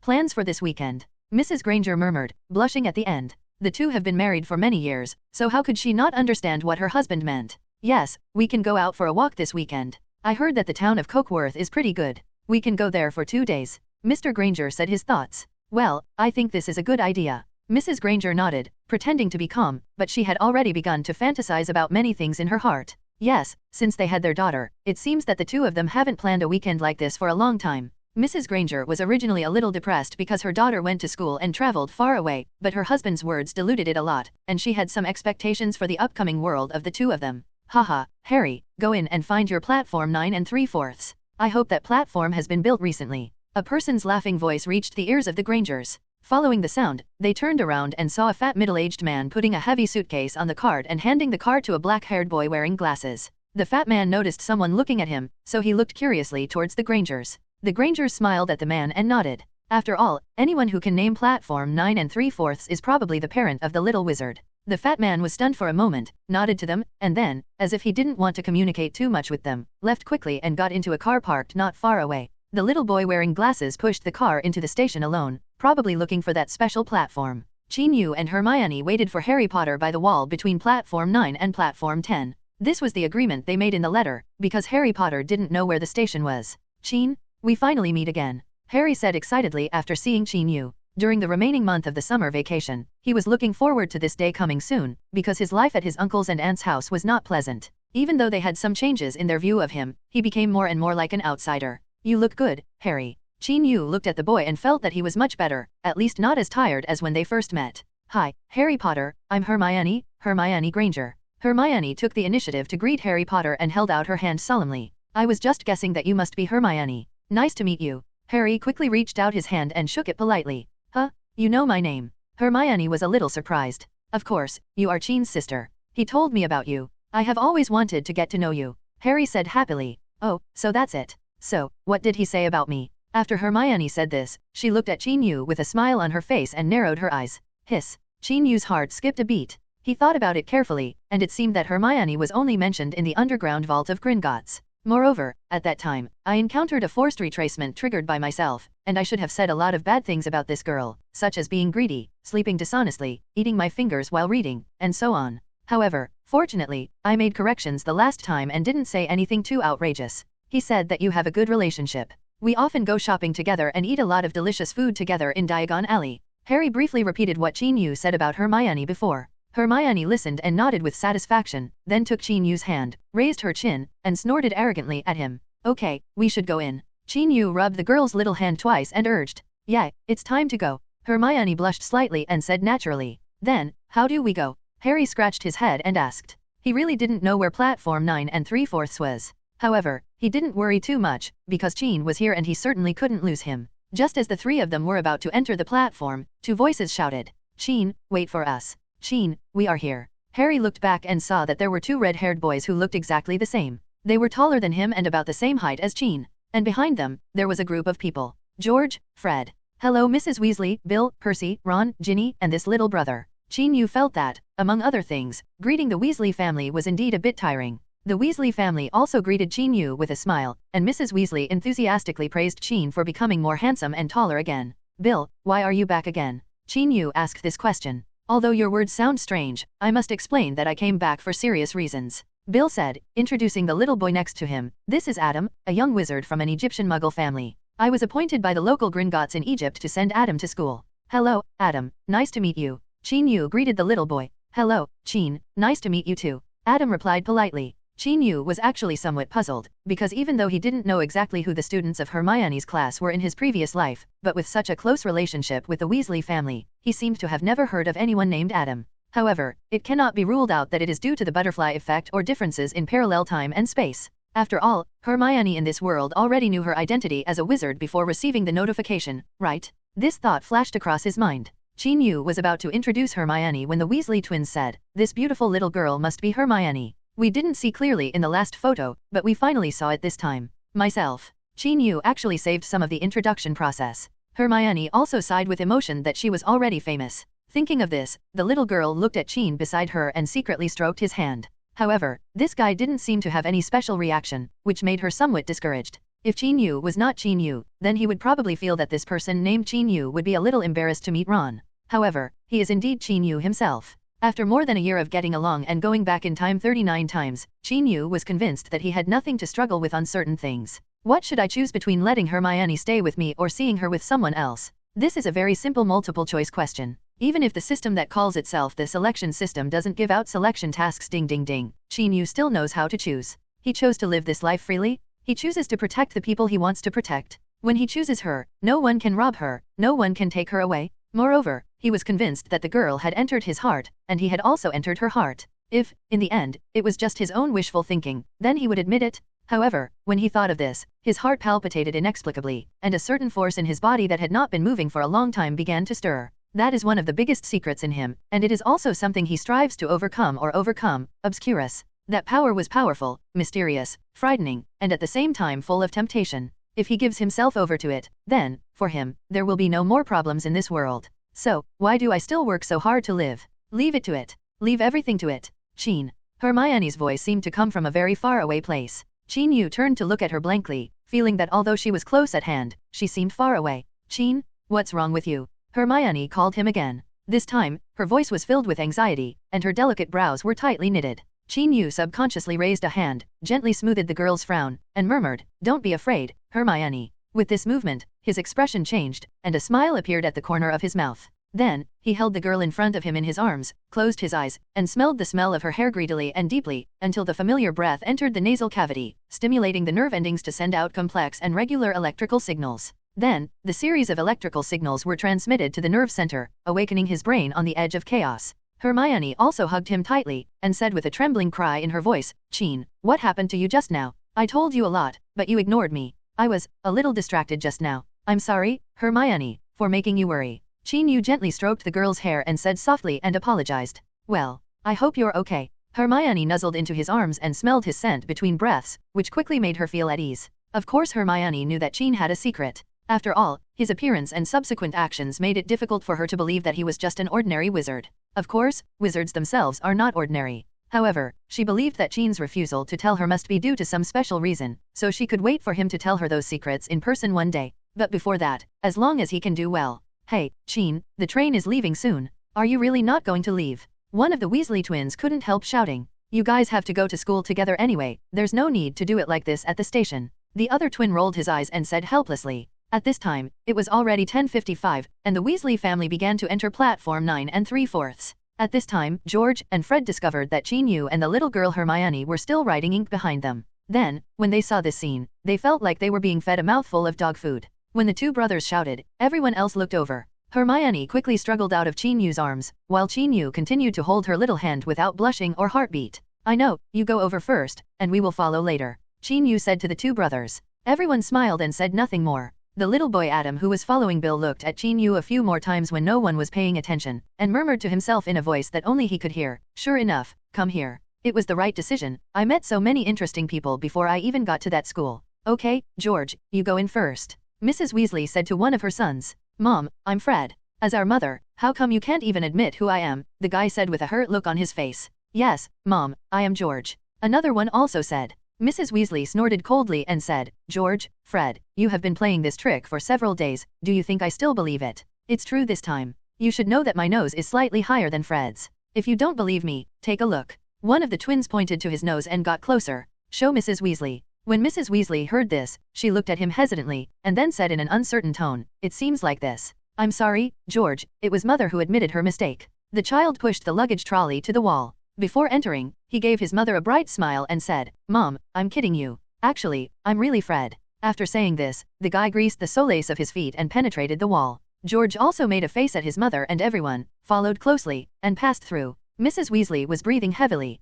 "Harry, Adam, Ron, come one by one," she said to the three little boys. After the three little boys passed, Bill also followed. Mrs. Weasley nodded to Qin Yu and went in with Ginny. "Let's go, Hermione," Qin Yu said to the girl. "Yeah." Hermione nodded. Immediately, Qin Yu pulled her and stepped into the wall together. When entering the wall, Qin Yu clearly felt that the little hand he was holding became a little nervous. After passing through the wall, they saw a dark red steam train parked there, and the platform was noisy and crowded with people. Looking at this very retro train and the hordes of wizards, Hermione's eyes widened with an expression of surprise and curiosity. Not far away, Harry Potter looked similar. He had received special care from Mrs. Weasley, and brothers George and Fred helped him move the heavy suitcase. Before Harry got on the bus, he originally wanted to ask Qin Yu if he could sit with him, who knew that George and Fred were too enthusiastic and directly packed him into a box with Ron and Adam. "The three of you are all in the same class, so it's just a good time to get acquainted with each other in advance," Fred said. "That's right, you might be assigned to the same college. Let's get along well," George also said. Then, the two of them patted their butts and left. The two brothers were going to find their friend Lee Jordan. They heard that this boy had obtained a huge bag spider. Although they had even seen top-notch things like a chrominchula's body to be precise, but I am still a little interested in this poisonous spider from South Africa. After Hermione followed Qin Yu into the car, she discovered that many people, whether they were seniors or juniors, boys or girls, would greet Qin enthusiastically after seeing him. Many girls looked at herself being pulled by Chin Yu and cast complicated looks, which made Hermione feel nervous for no reason. However, she quickly adjusted her mentality, followed Chin calmly through the crowd with a smile. Then, as she walked, she inexplicably thought of a story Chin had told her about a fox hiding behind a tiger to show off his power. Then, he is now the little fox hiding behind Chin. You see, there is a red-haired guy over there who was scared away after seeing Chin. After walking for a while, Chin Yu and Hermione found an empty box with no one around. He put away their luggage. When the box door was opened again, the room became much quieter in an instant. Dimensional wall. As an author, I definitely sympathize with someone who has had his wife taken away from him. However, as the protagonist, Chin Yu cannot have such entanglements. Well, I can no longer control this kid Chin, so what he does has nothing to do with me. Finally, I would like to express my gratitude to God for being certified as a great master by God's reason, and thank you to every reader who sent gifts, reminders, and comments. Are you Elvis? Hermione said to the boy who had just entered. Yes, hello, you must be Hermione, right? Elvis said nervously. Yes, I'm Hermione, nice to meet you. Hermione Jane Granger smiled at the boy and held out a hand. Elvis quickly shook hands and stammered, I'm also, very, very happy to meet you. For some reason, Elvis felt a little guilty in front of this little girl. Then, he thought about what he had done in the past year, especially when he thought about the fact that he leaked a lot of Chin's information to those girls. He suddenly felt a chill on his back and broke out in a cold sweat. Did I do something I shouldn't have done? Elvis muttered to himself. Based on this understanding, as well as his unexplained guilt and fear of a certain little girl, Elvis gave up the idea of staying in this box for a while, and after chatting with Chin Yu and Hermione for a few words, left reluctantly. Elvis was not the first person to come to this box, and certainly not the last. After Chin Yu closed the door of the box, before he could whisper a few words to Hermione and introduce the places he passed along the way, the door of the box was knocked from time to time, and the people who came were all familiar people. In addition to Elvis, there are also Jimmy, Burke, Wilson, and several teammates on the Quidditch team, such as the new Captain Wood, Chasers Angelina Johnson and Katie Bell, among whom Katie Bell was discovered by Wood at the end of last school year and has great talent as a chaser. There is also Moni Wanda, a non-staff member of the Gryffindor Quidditch team. Because she was particularly biased against the Gryffindor team in a certain game, she was disqualified as a commentator by Professor McGonagall. Okay, I'm going to see Ron. I heard from Fred and George that Ron is crying. When Moni said this, she didn't have any sympathy for her distant cousin. Instead, she looked optimistic. The look of a play. Chin Yu was also speechless about this distant cousin of the Weasley family. Soon, Fred and George came over and told Chin Yu about the South African poisonous spider owned by their classmate Lee Jordan. The toxicity is average, far worse than the acromantula. George said, it can only be kept as a pet. Fred shrugged. The two of them had been raising magical animals with Hagrid for a year, and their horizons had long been opened, and they looked down upon these gadgets to a certain extent. After saying this, Chin Yu couldn't help but care about why Ron was crying. He discovered his wand is new, George said, raising his eyebrows. Then, I found that many things in the suitcase were also new. Fred continued. Well, we originally thought that we would discover this when he was almost at school, but we didn't expect that we would notice it so early. George said with some disappointment, as if his happiness was half lost. Yes, we kept it secret for a long time and did a lot of cover UPS. Even when he tried on the robe in Diagon Alley, he was almost bored to death, so we held back and didn't say we really wanted to buy it. Fred also sighed. He took a breath and said disappointedly. When Chin Yu heard this, he was sweating all over his forehead. These two guys are really devoting themselves wholeheartedly to the business of pranking others, and they don't even spare their own brother. Fortunately, the actions of the two brothers were not based on malice or harm, and the reason why Ron cried when he saw those new wands and new robes was probably because he was crying with happiness and joy.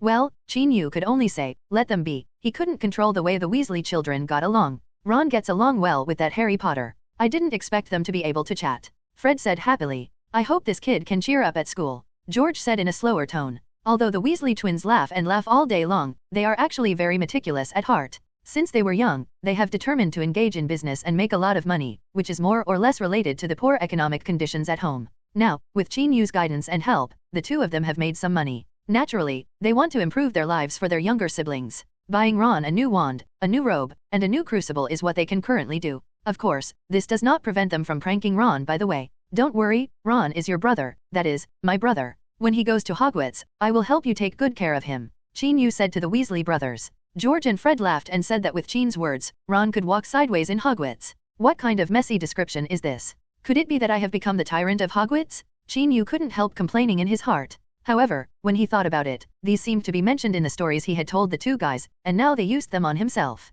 Okay, we won't disturb you anymore. Bye. Fred waved to Chin Yu and Hermione. See you at school. George also stood up and said goodbye to them. Hermione quickly smiled and waved, watching the two of them leave. However, as soon as the door of the box was closed, it was opened a crack, and the heads of George and Fred appeared there. Seriously, do you need to put something on the door? One of the heads said. What? Qin Yu regretted it after asking. Sure enough, the two heads said in unison, do not disturb. This is a common slogan for hotels in the Muggle world. Hermione had already known it when traveling with her parents, not to mention Qin Yu. As a result, the two of them instantly understood the meaning of these idiot words. Crack. Before Qin Yu became angry, the box door was closed again, and the Weasley twins hurried away. Oh, some two people are jumping sideways repeatedly on the edge of death. Their two personalities are like this. In fact, they are quite good people. It will be fine as long as you get used to it. Qin Yu explained to Hermione with a headache. Well, I quite like them, they are very lively. Hermione said with a smile. She believes that since these two people have such a good relationship with Qin, they must be very good people.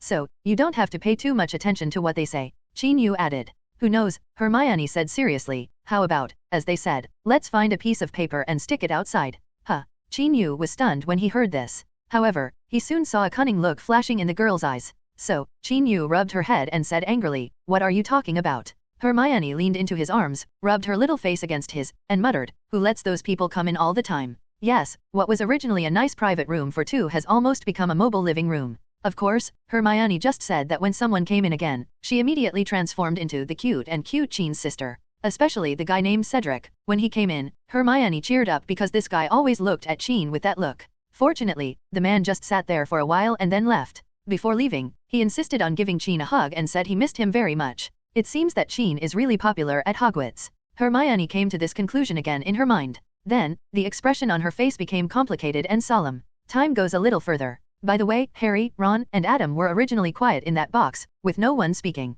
Harry was a little shy, and Ron didn't know how to talk to this celebrity and didn't want to say anything to Adam. Adam was fine with whatever he wanted, and just sat quietly and watched the scenery when no one spoke. Finally, not long after arriving, Ron couldn't bear the silence in the carriage anymore. He cleared his throat and said to Harry, are you really Harry Potter? Qin Yu had just introduced Harry to the Weasley family. Mrs. Weasley was very enthusiastic about him, but Ron still couldn't believe it, because Harry Potter seemed to be a legendary figure in the story, and now he was actually in the same train compartment as him and sitting across from each other. Of course, Harry was not surprised by Ron's reaction, because there were many people who were similar to Ron at the Leaky Cauldron, or even more exaggerated. He didn't say much, and lifted up the lock of hair on his forehead with great experience, because this was his most obvious physical mark. Ron's eyes widened when he saw the lightning scar on Harry's face. Even Adam, who was leaning against the window and looking at the scenery, cast a look with some curiosity and concern. So, this was really done by the mysterious man? You really escaped from his hands. Ron's mouth was a little bit open. It should be like this.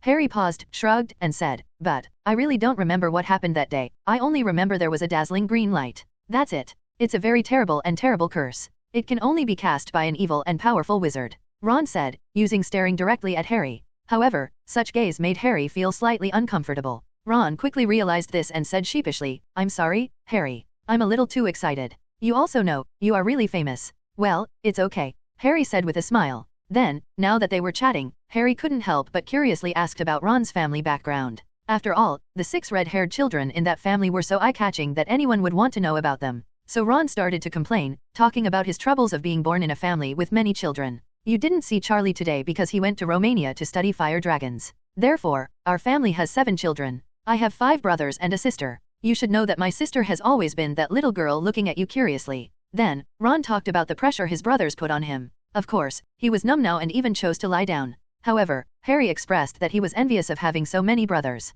When you have so many older brothers, you know you can never have something new. Like, I'm wearing Bill's robes when he was a kid, and I'm using Charlie's old wand. In fact, I also raised a mouse, which they left to me, but when I left home, it hid somewhere and I couldn't find it. Well, I'm not afraid you'll laugh at me. I can show you how old my wand is, it even has the core inside. Ron said this, probably to dispel Harry's envy, so he opened the suitcase a crack, fumbled a few times, and quickly took out a thin wooden stick from inside. Look, am I right? Its exterior is worn, and the tip of the wand, you should be able to see the unicorn hair inside. Ron said as he handed the wand to Harry. Moreover, when he said this, he turned his head to the side, because he could probably guess that Harry would have a sympathetic or pitiful expression at this time, and he didn't want to see that. Therefore, he felt a little regretful and felt that he should not expose his poverty and embarrassment in front of new acquaintances. However, he couldn't explain why, but he really wanted to be calmer in front of Harry, but his mentality was still not strong enough after all. Then, just as Ron was thinking about these things, he heard Harry Potter say in a hesitant tone,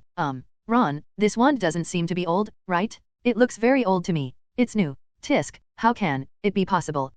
Ron originally wanted to sneer, but when he turned around halfway through his words, he saw that he was actually holding a brand new wand in his hand, and his tone also changed from sneer to astonishment. Then, he subconsciously looked at Adam. The latter looked calm and said to him in a light tone, "You should be able to guess it." Ron immediately thought about what happened yesterday when his family and Adam went to Diagon Alley. At that time, Fred and George insisted on dragging him to visit those shops, and even tried out a wand at Ollivander's magic wand, but after trying it, they didn't buy it. He looked at the brand new wand in his hand again and found that it looked very familiar. It was clearly the one he had tried out in the wand shop, and yesterday, they also visited other stores. So, he put the wand into his arms, quickly pulled out the suitcase, opened it and took a look. There are indeed all brand new things there, new robes, new cloaks, new pointed hats, new crucibles, and brass scales. And on top of those new things, there was a note that read, "Haha, be surprised, Ronnie, Ron's nickname?" There is a signature at the end. FNG. It's the initials of Fred and George. Thinking about the impatience he felt when being dragged shopping by the two of them yesterday, as well as the vague inferiority complex in his heart, he then looked at the new things in the suitcase. He could even see a small pile of gold galleons in the corner.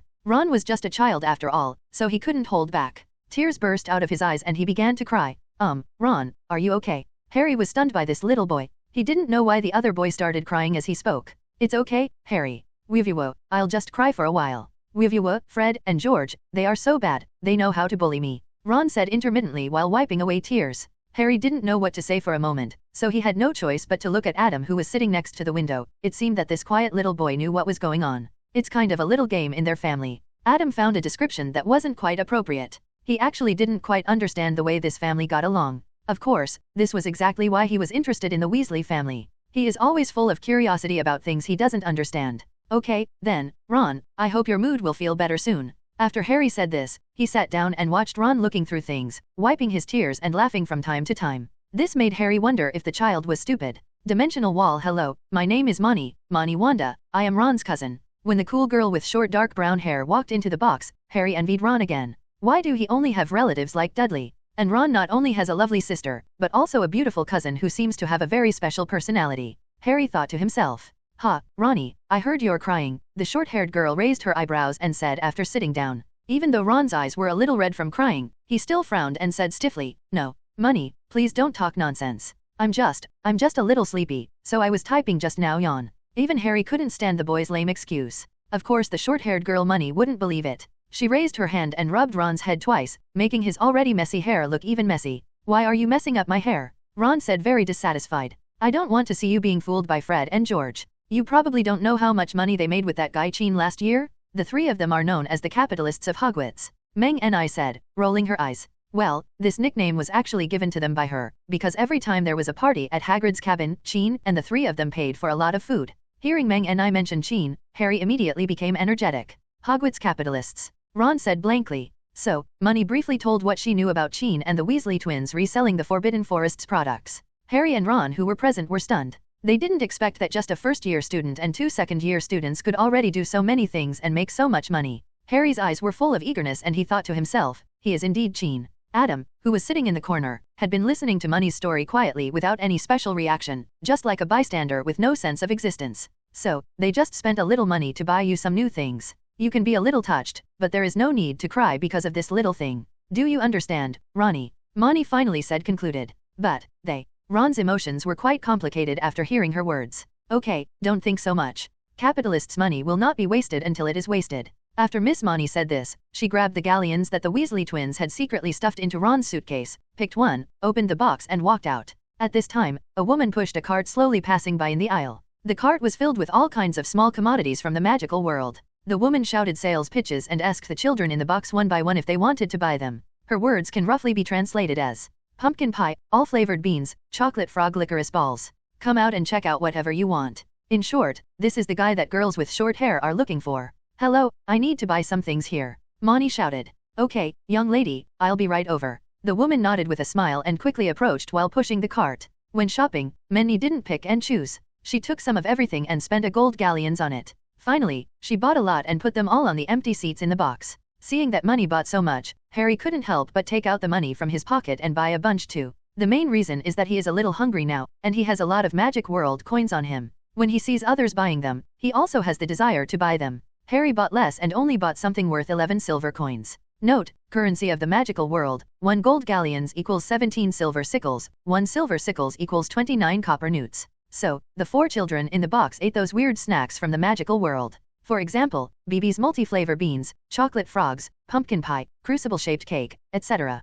Regardless of anyone else, Ron enjoyed his meal anyway, because the lunch his mother prepared for him was a corned beef sandwich, which was so dry that his mother often forgot that he didn't like it at all. Of course, it was difficult for her to be too meticulous when she had to take care of so many children by herself, and Ron didn't have much to complain about. This is a chocolate frog. There are celebrity cards from the wizarding world in the package. Your card is Merlin, you should know Merlin, right? Ron said, pointing to the thing in Harry's hand. Merlin's beard. Harry remembered what Chin Yu once taught him in Diagon Alley. Yes, that's him. However, I have collected a lot of Jongmylan. What I am missing now is Agrippa and Ptolemy. Ron said. Harry had never heard of either of the 2 names he mentioned. After Money stuffed another pumpkin pie into her mouth, she said to them, "You kids are really passionate about this thing. I collected a dozen of them before and then gave up. You're not that big, either, Money? You're only 3 years older than me," Ron said unconvinced. "Hey, little devil, I'm 3 years older than you, so I'm older than you." After saying this, Minnie reached out her hand again and ruffled Ron's hair that he had just arranged.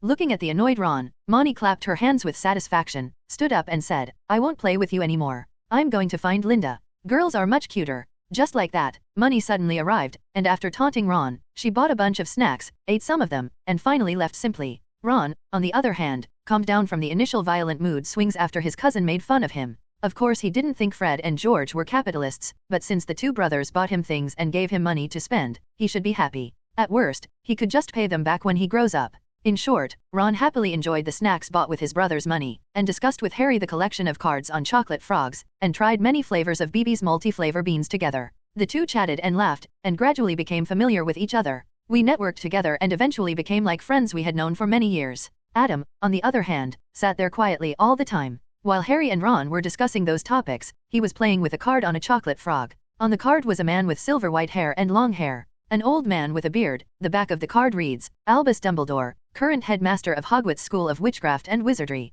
Around 1 o'clock in the afternoon, Harry finally saw Chin Yu again. This time it was Chin Yu who took the initiative to knock on the door of their box. Hermione was there too, and there was a fat, silly little boy accompanying them. Neville's toad is lost, we are helping him find it. Chin Yu explained his purpose. However, neither Harry nor Ron have seen it. So, Chin Yu and the others left. Before leaving, Chin Yu also took some snacks and handed them to Hermione and Neville. The main reason was that when the snack cart passed by, Cedric was in the box, enthusiastically discussing the Quidditch training plan for the new semester with him, so he missed it. Now seeing that there is so much food in this box, how could Chin Yu not take some, since there are no outsiders anyway? When we get to school, I'll treat you to Hogsmeade delicacies. Chin Yu said to the 3 people in the box. Well, the kid named Adam is always so quiet that people almost ignore his existence. Not long after Chin Yu and the others walked, they met a little boy with blonde hair and a pale face in the aisle. After the blonde boy saw Chin Yu, he immediately showed an expression of surprise and embarrassment. Because, he finally confirmed who the 2 people he met in Mrs. Malkin's robe shop that day were.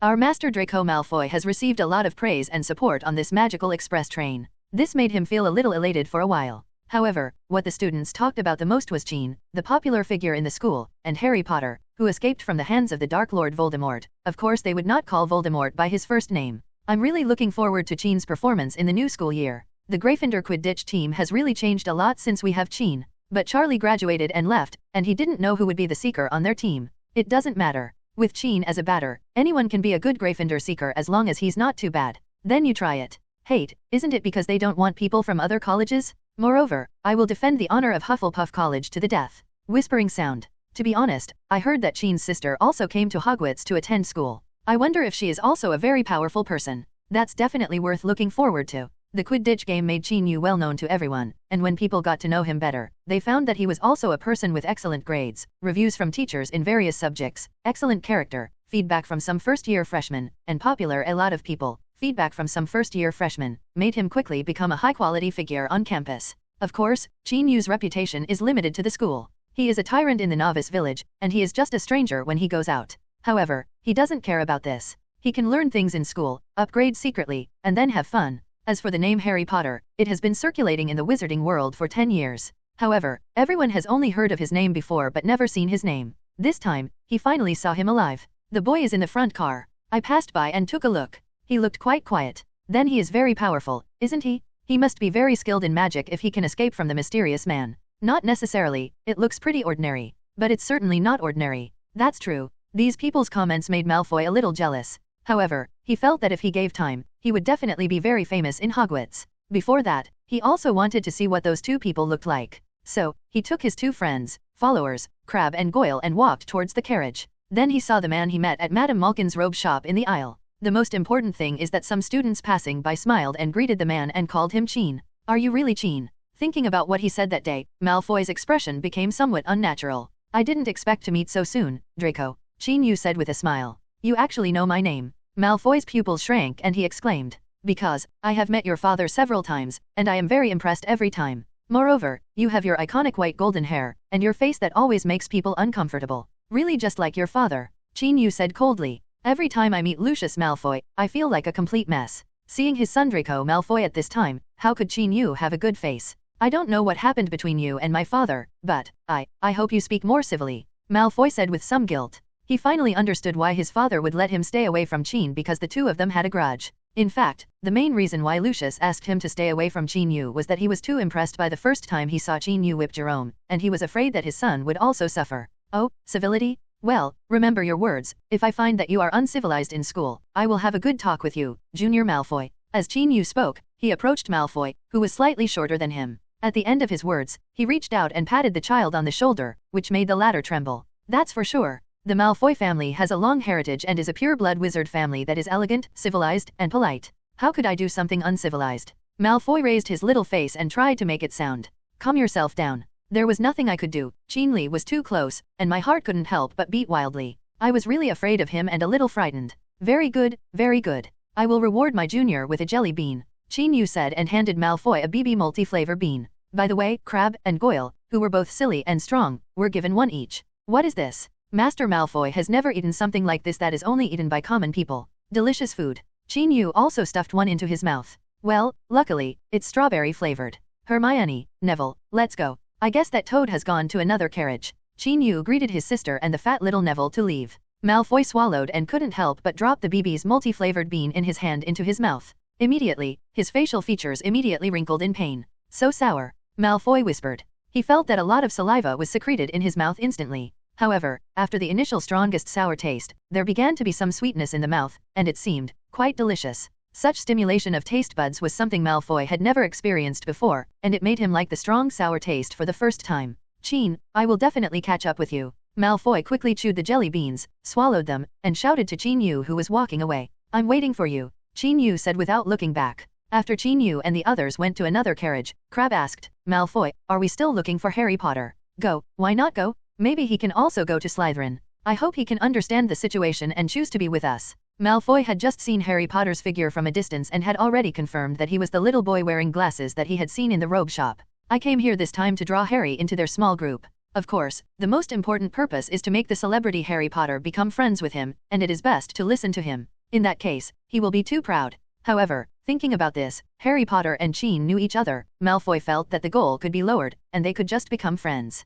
Then, the Malfoy trio knocked on the box where Harry Potter was. Even thinking about what Chin Yu had just said to him to pay attention to civilization, Malfoy was still extremely arrogant after meeting Harry and Ron, and even made fun of the poverty of the Weasley family. Harry Potter naturally became more and more disgusted with this boy. Let alone being friends, if he didn't know any magic at all, it would not be impossible for him to fight on the spot. After all, Malfoy's words that mocked Ron sounded serious to Harry. It's about being angry on behalf of a friend. In this way, not only did Malfoy fail to make friends with Harry Potter, but the relationship between the two parties became tense. Oops, my stomach hurts. It must be the problem with that bean just now, Gore, who was both naive and strong, said, holding his stomach. Me too. Crabbe also covered his stomach. At this time, Malfoy's stomach began to growl. As a result, the three Malfoys, who were originally arrogant, left the box in embarrassment. Ha ha ha. Ha ha ha. This made Harry and Ron burst into laughter. Adam, who had always had no sense of presence, slowly put down his slightly raised hand and muttered to himself, what three noisy guys.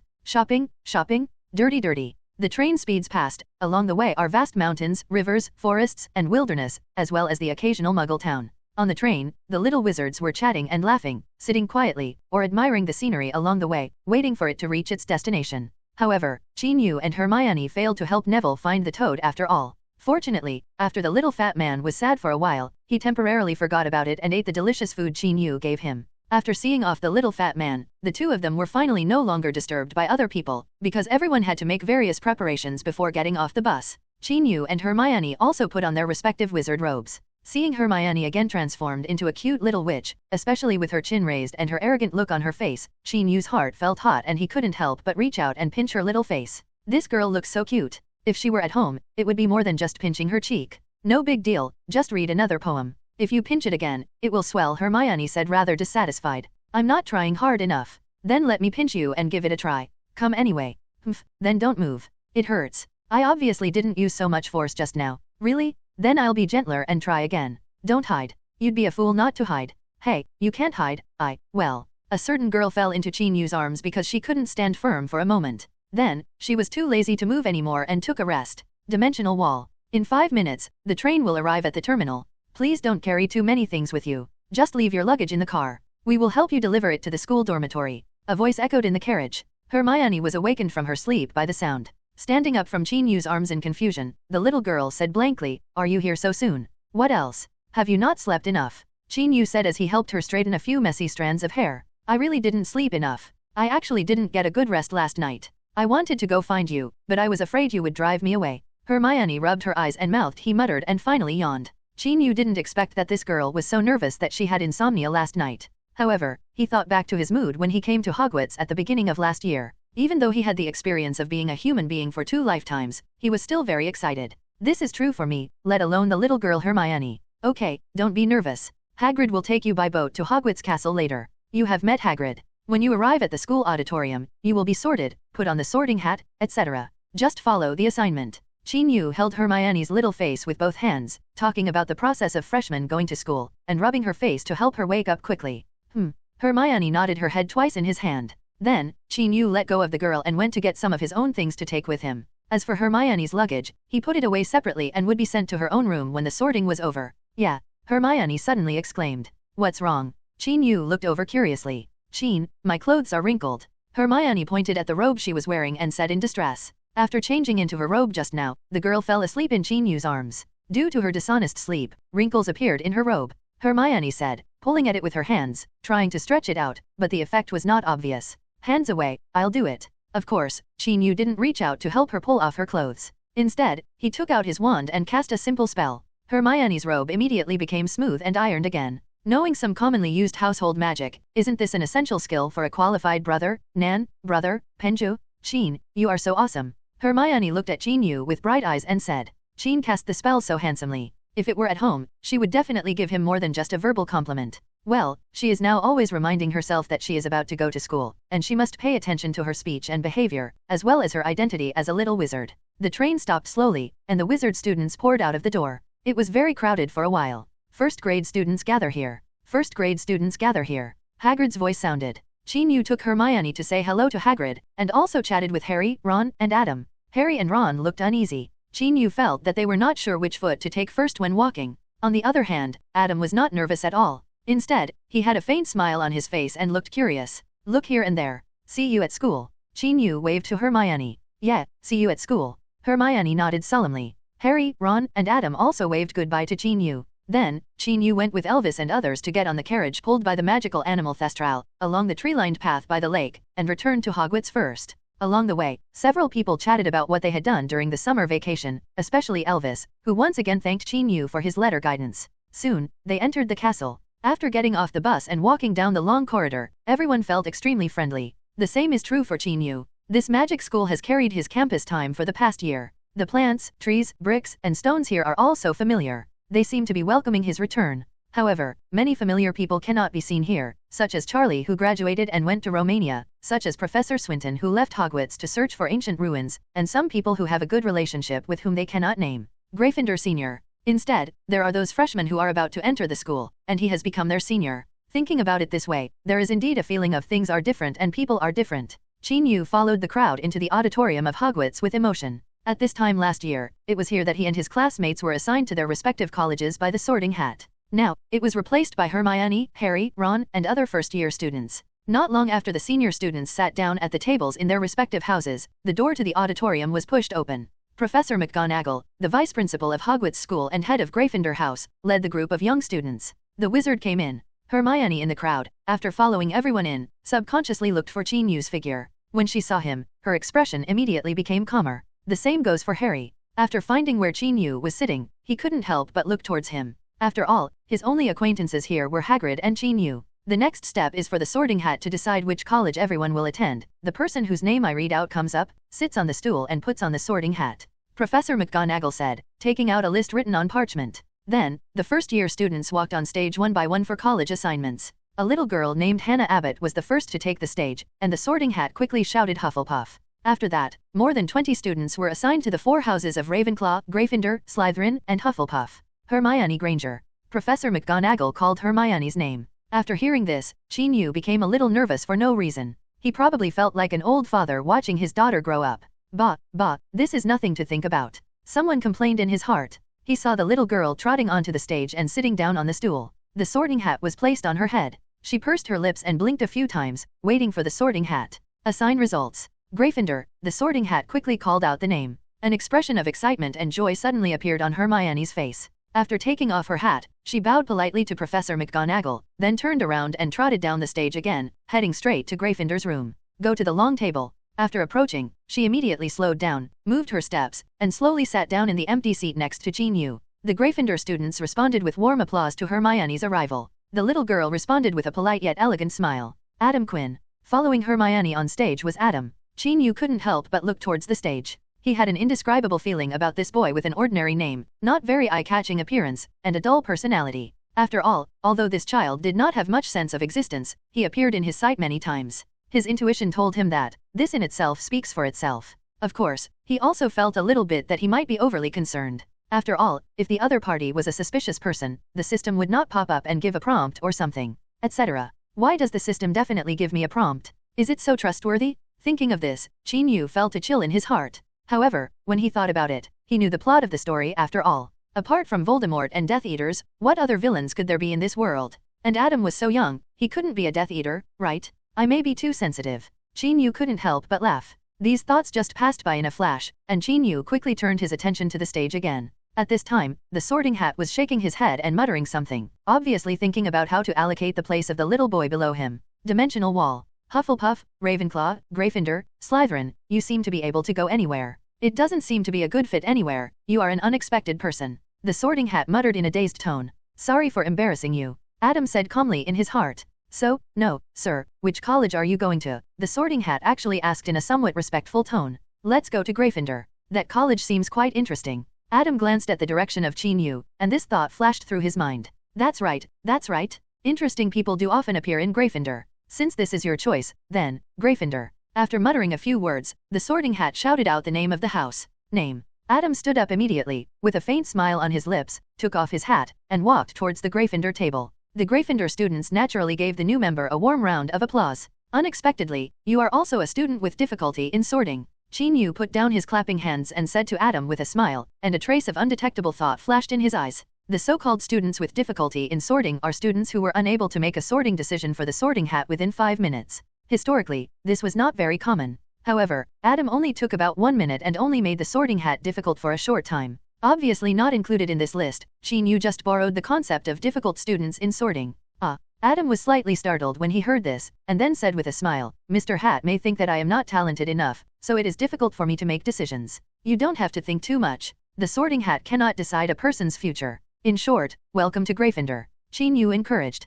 Thank you, Qin. Adam nodded. Next, another person appeared who made the Sorting Hat think about it for a long time before making a decision, that is the little fat boy Neville Longbottom. Of course, our future Gryffindor Sword Master was sorted into the cell as expected. Landfinder. However, the Sorting Hat's hesitation was due to Neville's slow reaction at this time or because he could not see the future development trend clearly. Draco Malfoy was very fast. As soon as he put on the hat, he shouted the name Slytherin loudly. Master Malfoy immediately left his stool with a smile on his face and came to the Slytherin table. When it was the turn of the last name starting with the letter P, Harry Potter was called up to the stage. As for where Harry Potter should go, the Sorting Hat hesitated between Slytherin and Gryffindor. After Harry looked anxiously in the direction of Qin, Ron, and Adam, and looked at the table where the arrogant Malfoy sat with disgust, he said to the Sorting Hat in a very soft voice, No, go to Slytherin. Oh, not going to Slytherin? Another one who wants to go to Gryffindor, eh? Why did I say what? Okay, since it's your wish so strong, then, Gryffindor. The nagging Sorting Hat made the final decision.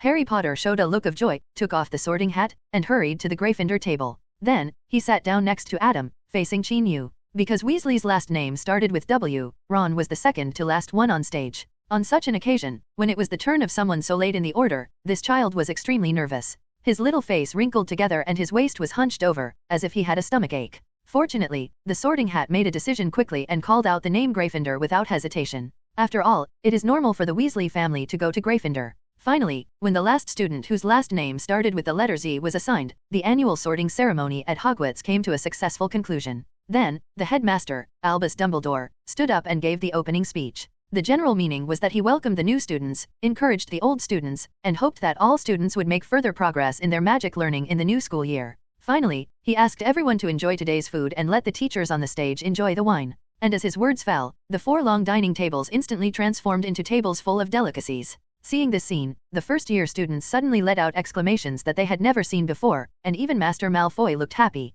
Even though Hermione heard this from Chin Yu, her eyes still widened in surprise. Needless to say, Harry was amazed by the magic again. Second-year students like Jimmy and Wilson put on a calm and reserved look, showing the composure that an old student should have. Open your mouth. Hearing these familiar words, Hermione opened her mouth subconsciously, and then a piece of fragrant and tender lamb steak was stuffed into her mouth. After chewing twice, the girl suddenly froze when she remembered the occasion. She closed her mouth and looked at Chin Yu with her eyes full of shock and her cheeks puffed out in shame. The meaning in those eyes seemed to say, "This is at school, not at home. Eat quickly, there's a lot more." Hermione heard this and subconsciously continued to chew, because the lamb chops at Hogwarts were so delicious. She was still a child, how could she resist the temptation of delicious food? After she swallowed it, another piece was brought to her mouth. She opened her mouth wide and bit it in one bite as if accepting her fate. Anyway, that was the end of the matter, so don't let down the delicious food. Seeing how much she was eating, Chin Yu nodded with satisfaction and fed another piece of carrot to supplement her vitamins. "Miss Granger, this is Hogwarts, your home for the next 7 years. Do you need to be so reserved?" Chin Yu said, handing over a bowl of soup.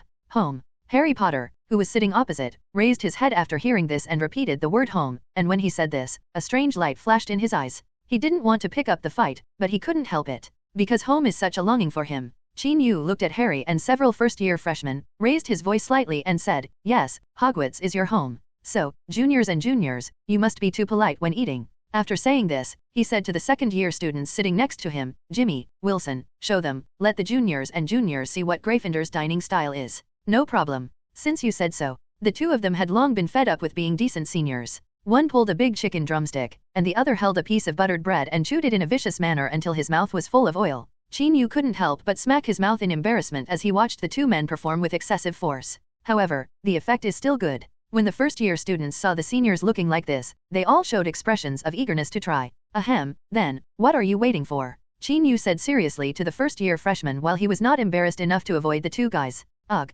eat, eat, eat. I want to eat that fried potato. Please pass me some gravy. This roasted chicken is so delicious." After all, they are all children. Once there are no restraints, let them go. Of course, few of them were as hungry as Jimmy and Wilson. Harry was much better, but Ron's eating habits were exactly the same as Jimmy's. Looking at the lively first-year students, Elvis looked at Chin Yu and felt that it was completely normal for Chin to be there. As the newly promoted captain, Percy also nodded secretly. He learned some experience in mobilizing the atmosphere from Chin. As everyone knows, when Chin Yu said this, he just thought that Hermione was too reserved, and he couldn't stand it, so he fed her a few pieces of meat and carrots. In short, no matter what, the dinner on the first day of school became sumptuous and lively. Even Adam, who has always been mild-mannered, was like a hamster, munching on a plate full of vegetables, especially broccoli and pea shoots, both of which he had a special liking for. "Chin, I want to eat this. Chin, I want to eat that. Chin, I want to drink juice. Chin, what happened again? I'm a little full from eating and feel so uncomfortable." "Then don't eat it."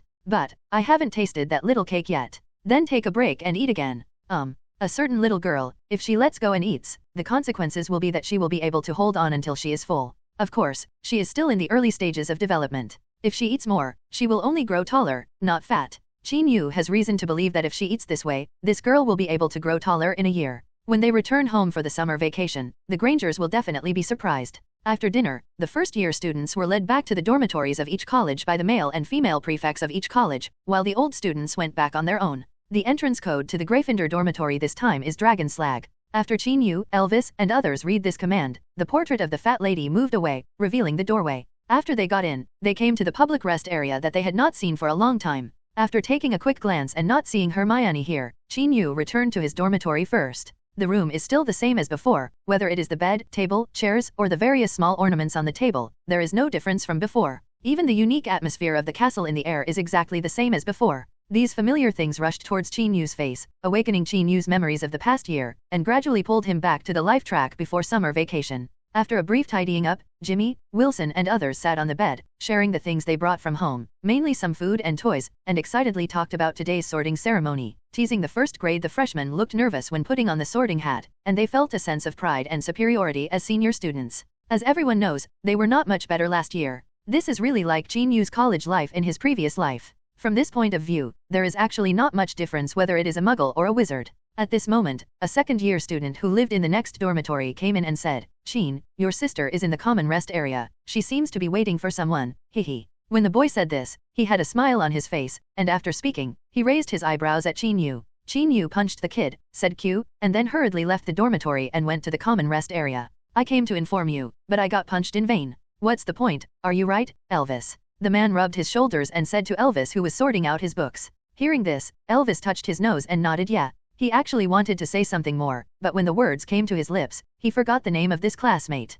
After all, after not seeing each other for a summer vacation, this person appeared out of the blue, and he really couldn't remember his name. "Okay, let's not talk anymore. I have to go back and pack my luggage. Have a happy new semester, Elvis." "Happy new semester," Elvis quickly replied. Then, after the person left for a while, he couldn't remember the other person's name, as if some force in the dark grabbed his thoughts and prevented him from touching that name. When Chin-Yu approached the public rest area, he saw the girl's figure next to the fireplace. Brown hair, white shirt, red and blue scarf, loose and decent black robe outside, and between the grey-blue skirt and black stockings is a fair and slender calf. At this time, the two slender calves were being lifted up and down in the open space in front of the fireplace, allowing the owner of the legs to pace back and forth. It could be seen from the frequency of her pacing that she was slightly anxious, impatient. When the girl walked back and forth and turned around again, her delicate and lovely face looked up, and her eyes caught an oriental boy who had just walked into the public rest area. Chin, the girl smiled, and her original anxiety and impatience disappeared. Chin-Yu did not respond, but gently stroked the girl's long brown hair twice, and murmured, "It's just as imagined."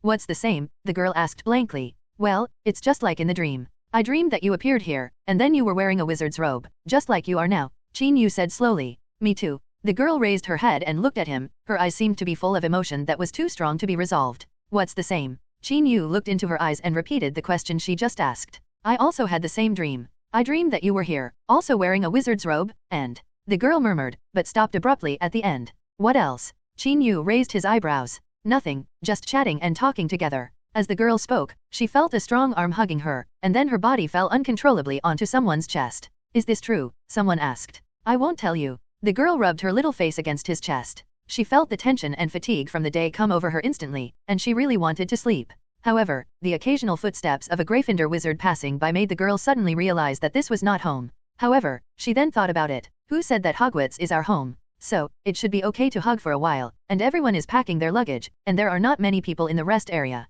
Chin-Yu considered that the girl might be thin-skinned, so he let go after a short hug. Then, he took her little hand and found a place to sit down and chat. Of course, it was mainly Hermione who was talking, because she really went through a lot today. This place is even more magical than imagined. The castle is so big and there are so many corridors. The magic dome in the auditorium is 100 times more beautiful than what is described in the book. I couldn't imagine what it would be like for a hat to talk. Also, the dinner was really delicious. I met so many wizards at once, and I was actually a little bit nervous. Chin, were you nervous when you first came here? How should I put it? The most nervous time was when I appeared in the attic of your house. Since that day, I have become less nervous. Chin-Yu thought for a while and said, "Ah." The girl leaning on his shoulder was startled. She raised her head and looked at him with wide eyes. Then she pursed her lips and said guiltily, "Did I scare you that day?" Seeing her like this, Chin-Yu couldn't help but reached out and ruffled her hair, and said with a smile, "How is that possible? Humph, if you dare to say that you were scared by me, I will bite you." Hermione wrinkled her nose and said fiercely, "Well, this girl seems to be becoming more lively and naughty now." Of course Chin-Yu doesn't think this is a bad thing. Being happy is the most important thing in life. It's just that the way she looks, well, it's too foul. Chin-Yu held her in his arms again and said softly in her ear, "How could you scare me? The day I open my eyes and see you is the most important day in this world for me." There are many meanings in these words, some of which cannot even be mentioned to others. However, even if she didn't know all the information hidden behind this sentence, the girl was still very happy. That day was also my most important day in this world. Not long after, everyone had probably tidied up their dormitories, and more little wizards came to the common rest area. A certain 2 boys and girls also became upright and serious. The girl even took out a course schedule and discussed the courses she would take next, showing the seriousness and thirst for knowledge of a top student. Well, she is really looking forward to those magic classes, especially the transformation class. She thinks the transformation between items is very interesting and challenging. As the principal, Dumbledore attaches great importance to the opening day of Hogwarts every year. He would prepare an opening speech for the day, and when he was in high spirits, he would tell a joke that he had been thinking about for several days. Most people find his jokes confusing because he takes so long to prepare them and they are too advanced and unreasonable. It was the same this year. He did tell a joke on stage, but no one seemed to notice that it was a joke. Of course, these are not important. As long as he sees those energetic children sitting in the auditorium full of expectation and admiration, Dumbledore feels an indescribable sense of satisfaction. It was this sense of satisfaction that kept him going for so many years. Because, from a long time ago, Dumbledore has positioned himself as an educator, not a great wizard, careerist, or powerful person. Even if he wants these things, he can get them at his fingertips. It's such a tempting trap at your fingertips. It was precisely because he wanted those things that were within his reach that he lost more. Later, he discovered that his mission was to do things that seemed difficult, such as cultivating innocent children into kind and brave wizards so that they could face it calmly. This world may not be perfect. This is not easy, or even very difficult, because many children easily succumb to ambition and lose themselves after being tempted by power. After saying the password, the door to the principal's office and living room opened. Dumbledore walked in holding the Sorting Hat. At this time, there was only one person, one bird, and one hat in the room. Phoenix Fox was already very old, squatting there motionless, as if taking a nap, and did not make any big reaction to Dumbledore's return. "Oh, dear Professor Dumbledore, congratulations on your new group of students." The Talking Hat couldn't help but speak first. "Tell me, who among the children this year is more special?" Dumbledore, who had long grey hair and beard, said to the Sorting Hat on the table after sitting down in his own chair. "Haha, of course it's Harry Potter. He's really special," the Sorting Hat said with a smile. The laughter was sharp and could not be called pleasant. "You know, I'm not asking about this child." Dumbledore's old eyes glanced at the hat through his half-moon glasses. "Then it must be Neville Longbottom? He is a child with a somewhat confused brain, but a promising future. He will become a brave Gryffindor wizard in the future," the Sorting Hat said in a high tone. At the end, it was sung like an opera. "Old friend, it seems that you have concerns. Do you want me to remind you?" Dumbledore said quietly to the hat. "Dumbledore, please don't say so much. You know, our existence is different from you wizards. We also need to be reverent. A higher level of existence." The Sorting Hat became hesitant and did not dare to go on. "Don't worry, this room has been cast with a spell to prevent detection," Dumbledore said with relief. "Not enough," the Sorting Hat said timidly, its tall hat twisting in a panic, as if it was looking around for something suspicious. "Then, I'll reinforce it," Dumbledore said, waving his ancient knobby wand, and a powerful and quiet spell instantly covered the area of the principal's office. Then, this world, and even people outside this world, cannot find out what is happening inside or what is being talked about. After separating from Hermione, Yu returned to the dormitory. It took him a long time to stop the illusion that he could still smell the smell in his nose. Then, his mind began to calm down, thinking about today's events, especially what happened in the auditorium. At the end of the banquet, Dumbledore mentioned one thing as expected, which was that students were prohibited from going to the corridor on the right side of the 4th floor. Yu knew that there were obstacles set up by Dumbledore to protect the Sorcerer's Stone, and the first hurdle was Hagrid's 3-headed dog Loue. Well, he was partly involved in this matter. After all, he helped Hagrid buy the 3-headed dog with his own money. Regarding the magic stone, as we all know, it is the ultimate alchemy product that can turn stones into gold and create elixirs of life. And most importantly, it is something that Voldemort covets, and it is the key to helping Voldemort resurrect. Yu really wanted to have a good chat with Dumbledore and tell him to be careful about a suspicious professor who would try his best to steal the Philosopher's Stone. However, he had already made that choice during the summer vacation, which he couldn't do at all. "It really feels like I've been tricked by the system," Yu couldn't help but cursed in his heart. In addition to the magic stone, Yu is also thinking about another thing, and that is Professor Swinton. After the banquet, Yu caught up with Snape, who was slowly leaving, and asked him if he had any news about Professor Swinton. "I only received a letter from him some time ago. In the letter, he said that he was going to Egypt to visit an ancient ruins. After that, I never heard from him again." Snape finished speaking. As if remembering something, he continued to Yu. "Oh, by the way, he asked me to tell you that I wish you a happy new semester." When he said the latter sentence, Professor Snape's mouth twitched obviously. In fact, what Yu didn't know was that Professor Swinton's original words in the letter were, "Severus, I won't write to Chin alone. You just need to inform him of my current situation. Let me wish our little brother a happy new semester." Obviously, Swinton wrote the word younger brother intentionally. After all, he was so far away and he didn't have to worry about being inhumanely destroyed by Professor Snape. I haven't seen Professor Swinton for such a long time, and I haven't received much news from him. Thinking about his various behaviors before leaving, such as the loneliness that occasionally flashed in his eyes, Qin Yu was inexplicably worried. Since Professor Swinton was traveling around at this time, it was difficult for him to have a fixed address. Qin Yu could not take the initiative to write to him and could only wait for his next letter to arrive. With his mind full of thoughts about the situation Professor Swinton might encounter and his unmentioned secrets, Qin Yu gradually fell asleep. Hermione, On Qin Yu's first night back at Hogwarts, in a mysterious neighborhood in Paris, a tall man was sitting in a bar drinking. He was Professor Swinton, who Qin Yu had been thinking about before going to bed. To be precise, his face is Professor Swinton's face, and his body is also Professor Swinton's body. But he is not Swinton. Ian, won't you buy me a drink? A blonde girl sat down next to this man. My pleasure. The man showed a bright smile, but his eyes were staring straight at the girl's cool upper body. That look was bold and playful. The girl did not show the slightest displeasure, but responded with a charming smile and said in a tired voice, I have asked you about your matter, and they are happy to have you join. However, you have to go to North America yourself. That a man named Garrett Abernathy is in New York right now. Thank you, Camille. The man smiled at the girl. Is it as simple as just saying thank you? The girl pouted, pretending to be dissatisfied. Then what do you want? The man looked directly at the girl again. Of course, it's up to you. The girl stretched out her hand and lightly traced the man's face with her fingers painted with scarlet nails. Soon, the man and the girl left the bar together. This bar where only wizards can enter. And this man is Ian Stanley. He has the appearance of Stephen Swinton, but has a different personality. At least, he doesn't mind unleashing his desires wantonly. Tonight in Paris, the night is like water, making people confused and intoxicated. Comments. After leaving his job, Professor Stephen Swinton, the former defense against the dark arts teacher at Hogwarts School of Witchcraft and Wizardry, visited his hometown on the banks of the Devon River in Yorkshire, and then set off for Egypt. After visiting Egypt for a period of time, he locked his target and went up the Nile River to the ancient pyramid hidden outside the Muggle world and walked in. And something happened in that ancient ruins. So, when he came out, it was just Ian Stanley. At this time, the moonlight shines through the large glass window into this medieval-style bedroom. A white arm rested on his broad and thick chest. The owner of that arm had a blush on his cheeks and had fallen into a deep sleep. But Ian's eyes were frighteningly bright against the moonlight. The light in his eyes was the uncontrollable ambition and desire in his heart. I will not be like that fool, a teacher who only teases children. He whispered coldly. After coming out of that pyramid, he got rid of his biggest shackles and seemed to have gained a new life. After that, out of some instinctive vigilance, he did not stay in North Africa for too long, but returned to Europe and went to the magic school where they once attended, Beauxbatons. They had many not-so-good memories in that magic school. Of course, there might also be some memorable things in that guy's memory. For example, the girl named Apolline, should be a woman now. In the memory, she has a delicate face, long golden hair, and a slender and graceful figure that seems to exude a silver halo. The young Stephen Swinton was once deeply obsessed with her, but Ian Stanley, who was hiding deep in his consciousness at the time, ridiculed him that he was just confused because the girl had half of the Vila blood from her mother.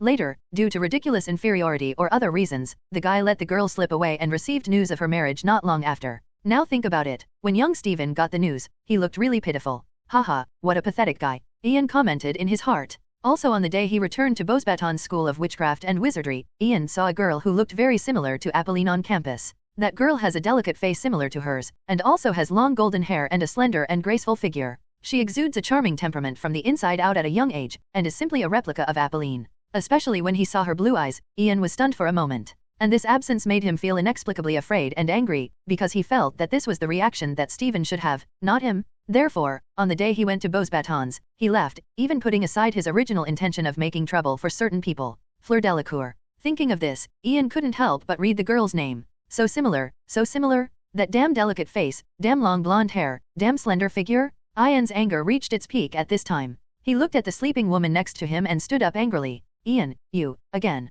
The woman was awakened by his movements and couldn't help complaining. Shut up. Ian roared angrily, and the voice seemed to scream from his chest. The moonlight did not change its original brightness and spread leisurely into the room, but the people in the room were in confusion and rage. People always hope that they are just themselves, but they are afraid that they will become someone else. Little do they know, you are never just yourself. The next day, Ian Stanley got up energetically and had breakfast. Then, under the gaze of the beautiful witch named Camille, whose eyes were full of water, she left this residence and left Paris. He wants to find his own way. After coming out of that ancient pyramid, he was determined to make a career, regardless of light or darkness. Therefore, he traveled around Europe, looking for an opportunity. However, in recent years, Voldemort had become somewhat popular, but he had long since disappeared, and the Death Eaters had become street rats and prisoners. Naturally, Ian would not choose to join them. Then, in the wizarding neighborhood of Paris, he heard some news about G.A, that is, Grindelwald's army. In less than a year, this group of forces has taken root in Brazil and the Americas and continues to grow, becoming a headache for the local Ministry of Magic/Magical Congress, and has even begun to spread to Europe.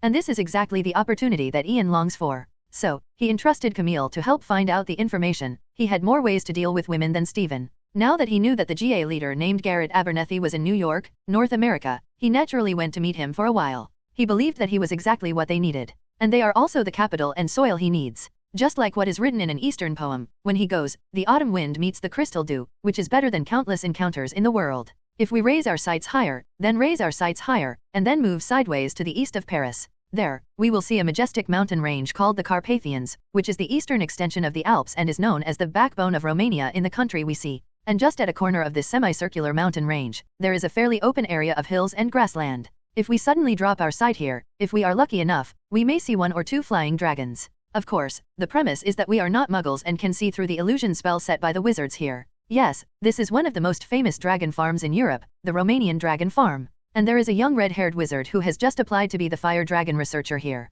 Charlie, the little guy, is missing. Let's look for him separately. A sturdy wizard with a beard walked into a wooden house in an irritable mood. Okay, Benny, I'll go as soon as I finish writing this letter, the young wizard in the wooden house replied. After saying this, he wrote his name at the end of the letter, Charlie Weasley. The letter's header is, Dear Chin. Yes, this person is Charlie Weasley, the former captain of the Gryffindor Quidditch team who just graduated from Hogwarts. In the past few days, Charlie had calculated the day when Hogwarts would start school, and planned to write a few letters to his former classmates and friends, and Chin Yu was one of them. After putting the letter into a brown paper envelope and writing the recipient's information, Charlie called an owl and asked it to send several letters away together. Of course, this owl will definitely not be able to fly to the UK, and it will have to go through some transit before it can finally reach Hogwarts. Charlie doesn't have to worry about this, since he has already paid the postage of 1 silver sickle. After doing this, he walked out of the wooden house where they rested and went to look for the lost little guy, if a 3-meter-tall fire dragon could be called a little guy. And he soon found the fire dragon in a canyon with rugged rocks.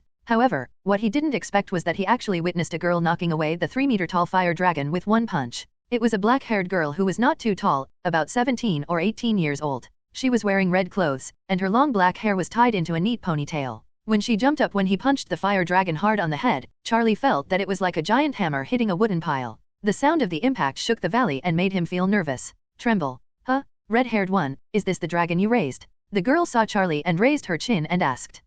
That's right, this is mine. Charlie replied subconsciously, but he immediately shook his head. It doesn't count as mine, I'm just a researcher. Researcher? It's so complicated. Forget it. Anyway, it stole my food and I beat it. Does this comply with your rules? The girl asked. Consistent. Charlie nodded confusedly. Well, that's good. The girl nodded. Then, the two fell into silence amidst the soft whine of the little fire dragon. Ahem, let me introduce myself. My name is Charlie Weasley. Can I know your name? Charlie asked bravely. Oh, my name is Pusey, the girl replied. What's Pusey? I mean, what's your full name? Charlie continued to ask after seeing how easy she talked, even a little cute. My name is Puxey. Puxey's Puxey. The girl felt that what she said should be clear enough. Well, Pusey, nice to meet you. Charlie gave up asking. After all, compared to her ability to knock away the Charmander with one punch, the fact that she didn't have a last name seemed so normal. For some unknown reason, Charlie invited the girl named Pusey back to the wooden house where he lived. Probably, maybe it was because he really couldn't stand the thought of such a petite and cute girl going to eat a wild boar, the food she was protecting from the fire dragon's mouth. The encounter between Charlie and Pusey has only just begun. The second son of the Weasley family had never thought about what would happen to this girl in the future. He just instinctively believed that the girl was not a simple person and there would be no harm in getting in touch with him. This was also nonsense. He could kill a little girl with his bare hands. How could it be simple to hit a person with a dislocated jaw from a fire dragon? Then, he also felt that at least he knew some of the cooking skills he inherited from his mother, Molly Weasley, so that he wouldn't have to watch the little girl open her mouth and directly eat the raw meat with bloodshot eyes. And when the girl named Puxey ate the wild boar steak that Charlie had grilled, her eyes widened. Her mouth was full of oil while eating, and she vaguely praised Charlie's cooking skills. Well, it's delicious. From now on, well, just make this for me every day, and I'll hunt wild boars. Well, I want to eat it for the rest of my life, the meat you grilled. The girl's words directly made Charlie's old face turn red with shame, and Charlie also knew very well that Pusey did not know the specific meaning of the latter sentence on certain occasions. Ahem, no problem. The second son of the Weasley family cleared his throat and agreed to the girl. Well, isn't it just cooking?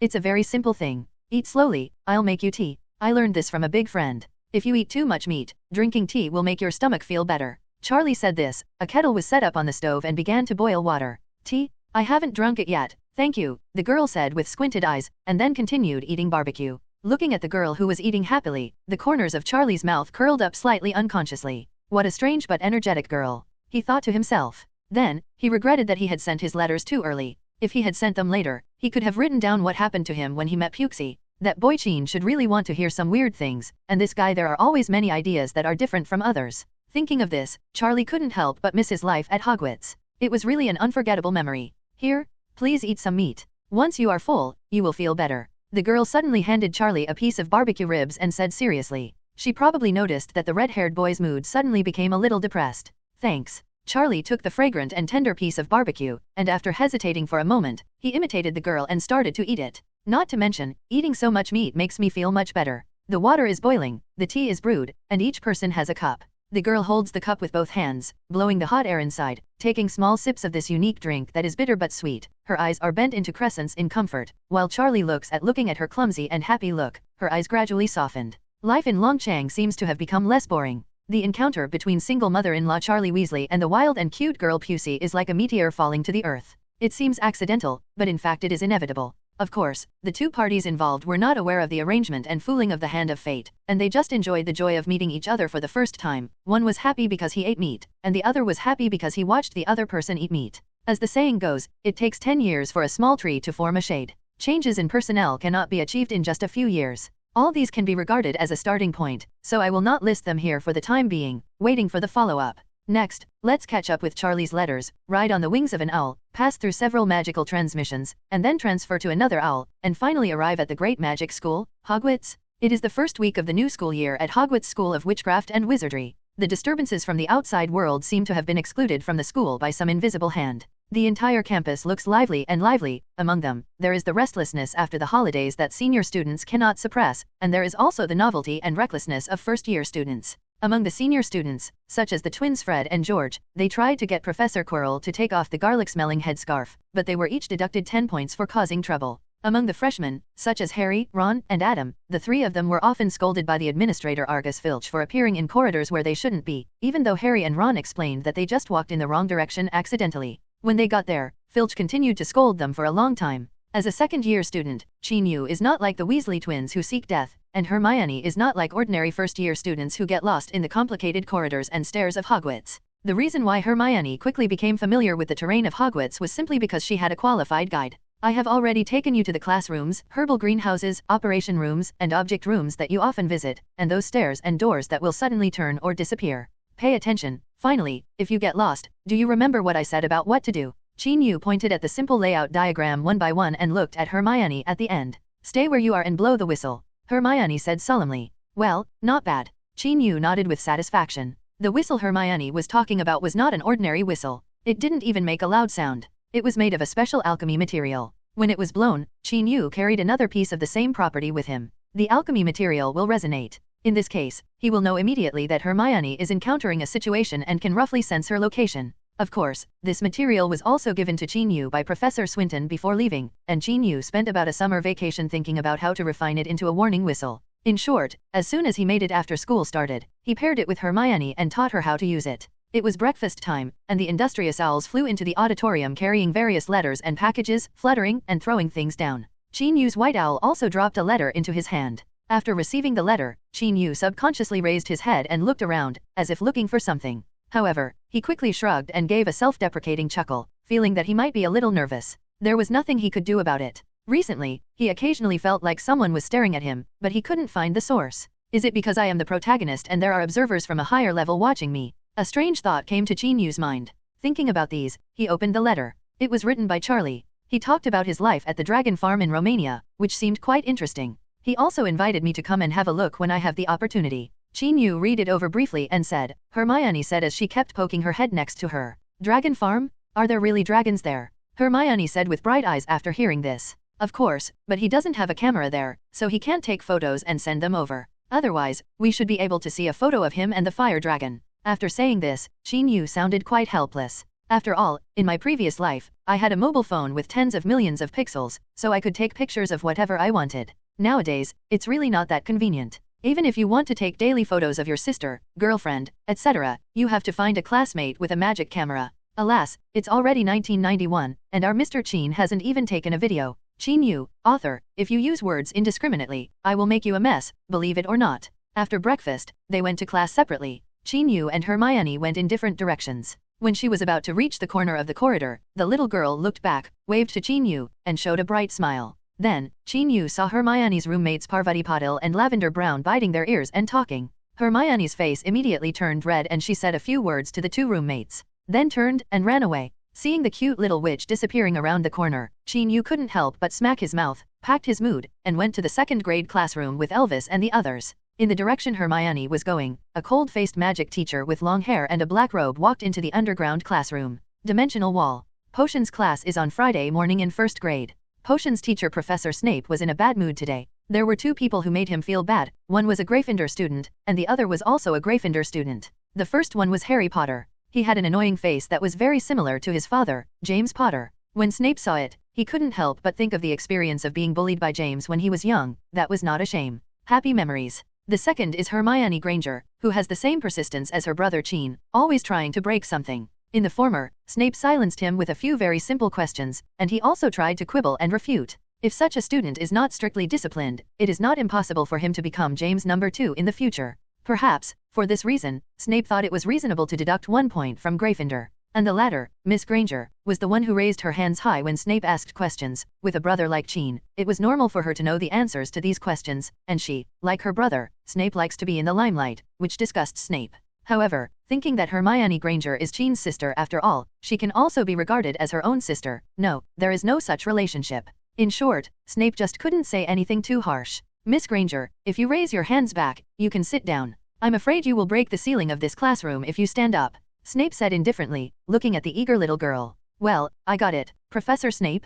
I won't stand up when I raise my hands next time. Hermione smiled back. It's just like Chin, it's hard to feel happy. In view of the bad mood caused by these two people, Snape gave the first-year students a series of severe reprimands in the following time. This left a very deep impression on this group of children. Most of them were extremely afraid of Snape and felt that the potions class could be ranked first among the most hated classes in Hogwarts. Location. And because she knew about Professor Snape's temperament from Chin Yu's letter a year ago, Hermione really didn't think he was as scary as other classmates. In fact, on the contrary, she liked Professor Snape's teaching style, clean, concise, and to the point, which is what a good teacher should be like. Of course, relatively speaking, her favorite teacher is Teacher Chin Yu. He will be very detailed when explaining the content. He will also pat her head and encourage her from time to time because she learns quickly and can draw inferences from one instance. Or, occasionally, he will look at her with a very special and gentle look, pinch her cheek gently, and then, ahem, we are in class now, we can't be distracted, we can't be distracted. Hermione quickly calmed herself down, not thinking about Chin's eyes or the sudden acceleration of her heartbeat when her cheek was lightly pinched.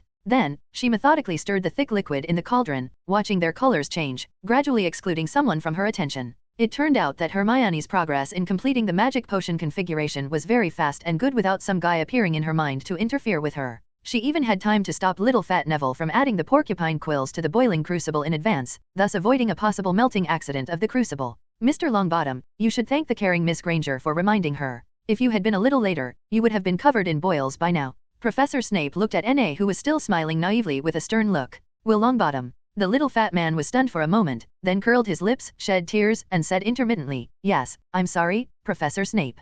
I hope you can learn a lesson and really know where you went wrong. After Snape left these words, he ignored Neville. Then, he turned to look at Harry Potter beside him and said coldly, Miss Granger is stopping him from making mistakes. What are you doing, Mr. Potter? Huh. Harry was stunned by the question. Not only did you not remind you, but you were indifferent afterwards. You were probably laughing at Mr. Longbottom's carelessness, and you were even expecting someone to make a mistake. I don't. In view of your performance, 1 point will be deducted from Gryffindor. Harry wanted to say something else, but he was stopped by Ron. Ron told him in a low voice that Professor Snape had a bad temper and was simply unreasonable. He often deducted points from George and Fred. Professor. Hermione couldn't help but stood up and said, Miss Granger, what do you want to say? Snape looked at Hermione. I don't think you should judge Harry's thoughts so subjectively and deduct 1 point from him. Hermione said boldly. Oh, really? Then. Professor Snape paused, stared at the little girl and continued, since you questioned and contradicted the teacher in class, 1 point from Gryffindor will be deducted. He was quite expecting this little girl to cry suddenly, just like the little fat guy just now, so that no one of them would dare to be so unscrupulous in his class. As for what will happen to that boy Chin when he finds out, do I need to care? Totally unnecessary? Hermione's eyes widened after hearing Snape's words. She didn't expect that this professor was more difficult to deal with than she imagined. However, Jean said there was no need to be afraid of him. Thinking of this, Hermione straightened her back, raised her chin and said, "Professor Snape, even if you want to deduct my points, I will stick to the point I just made. Okay, you are brave? Another point will be deducted from Gryffindor." Snape did not give in at all. Hermione's mouth tightened and her eyes immediately turned red. However, she held back her tears. "I want to tell Jean. I want to tell him that he is wrong. This professor is really unreasonable." Hermione breathed heavily through her nose and shouted in her heart. Looking at Hermione, who finally calmed down and sat down, Professor Snape raised his eyebrows slightly and secretly breathed a sigh of relief in his heart. 1 gave him a headache last year, and 2 this year. Snape felt that they were probably sent by Merlin to punish him. Although Hermione was angry because of Professor Snape's unreasonableness, she did not complain too much after seeing Qin Yu, because she felt that she could handle such a small matter, otherwise how could she catch up with Qin Yu? Follow your footsteps and become the new top student at Hogwarts? She didn't want anyone to think that Hermione Granger was Qin's sister when they mentioned her in the future. What she hopes is that when someone mentions Qin in the future, they will say, "Look, he is the Minister of Magic." Well, this imagination is indeed a bit unrealistic. Who makes Qin always say that she can become the Minister of Magic? Sometimes I feel that she will really become such a big shot one day. What are you thinking about? Is the potions class not going well? Qin Yu asked curiously when he saw the girl's head was dazed. The two of them were having lunch in the auditorium at this time. Ever since Qin Yu sat down, he noticed that the first-year students were looking at Hermione a little strangely, and Hermione was occasionally in a daze. Thinking about Professor Snape's usual temperament, Qin Yu could make a rough guess. It's okay, but Professor Snape is a little too harsh. Hermione found a wording that she thought was more appropriate. How can you call him harsh? He is just unreasonable and deliberately targeting us. Harry couldn't help but said angrily. It seems that you have also been deducted points. Qin Yu said with a shrug. Huh. Several children looked at Qin Yu. Of course, except for Hermione, none of the other first-year students knew that Qin Yu had been deducted many points. Yes, I was deducted 1 point when I took the first potion class. Qin Yu admitted openly. Seeing their surprised expressions, Harry even looked relieved and excited. Qin Yu was afraid that these children would go astray, so he continued. However, my grades in potions class are excellent, and the reason why I was deducted points is not because I was not serious in class or did not get good grades.